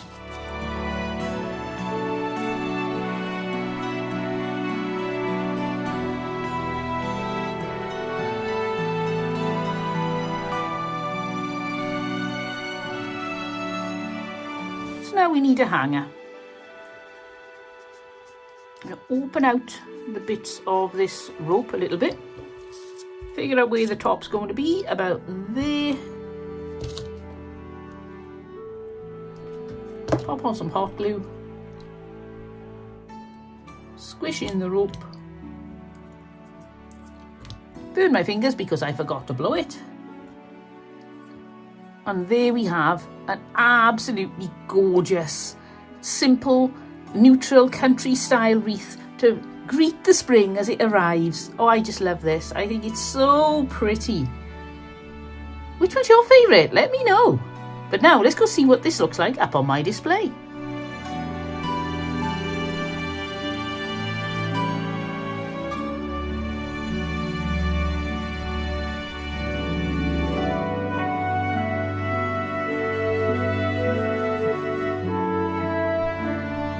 And today I'm going to make something that's going to be perfect for your country spring decoration. Very farmhouse, and I just love the idea, but will it work out in practice? So let's have a look what I'm going to use. I've got myself some ribbons, so I'll show you. This is a gorgeous ribbon. I've got this lace here, and I've got this self-adhesive lace. Now I love this lace. I've got some watered down chalk paint here. This is a mixture of chalk paint and acrylic cream paint.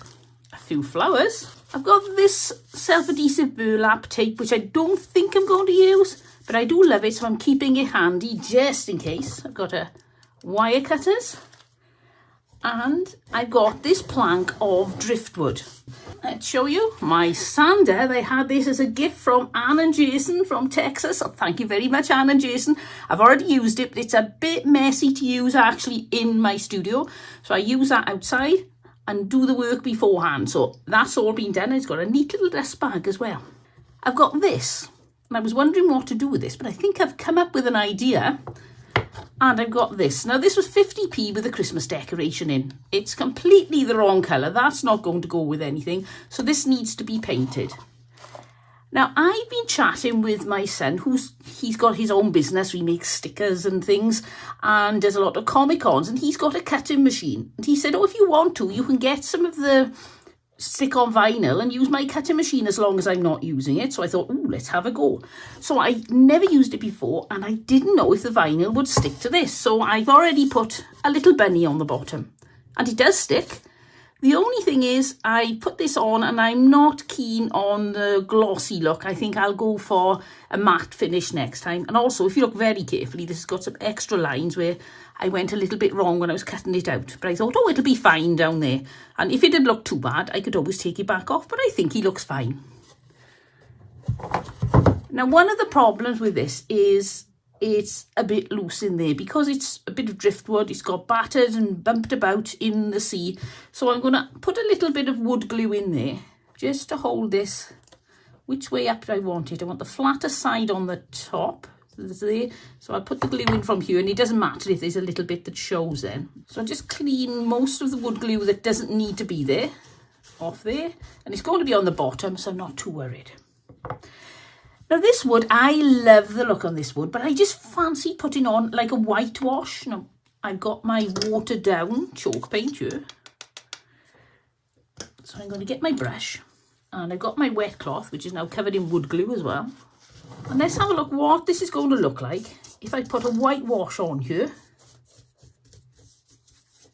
and then wipe it off. Oh yes, I think that is going to be absolutely gorgeous. We'll get that all done. And then we can let that dry while we work on something else. Stain that. Now I'm going to stain this little piece of, it's going to be a shelf. So I'll do a quick run over with some paint and then wipe it off. You know the routine. While that's drying, I'm going to put it down and I'm going to get my red pot, which is completely unsuitable for this project. Perfect for a Christmas project. But that's not what this project is all about. So I'm going to use this cream paint. Now, I'm very dubious that I'll get this done in one coat. But you never know, it could happen. So now we just leave that to dry while we carry on with the next stage. So now we need to attach our shelf, and I'm not sure of the best method for doing this. I was going to use some Gorilla Wood glue and my glue gun, but I'm wondering whether to add some of this Gorilla Glue super glue as well. I think that'll really make sure it stays in place. So we're going to be gluing along here, and I want to put them in order of how long they take to dry. Now, the longest thing to dry is going to be the wood glue. There,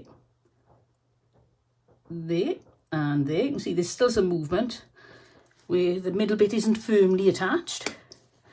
Then I'm going to put a little bit of this super glue from Gorilla Glue.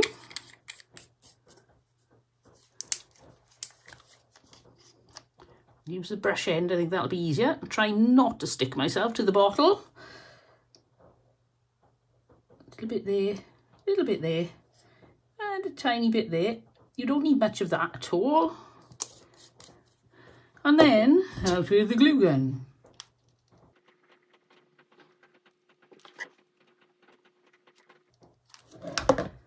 And then gluing it just above the rabbit ears, about there. Right, so I've got this here, which is a little sign saying fresh flowers. Now, that's one of the problems with this vinyl, adhesive vinyl. If you're working with the white, you can't see what you're doing. I need to run the bone folder over that because it's not stuck an awful lot. I find with these narrow letters, they're a little bit more difficult to get to stick than the bunny was. Bunny was very easy. So now I'm going to stick the word fresh flowers. I'm wondering whether to put it at a jaunty angle. You know me and my jaunty angles. Right, after a bit of deliberation, I think the best place to put it there. I was tempted by that, but I'm not going to. I'm going to turn it that way and make sure it's quite central. And then stick it down. I'm using my bone folder. Apparently you can use a credit card. The bone folder is quite useful because this isn't quite as level as it could be. Well, it's very unlevel. It's not the ideal for these stickers at all. So as if by magic, that stuck down really quickly. It didn't. Don't get upset if you're struggling with this sort of thing. And if you're putting it on uneven wood, it's going to be extremely difficult. So the next thing to do is to tackle the jar. Now the jar is actually supporting this, which is drying. So I'll put that in place of the jar. And bring the jar out. There are a few things I want to do to brighten up this jar, and the first thing is I've made this, which says honesty jar, and I'm going to stick that on there. So I thought that would be a nice touch. So let's work on getting that on the jar. Now the observant among you will notice that that Y is dreadful. I had a terrible time trying to get it off. My son said to me, "Why on earth are you picking such thin letters for your first ever attempt?" I didn't think it'd be a problem, but obviously it is. So I'm trying to pull that off now and straighten it up. It seems to be turned completely upside down. I don't know what I've done. Right, so there's my honesty jar. So that is ready now for people to put their money in when they buy some fresh flowers.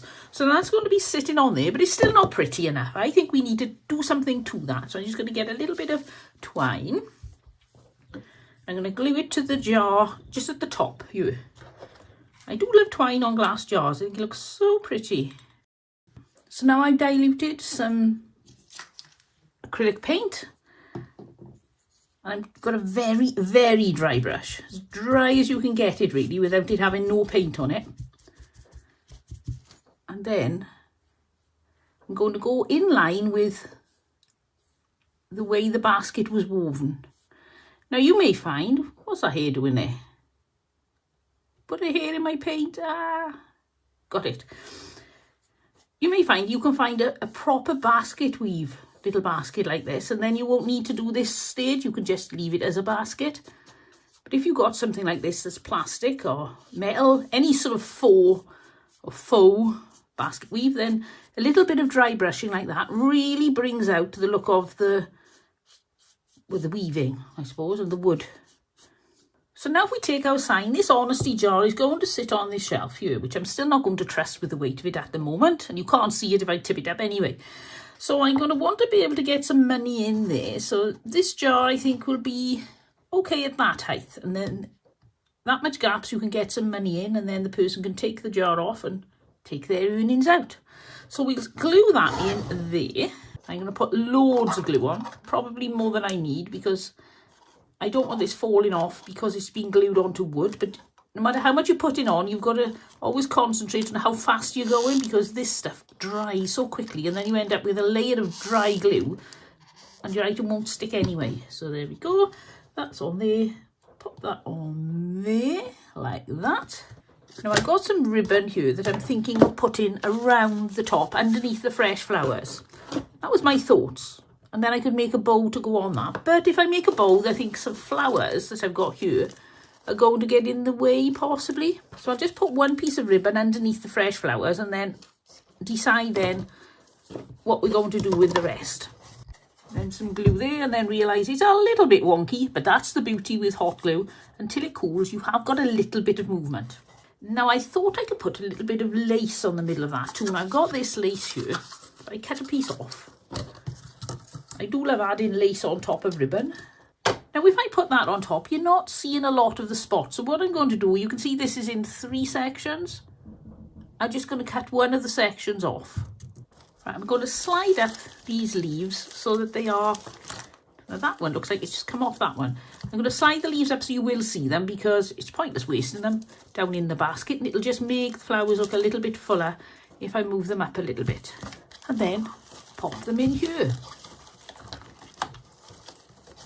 Oh yes, that is so pretty. And I'm loving the lilac with the lilac ribbon. Oh, look at that. Absolutely beautiful. I'm tempted to put that bow now on there. Oh, I think I will. A blob of glue. On it goes. Easy as that. Right, let's check out this shelf and see how it's doing. It's pretty firm. I'm going to run some hot glue underneath just to be doubly sure. Right, so all we've got left now is this jar. I want to put a bow there now too. I could put a bow on the rabbit's neck. Oh, that's cute. Should we put it on the rabbit's neck? I think we'll do that. Let's put it on the bunny's neck. What would you do if you were making this? Would you put the bow on the bunny, on the jar, or on the shelf? Or on all 3? Add a hanging loop and it's done. So let's see what this looks like up on display with the honesty jar on it.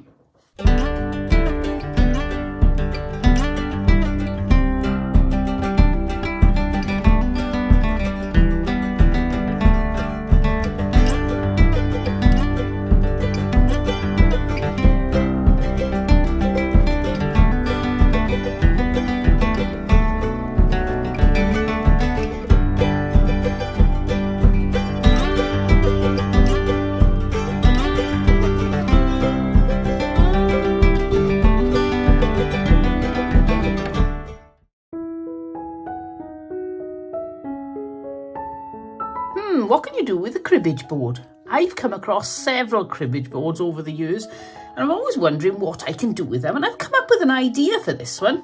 I'm going to use a skewer. Well, actually, I'm going to use several skewers and my garden shears, and I've marked 3 inches along this skewer, and on the first 3-inch section, I'm going to cut at an angle, like that. And the next one I'm going to cut straight, and an angle straight, you get the idea, and you end up with one straight edge, one pointy edge. And I cut lots. Probably a good idea not to use black pen to mark these. I've now got black pen on them, which is really frustrating, but it'll be fine. You know me, I'm not a perfectionist. Out with a glue gun, which never seems to have a glue stick waiting ready. I always seem to be at the end of my glue stick. I know that it can't be right, but it does feel that way sometimes. These skewers were slightly bigger than the holes in this cribbage board, so I've used my drill and I put quite a thin end, but slightly bigger than the holes, and I've made the holes a little bit bigger. You may need to do that. You may find you've got thinner skewers. So I just pop a bit of glue into the hole, poke in my skewer. Now, I'm not going to put one in every hole because that was just going to be too many. I want to be able to see a little bit of the twine we're going to add. So every other will be fine. Try to get them as level as you can. Just do your best.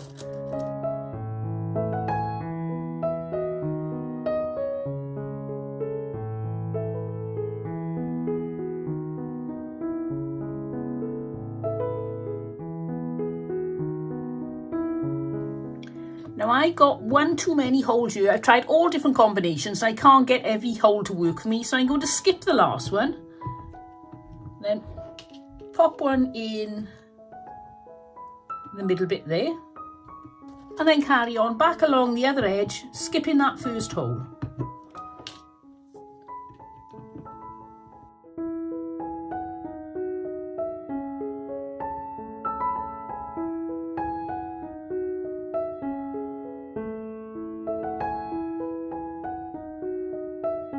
So there we got a cage. Now I'm going to take my twine. We're going to start wrapping these. And I just thought I didn't check that I'm not going to end up with an odd one. So we'll find out. Check you're not going to end up with an odd one. You should be, if I'm good, you're good on your cribbage board. And if I'm not, you're not, because cribbage boards are all the same. As far as I know. Put my finger protector on. And then I'm going to put the string or the twine into a bit of glue inside the cage. And then start wrapping it in and out.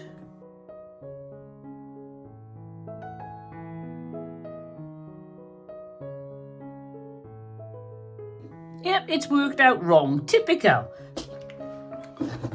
There we go. I fixed that, so don't tell anyone. It's our little secret that I got that completely wrong. So just put a double stick in the one end, and that way then you'll have, I suppose you need an odd number. Now I know. I've never really thought about it. I've always just winged it, and so far everything's gone right, but this time it didn't work. It caught me out. And then carry on wrapping round and around. We've been on the inside of this one, we're now on the outside, and then this one we're on the outside, and now we're going on the inside. Perfect. And then you get the idea. Keep going.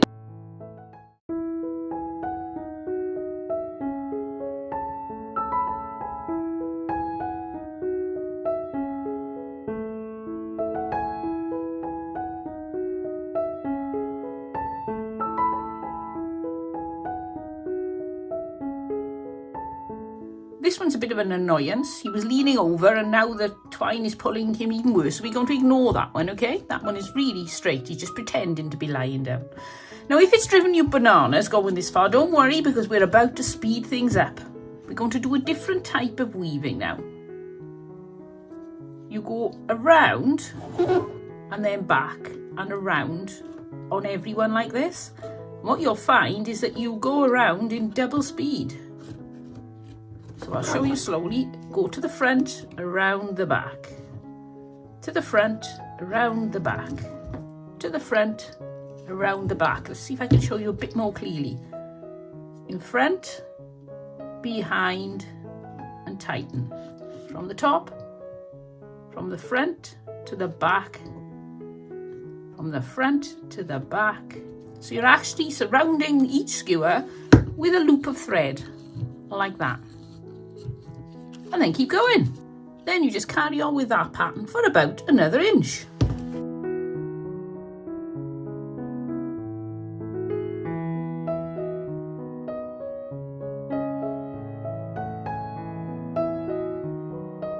When you've done an inch of this different stitch, I'll show you there, you can see the difference. When you've done an inch of that, you can either carry on if you're enjoying it, or go back to the original, which is what I'm going to do. And finish off that last inch with just a basic in and out weaving, round and around till we get to the tops of the skewers. And I'm sure there's a terribly clever way of finishing off the end on something like this, but I cheat and I just pop the twine back to the bottom and glue it in place.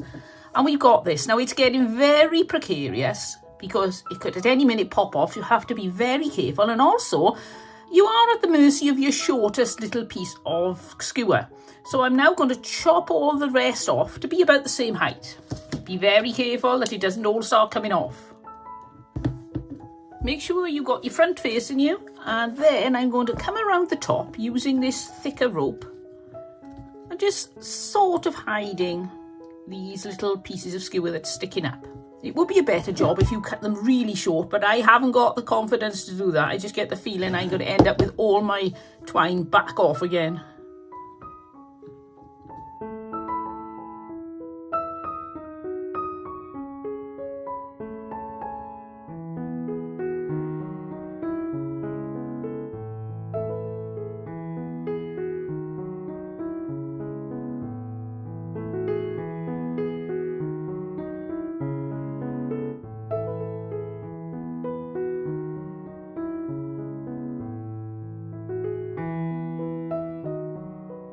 And then you do one final wrap over the top of the little pieces of dowel. Two reasons: one, to hide the ends of the dowel, and two, to make sure that none of that twine has any possibility of popping off.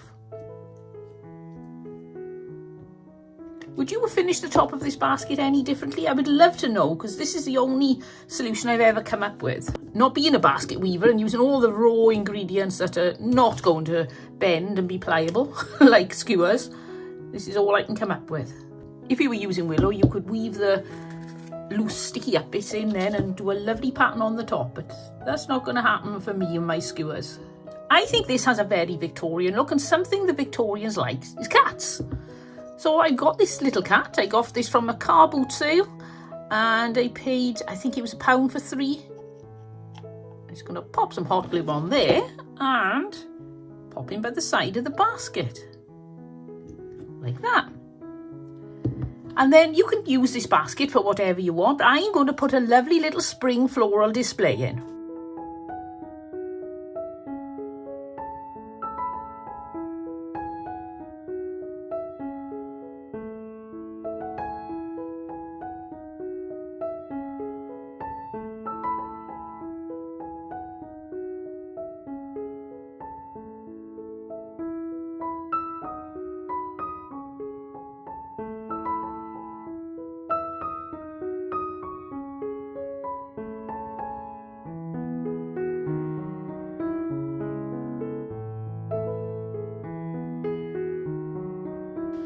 So here's my spring floral display in a cribbage board. Let's see what this looks like up on my spring display.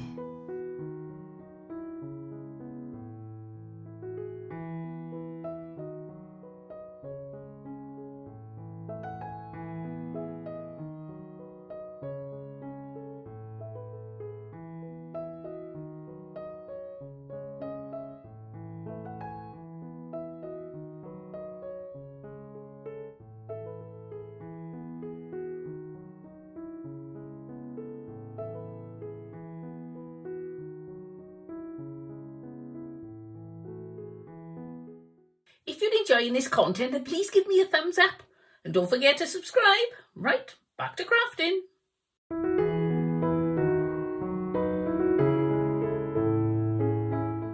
I'm going to make a Victorian style spring display that can be used any time of year, but I've decided to pick this spring-like fabric because it's springtime. And I've got this spindle. Now, you don't need to use an old spindle like this. This is something I had in an auction box years ago. And I've been waiting to find that perfect thing to do with it, and I think I found it. On the inside of a roll of ribbon. This spool is about 3 inches wide and about 1.5 inches tall. And I've cut a piece of fabric about 10-11 inches long, in diameter. Pop your cardboard roll in the middle, and then bring up one end and poke it in. And then tuck it nicely, as nice as you can. It hasn't got to be too accurate. And move around slowly like that, making nice little folds all the way around and tucking the excess into the hole. This is quite a nice thing to do, and you can't get it wrong because you're not gluing anything. So if it goes wrong, just pull it out and start again. I like this sort of craft. It's very tactile when you're doing this sort of thing. You really get stuck in with your hands. So when you come all the way around, get to your last tuck and give it an extra push. Make sure your finger doesn't get stuck though, and then you have to undo it all when you pull your finger out. I've got this print. It's a print from an original flower painting painted in Wales by Victoria Young of Llandrindod, Wales. And it's of cyclamen. So that I thought would look lovely on there. I've got this draw knob as well that I picked up in a thrift store. I think I had 10 for £3. It was a really good price. But this silver doesn't go with it. So out with the gilding wax or gilding cream. I love this. I'm just going to gild over that bit to give it that bit more aged Victorian look. It's very difficult to get your finger in there. I suppose I should use a brush, but I like the tactile feel of doing that. It hasn't got to be perfect. It's just to take that brand new shiny look off it. That's going to go on the top there, like that. And as you can see, complete coincidence, it's a perfect fit. So out with the hot glue, push it onto the top. Ooh, looks like a magic wand. Ooh, poof. The next thing is to decide what height you want to put this at. Any height would look good. I like it about there. So if I'm putting it there, if I look on the back, if you're using a spindle, you can see which bits are actually touching, so you know where to glue. So I need to glue the top 2 circle bits and just above there. Centre it up and then hold it till it cools. While the glue is setting, I'm going to bring out my little ribbon roll again, and I'm going to put some of this lace around it because I think that looks very Victorian. Easy enough, just a row of glue all around the top and glue it on.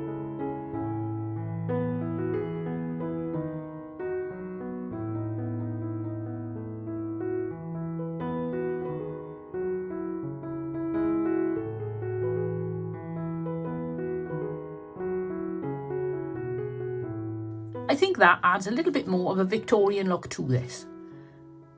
Then pop it down, get your dowel or your stick or whatever you've got, and you push that into the hole. And because if it was a perfect fit, now all that fabric is in there, it should be a really snug fit.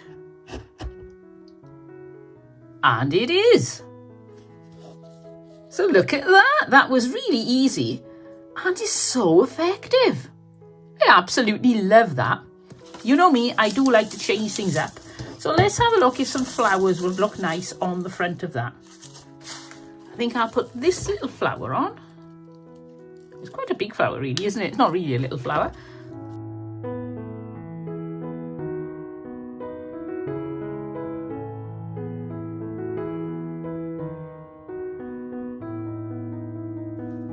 It's all personal taste, but I like that with a bit of greenery on the bottom. It just adds to the spring feel, I think.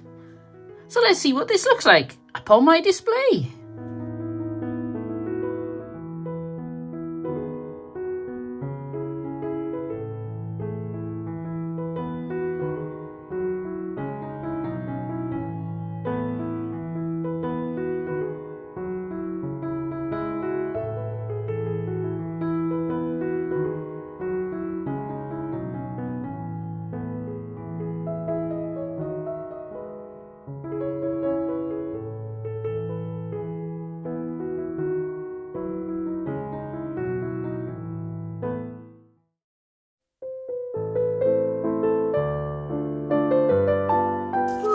Misterons are back.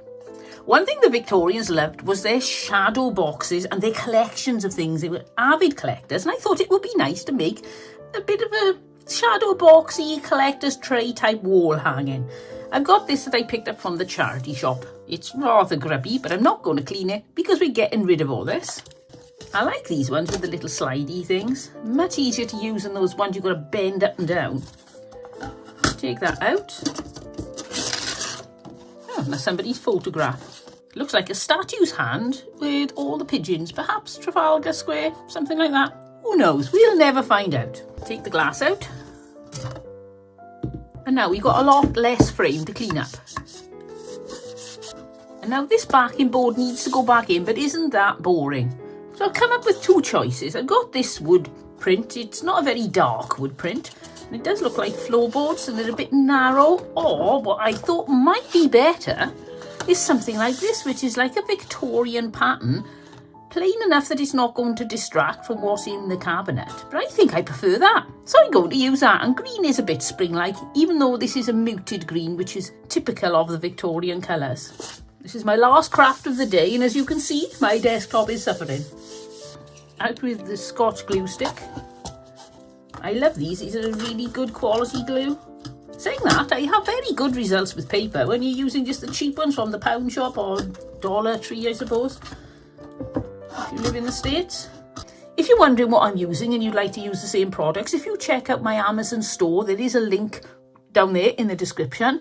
You'll get taken to my shop where I've got lots of different things. I've got a section called Stick It and all the glues and Cut It and all the cutting-y things I use. Whoops, knocking everything over. Just to give you a helping hand if you need it. Pop that on there. Square it up to two sides to save the cutting. Out with my tired old cutting mat. Out of interest, you may not realise that the cutting mats are only guaranteed to be used with those roller cutters. I didn't realise that. They say not to use just a scalpel like this on them, so I always use my old mat for that. Saying that, man, there's no damage on my old mat, really.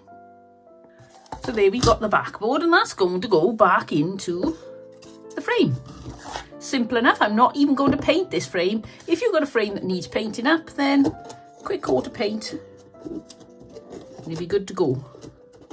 And there we go. That's looking very Victorian. Check which way is the top. Not that I've ever done the whole thing and then realised it was upside down. No, not me. Right, I've cut you 3 pieces of balsa wood. I love balsa wood because it's so easy to cut. You can cut it with your craft knife. You don't need to measure this because otherwise you're going to end up with everything all over the shop.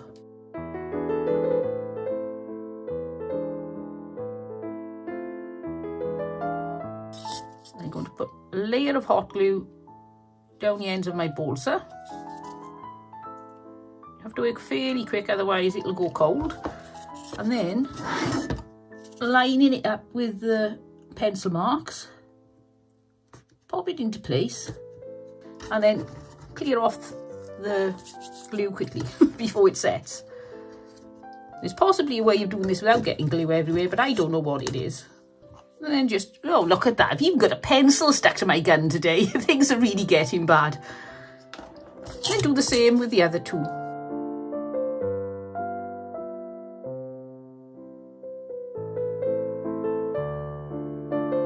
If you don't like it being all haphazard with odd-shaped shelves, you can always put the shelves exactly at the right measurement so that you get 4 equally divided compartments. But that way I can't use some tall things. And I want some tall things in this. Still the right way up, always a good sign. Right, change of plan. You know me. I like this cabinet other than the fact it's so pale. Victorians were into their dark wood, so I'm going to take the backboard off. And then I'm going to apply this Rust-Oleum furniture finishing wax in dark. This is really easy to apply. You just rub it in. Now that, compared to that, I think is much more Victorian looking. The Victorians were into such dark wood that you could possibly go darker. But this is fine for me. I don't like things too dark. I'm not a big fan of very, very dark wood.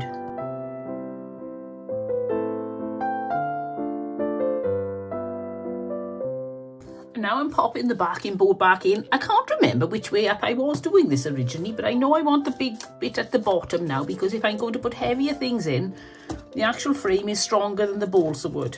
So now all I need to do is to load this up with some interesting things. So let's have a look at some of the things I'm going to put in, and one of them is this fossilised tree trunk. That's quite impressive, isn't it? So that's going to go on the bottom shelf. It is quite weighty. I've got a few feathers that I picked up when I'm rounding about the place, and I got a few little pretty feathers, so I can use those. I've got a pine cone. I love the look on a pine cone, and this is quite an unusual one for Wales. We don't get many pine trees that have these sort of pine cones on. I got this one from France. I've got a gourd. Some lovely shells. Got a lovely crystal. And a bird's egg that I made, as you can tell by the hole in the bottom, from a plastic egg. And this little bottle of shells. Oh, they are so beautiful and going to look lovely on my shelf. So let's see what this looks like up on my display, all dressed in its finery.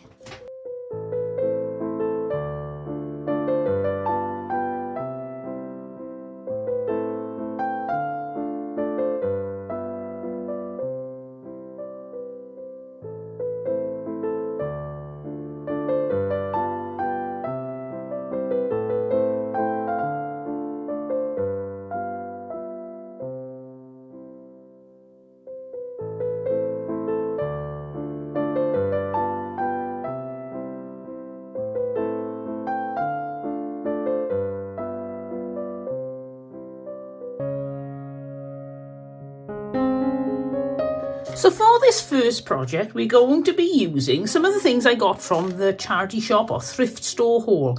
I got these blocks. I've already painted the ones I'm going to use because I needed to put 2 coats on, and I thought you watching me paint and letting the paint dry twice over could get a little bit on the boring side. So I've already painted some of these. I've also got some florals, because what isn't brightened up by a few florals? Now, I don't think I'm going to be using the pinks, but we'll have a look when we get to the end of the project, because it's only then that you really know, when you've got the item in front of you, what is really going to make it look good. I've got this candlestick. Now, this was, as you can see, 50p. I'm actually taking the top off. I think it's a candlestick. It looks very much like, but I only want the bottom bit. And I'm using some of my balsa wood that I got from a charity shop. And we're going to be using various paints and things. And I've got this cheap acrylic here. I got a job lot of somebody's acrylic paints they didn't want anymore. And so I'll be using that for painting. So the first thing I want to do is to paint this.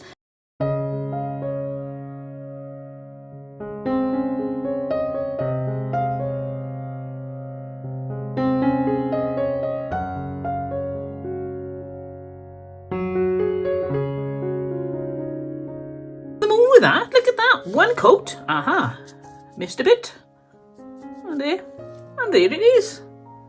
So these are the blocks, and the theory was that I could paint them all white and then highlight the letters and the border that sticks up a little bit. Now, I did wonder about painting them over with something like Posca pens, but then I had a different idea. I've never done this, I don't know if it's going to work, but I thought, get a piece of card, get a nice lilac coloured paint. I think this may be a bit dark. A little dab of white chalk paint.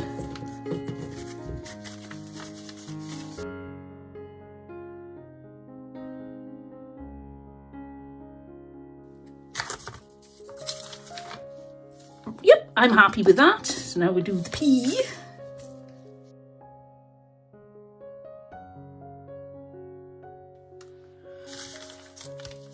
Right, so I now know for next time, do not use the idea of dipping these into paint to actually paint them. So some of them are not as good as they can be, but I can always go back and redo those again. I don't want to do that because this video would take weeks otherwise for you to watch.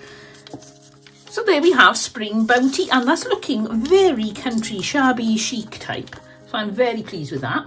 For the next stage, I need to measure 6 of these blocks, and they come to 18.5 centimetres. So I'm going to mark off on this piece of balsa wood.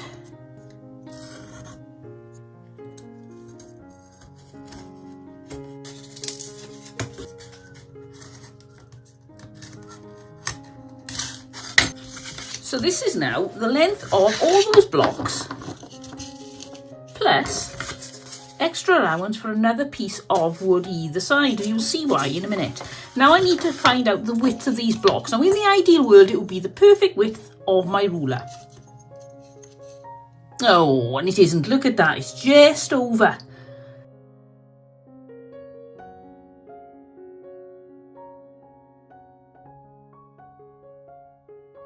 So we've got these, which are now the top and the bottom, but I now need another measurement. And this measurement is the height of 2 blocks. This is all probably getting very confusing. I'm not good at measuring and explaining measurements. I think what I'll do is I'll put these on here and I'll mark them like that.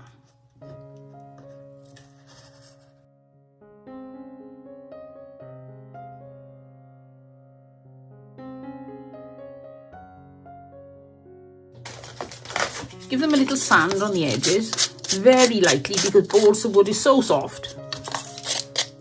You really don't need to do a lot. So if it was stood up, you're going to have this piece of wood on the bottom, these pieces of wood either side, you have the next row of woods up the top, and then this is going to come on here. So the next job is to stain or colour these bits of wood. I could put a dark stain on, but I don't want to because this is going with a black pedestal. I thought like a limed wash on it would look really good.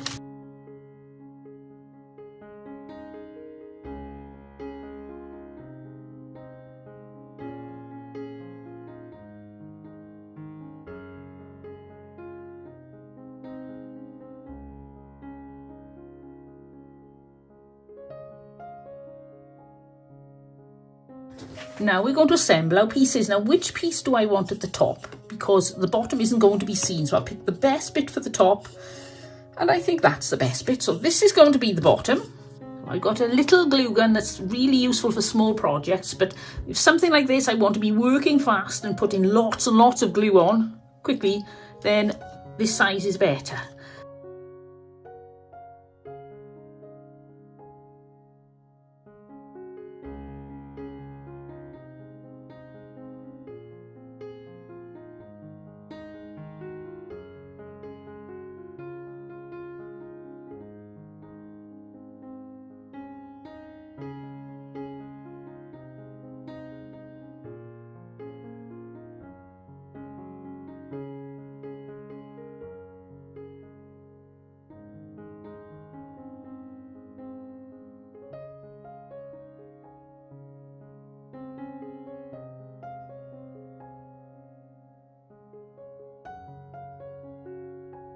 So that looks a bit plain. We need to jazz this up, and that's where the ribbons and the floral come into their own.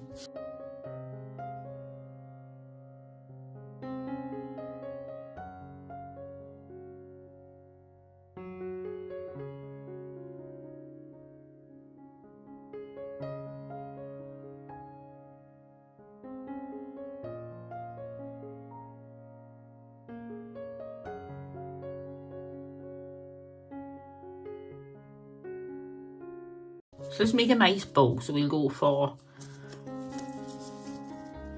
now we got 1 loop each end, 2 loops each end, 3 loops each end. How are we doing? Well, I think 3 will probably be enough. Snip that. Oh, just in the middle, just a tiny, tiny snip either side. Get my pipe cleaner.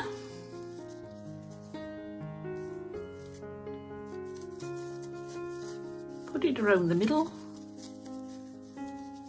and then give it a good twist to really get the middle of that bow tight. Pull out your loops, keep twisting away at them until they're where you want them to be. Then when it's in place, we can give it a final twist to make sure it's glued into position. So now I'm going to cut that pipe cleaner off there. We're going to use this for the internal bow, which is this one. Oh yes, that's going to look lovely.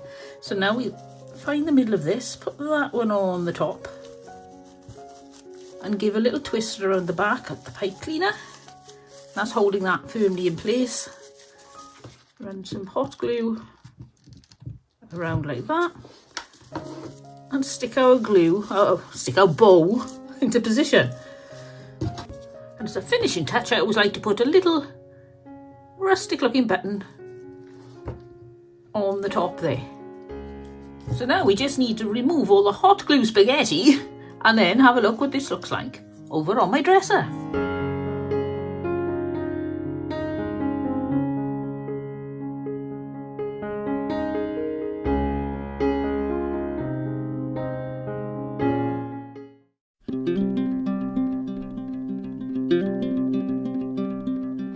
So let's have a look what I've got. I've got some florals. You can't beat some florals to brighten things up. These I got from a shop called What. I think I paid £1.19 for this, and there are quite a few daffodils on there. And I got a bag of these, hundreds of them I think, for £1 in a charity shop. They're a bit tattered, but you can straighten them up.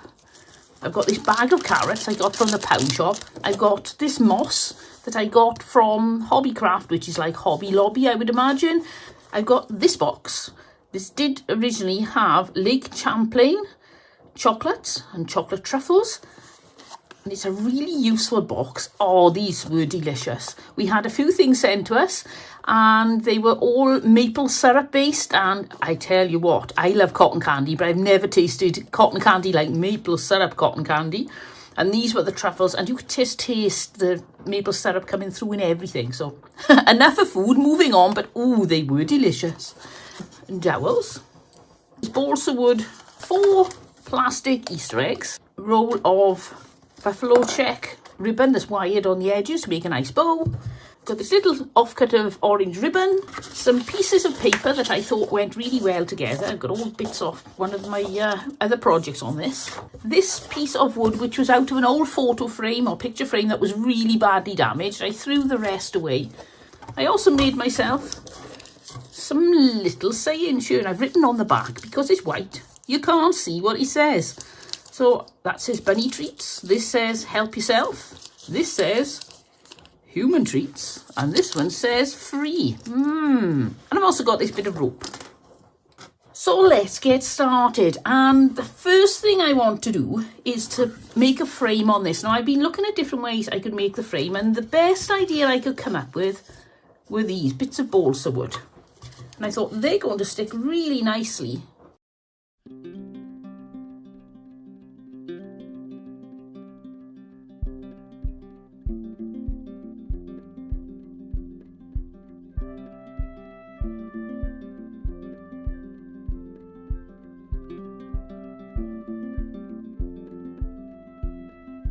That.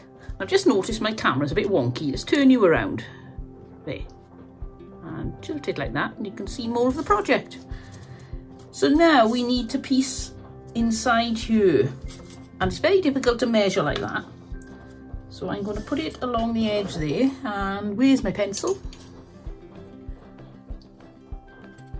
Need it to come there-ish.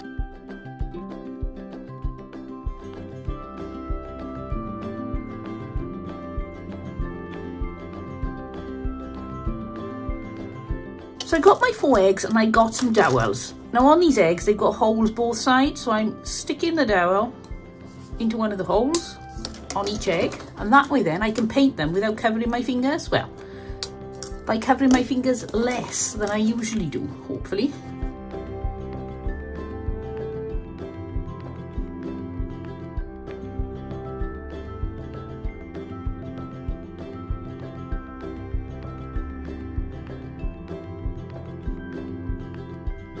So now back out with our frame. Now you've got some options. You can not paint it at all. You can paint it a colour if you want to make it brightly coloured. You can dark stain this if you want to. I'm going to give it like a whitewashed look. I've got this averagely thick chalk paint. I tried thin chalk paint on balsa wood and it's not very happy. So I'll use this. And you can actually see this, otherwise when it dries it doesn't look like you've done anything to it. It doesn't matter if you get it on this backboard because we'll be covering that in a few minutes' time.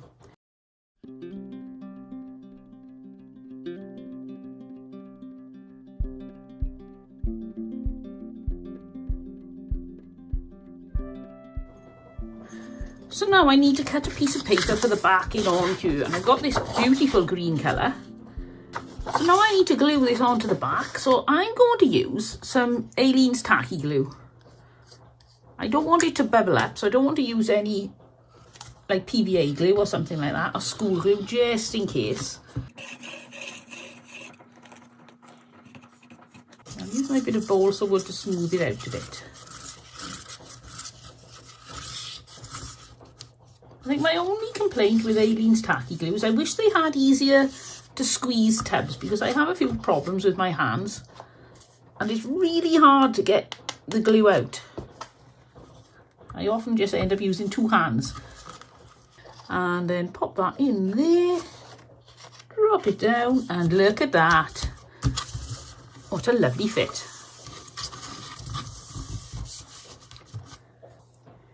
So I'll set that away to dry and get out the next thing that we have to do. And that is these boxes. Now, that shouldn't be in there.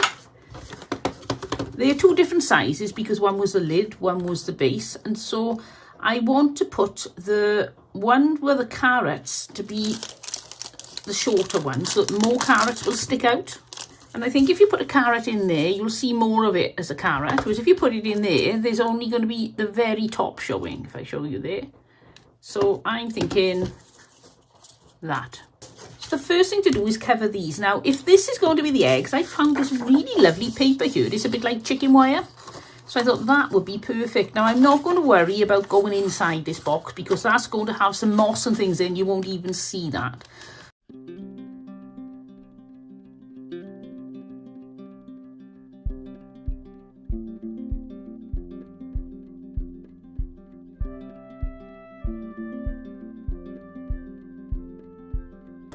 With this one, only with this one I got a pretty spotty paper, which I thought was really cute. So let's get this covered.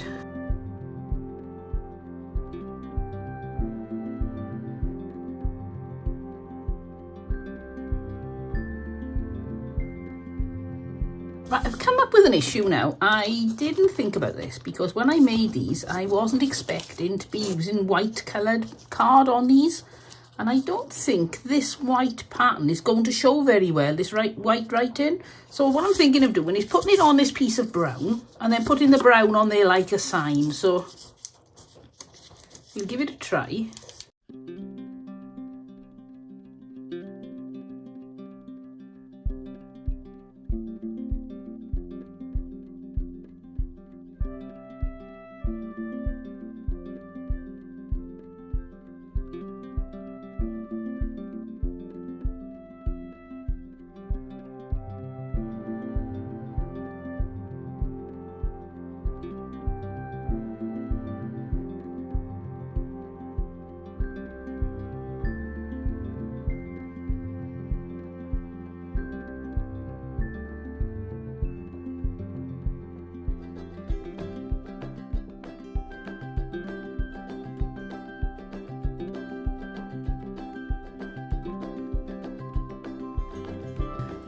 So before I put the words on, I'm going to put these where they're going to go. Yeah, I think I'll put the human treats on the bottom. I don't want to put them touching the frame, but I don't want them far off. So I think I'll put them about there. This calls for hot glue. Don't forget to work quick when you're putting a large area of hot glue down, otherwise you just end up with a large area of cold, hard glue, and it doesn't stick. Right, so now the bunny treats. Well, so the human treats are going to go there, and they're going to be eggs. So let's check. Yep, I think that'll be fine for the eggs. I want to be able to get them in. I don't want to get them jammed. So we put the bunny treats there. Let's draw a line.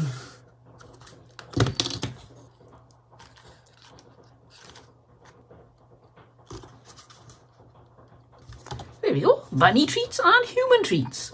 So now we've got some words to go on the top. We've got help yourself and free.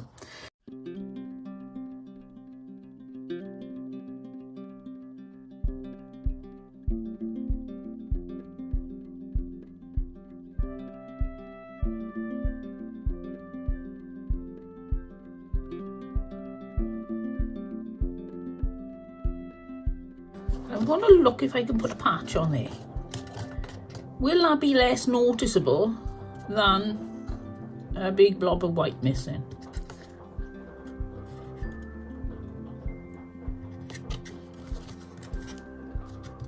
It is noticeable, but I think it's less noticeable than a tear, so I'm going to leave it in place. So while we're waiting for the second coat of paint to dry on our eggs, we'll make ourselves a nice bow for the top of the frame. Let's have a look at the frame and see how big we want this bow to be. Now, do we want a really ostentatious bow, a massive one, or a nice reasonable size one, or a tiny one? I think we'll go for a reasonable size one, about there. So now we'll wind it a few times, or fold it a few times over. I am never sure how many times to do this. 4 folds, I think. We'll find out. Cut that there. Just one little tip, if you're using fabric scissors and you're very careful with your fabric scissors, as I am, if you're cutting ribbon that's got wire in the sides, use your normal scissors. And cut in a little bit.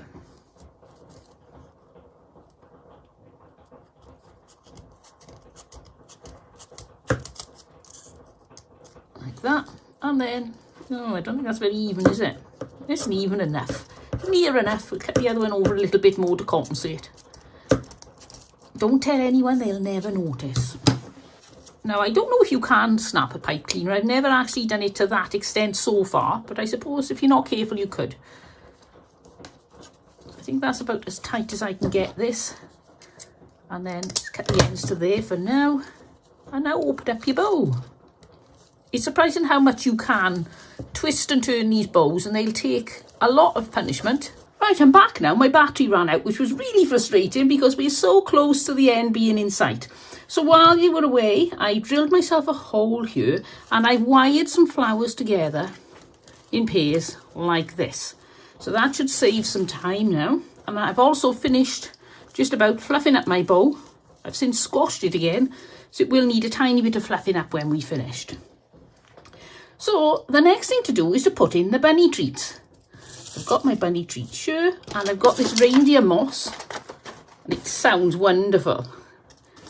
So I'm going to pop that in, but I'm not going to glue it in, and this is very messy. But I think if I glue it in, then I don't think I need to. Plus, if I ever decide I want to change this out, this is so expensive, I really don't want to have to throw it away. So we'll pop that in there, like that. And then we'll get our bunny treats, and hopefully the bunny treats will stand up in the reindeer moss. If not, we're going to have to use a bit of glue. So you can see the general idea there. Now they're going to fall about a bit now because I'm going to have to tip things up and move things around. But then when I hang this on the wall, I'll put it neatly then. I may take them back out and we'll put them in right at the end. So the next thing is the eggs. And they're nicely painted and dried, so I'm going to take them off their skewers. And I am going to glue these into place. I've got a glue gun malfunction, which isn't what I need because I'm running on about 20% battery. I'm really trying to get this finished. And now my glue sticks got jammed. That's better.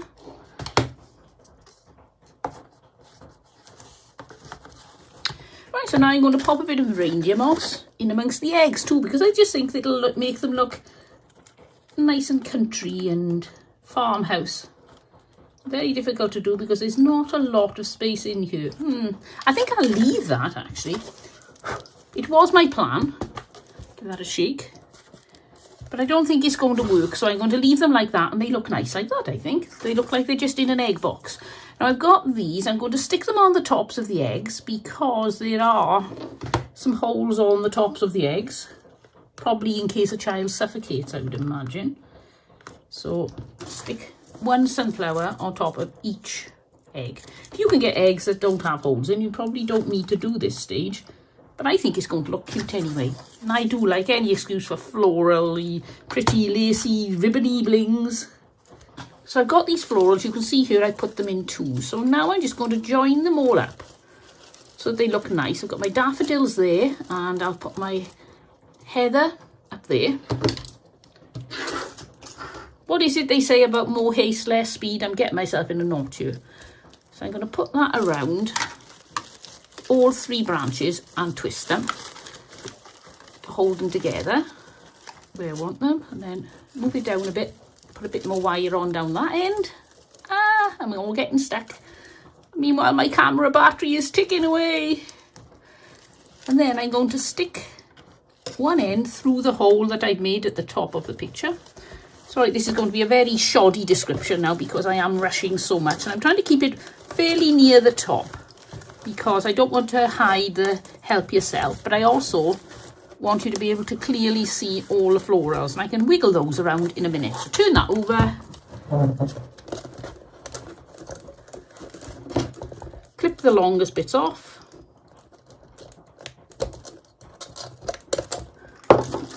And then you can tighten this by hand, but I find it's a lot less fiddly for me. And now I'm going to glue on my bow. And then we'll put it so that it looks good.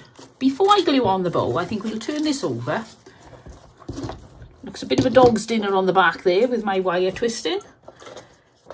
Cut that off.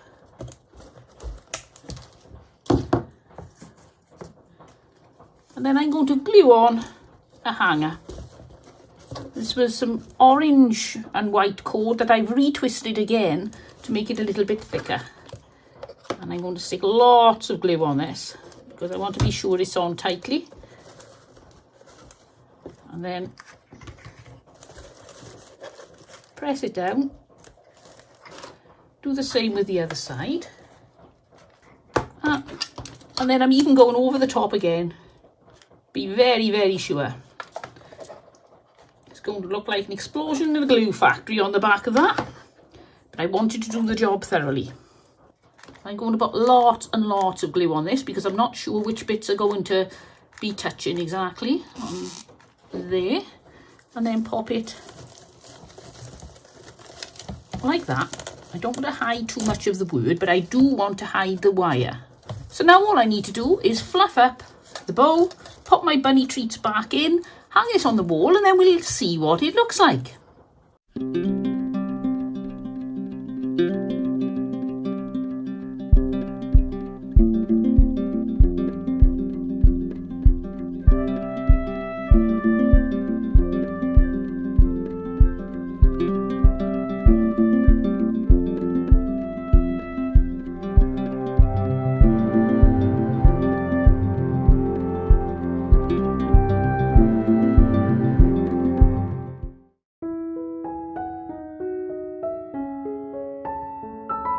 We're going to make something with these items. It's going to be country, it's going to be spring, and it's going to have a lilac, white and black theme that I think is so pretty at this time of year.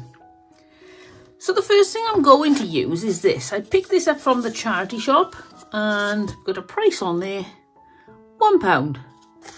I'm going to use this printout just on my printer of a rabbit. It's a free printable. I've got a little piece of gingham paper.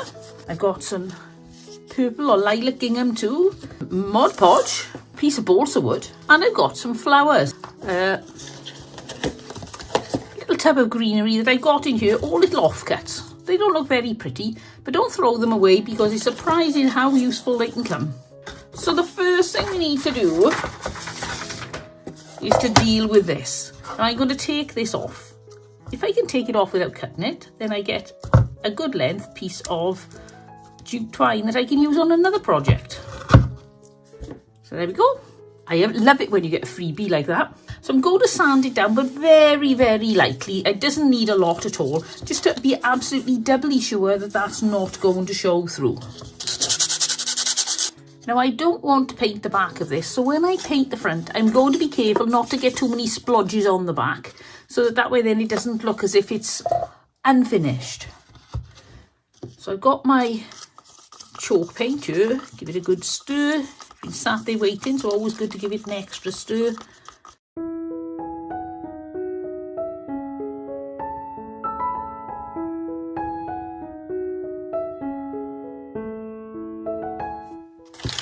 So the deliberate mistake was I've forgotten to stick my pieces on the side. If I show you here, I need to block in these sides. Now this was originally to put a recipe book or something on, but I want this to be contained.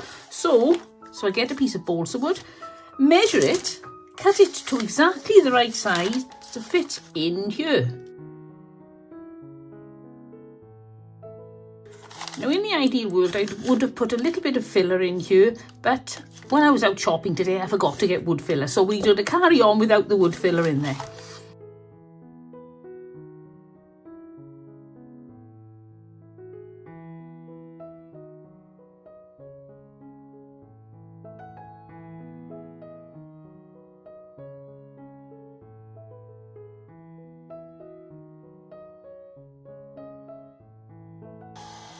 So that will be going there, and we need a piece on the front.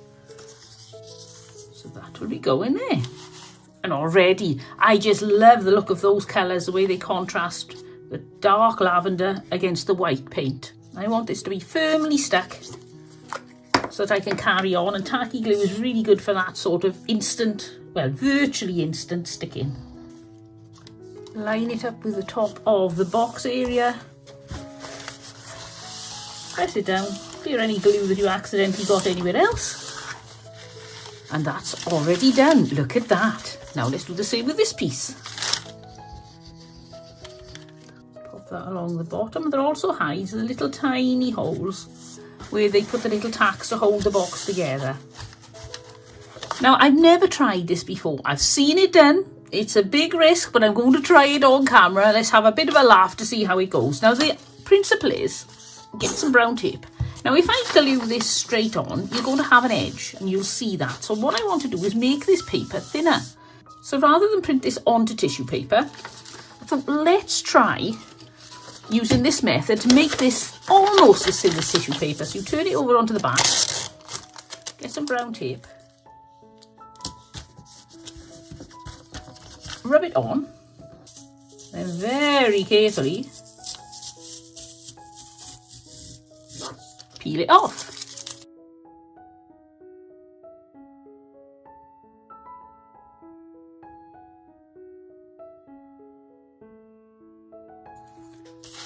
So now I'm going to try the method I would normally use with tissue paper. Rather than cut it, I would run around the edges with a little bit of water on a paintbrush, and that will make a nice fuzzed out tear.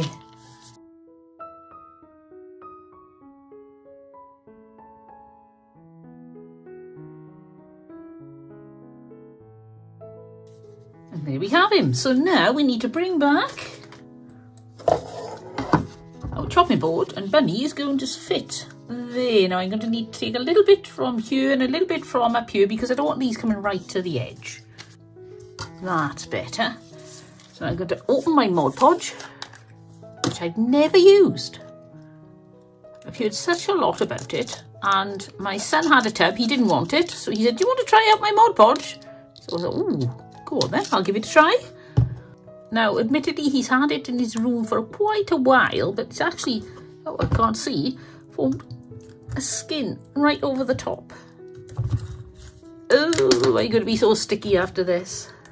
Definitely need to wash that off, because otherwise I'm going to pick up Bunny and he's going to be more stuck to me than he is to this chopping board.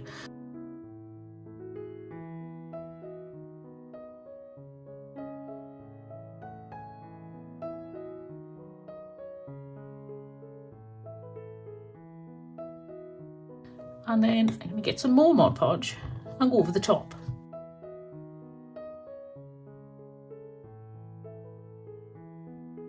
Now I'm not sure if I need to do this, but I'm going to put the Mod Podge right up over the handle as well, just in case there's any distinguishing lines where I stopped Mod Podge and just the paint is showing through. Now I'm not keen on the edge that's left, so I'm going to get a little bit of white paint now and just paint as close to Bunny as I can. See if we can blend that paint in a little bit.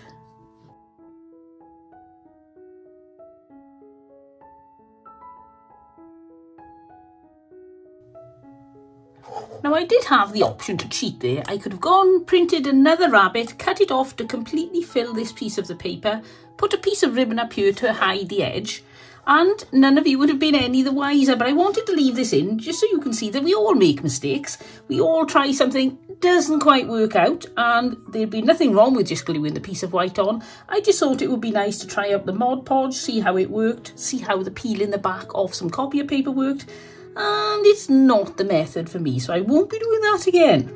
And we need to add some Floral, so I've got this dry floral foam brick. I got it from the charity shop for 50p. I think it normally sells for £1, so half price. I was quite pleased with that.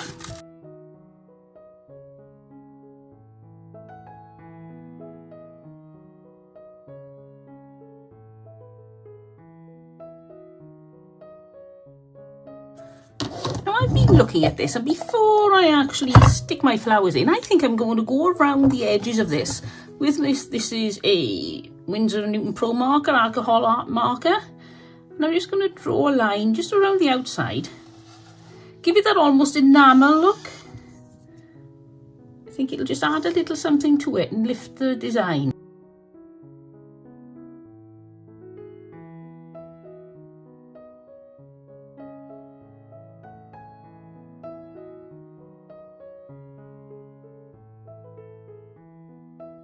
Oh yes, I definitely think that has the look of enamel. I love that. We need to add a bow, because I like to put a bow on my bunnies.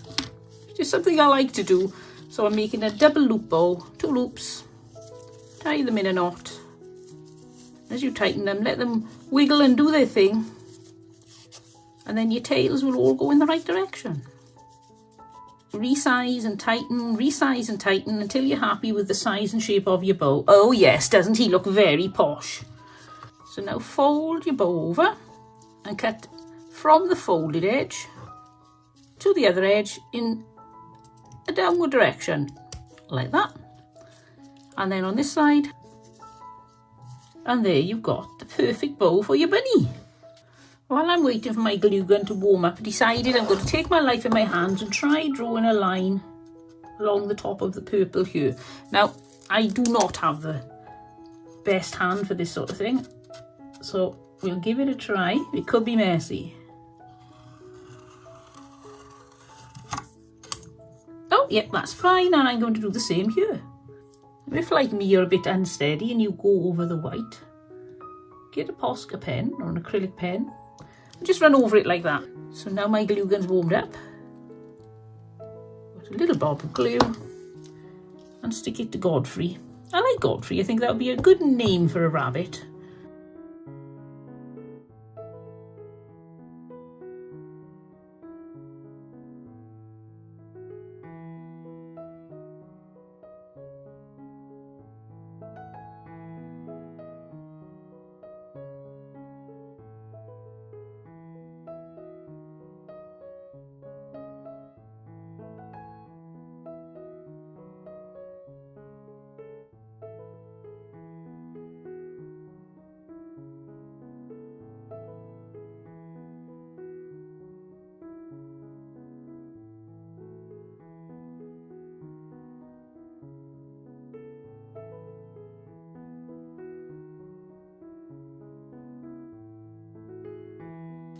So that's our bunny nearly done.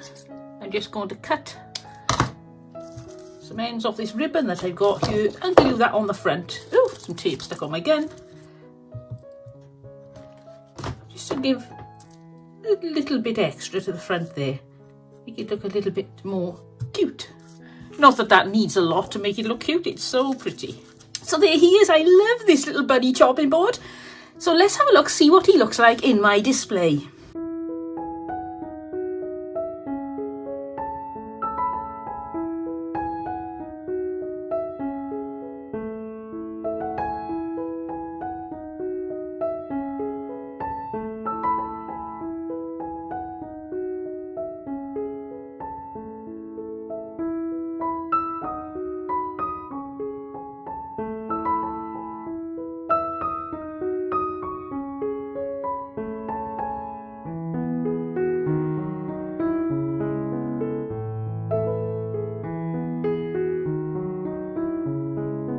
Well, I hope you enjoyed that. It was such fun to go looking back over all those crafts I've made. I've forgotten many of them. I've made so many things over the years, and it's been lovely for those of you who've been in for the long haul, have been my subscribers for quite a while now. But even so, you're also welcome if you're a new subscriber, or even if you're not subscribed and just thought, I wonder what that video is all about. So, don't forget, before you go, please subscribe, because if you don't, you'll never find me again. I always do that. I think I'm going to subscribe to that channel and I can never find them. So I would recommend before you leave, you subscribe, and a thumbs up would be a lovely treat for me. Thank you ever so much. Right, I'll see you all next time. But until then, don't forget, happy crafting and have fun. Bye.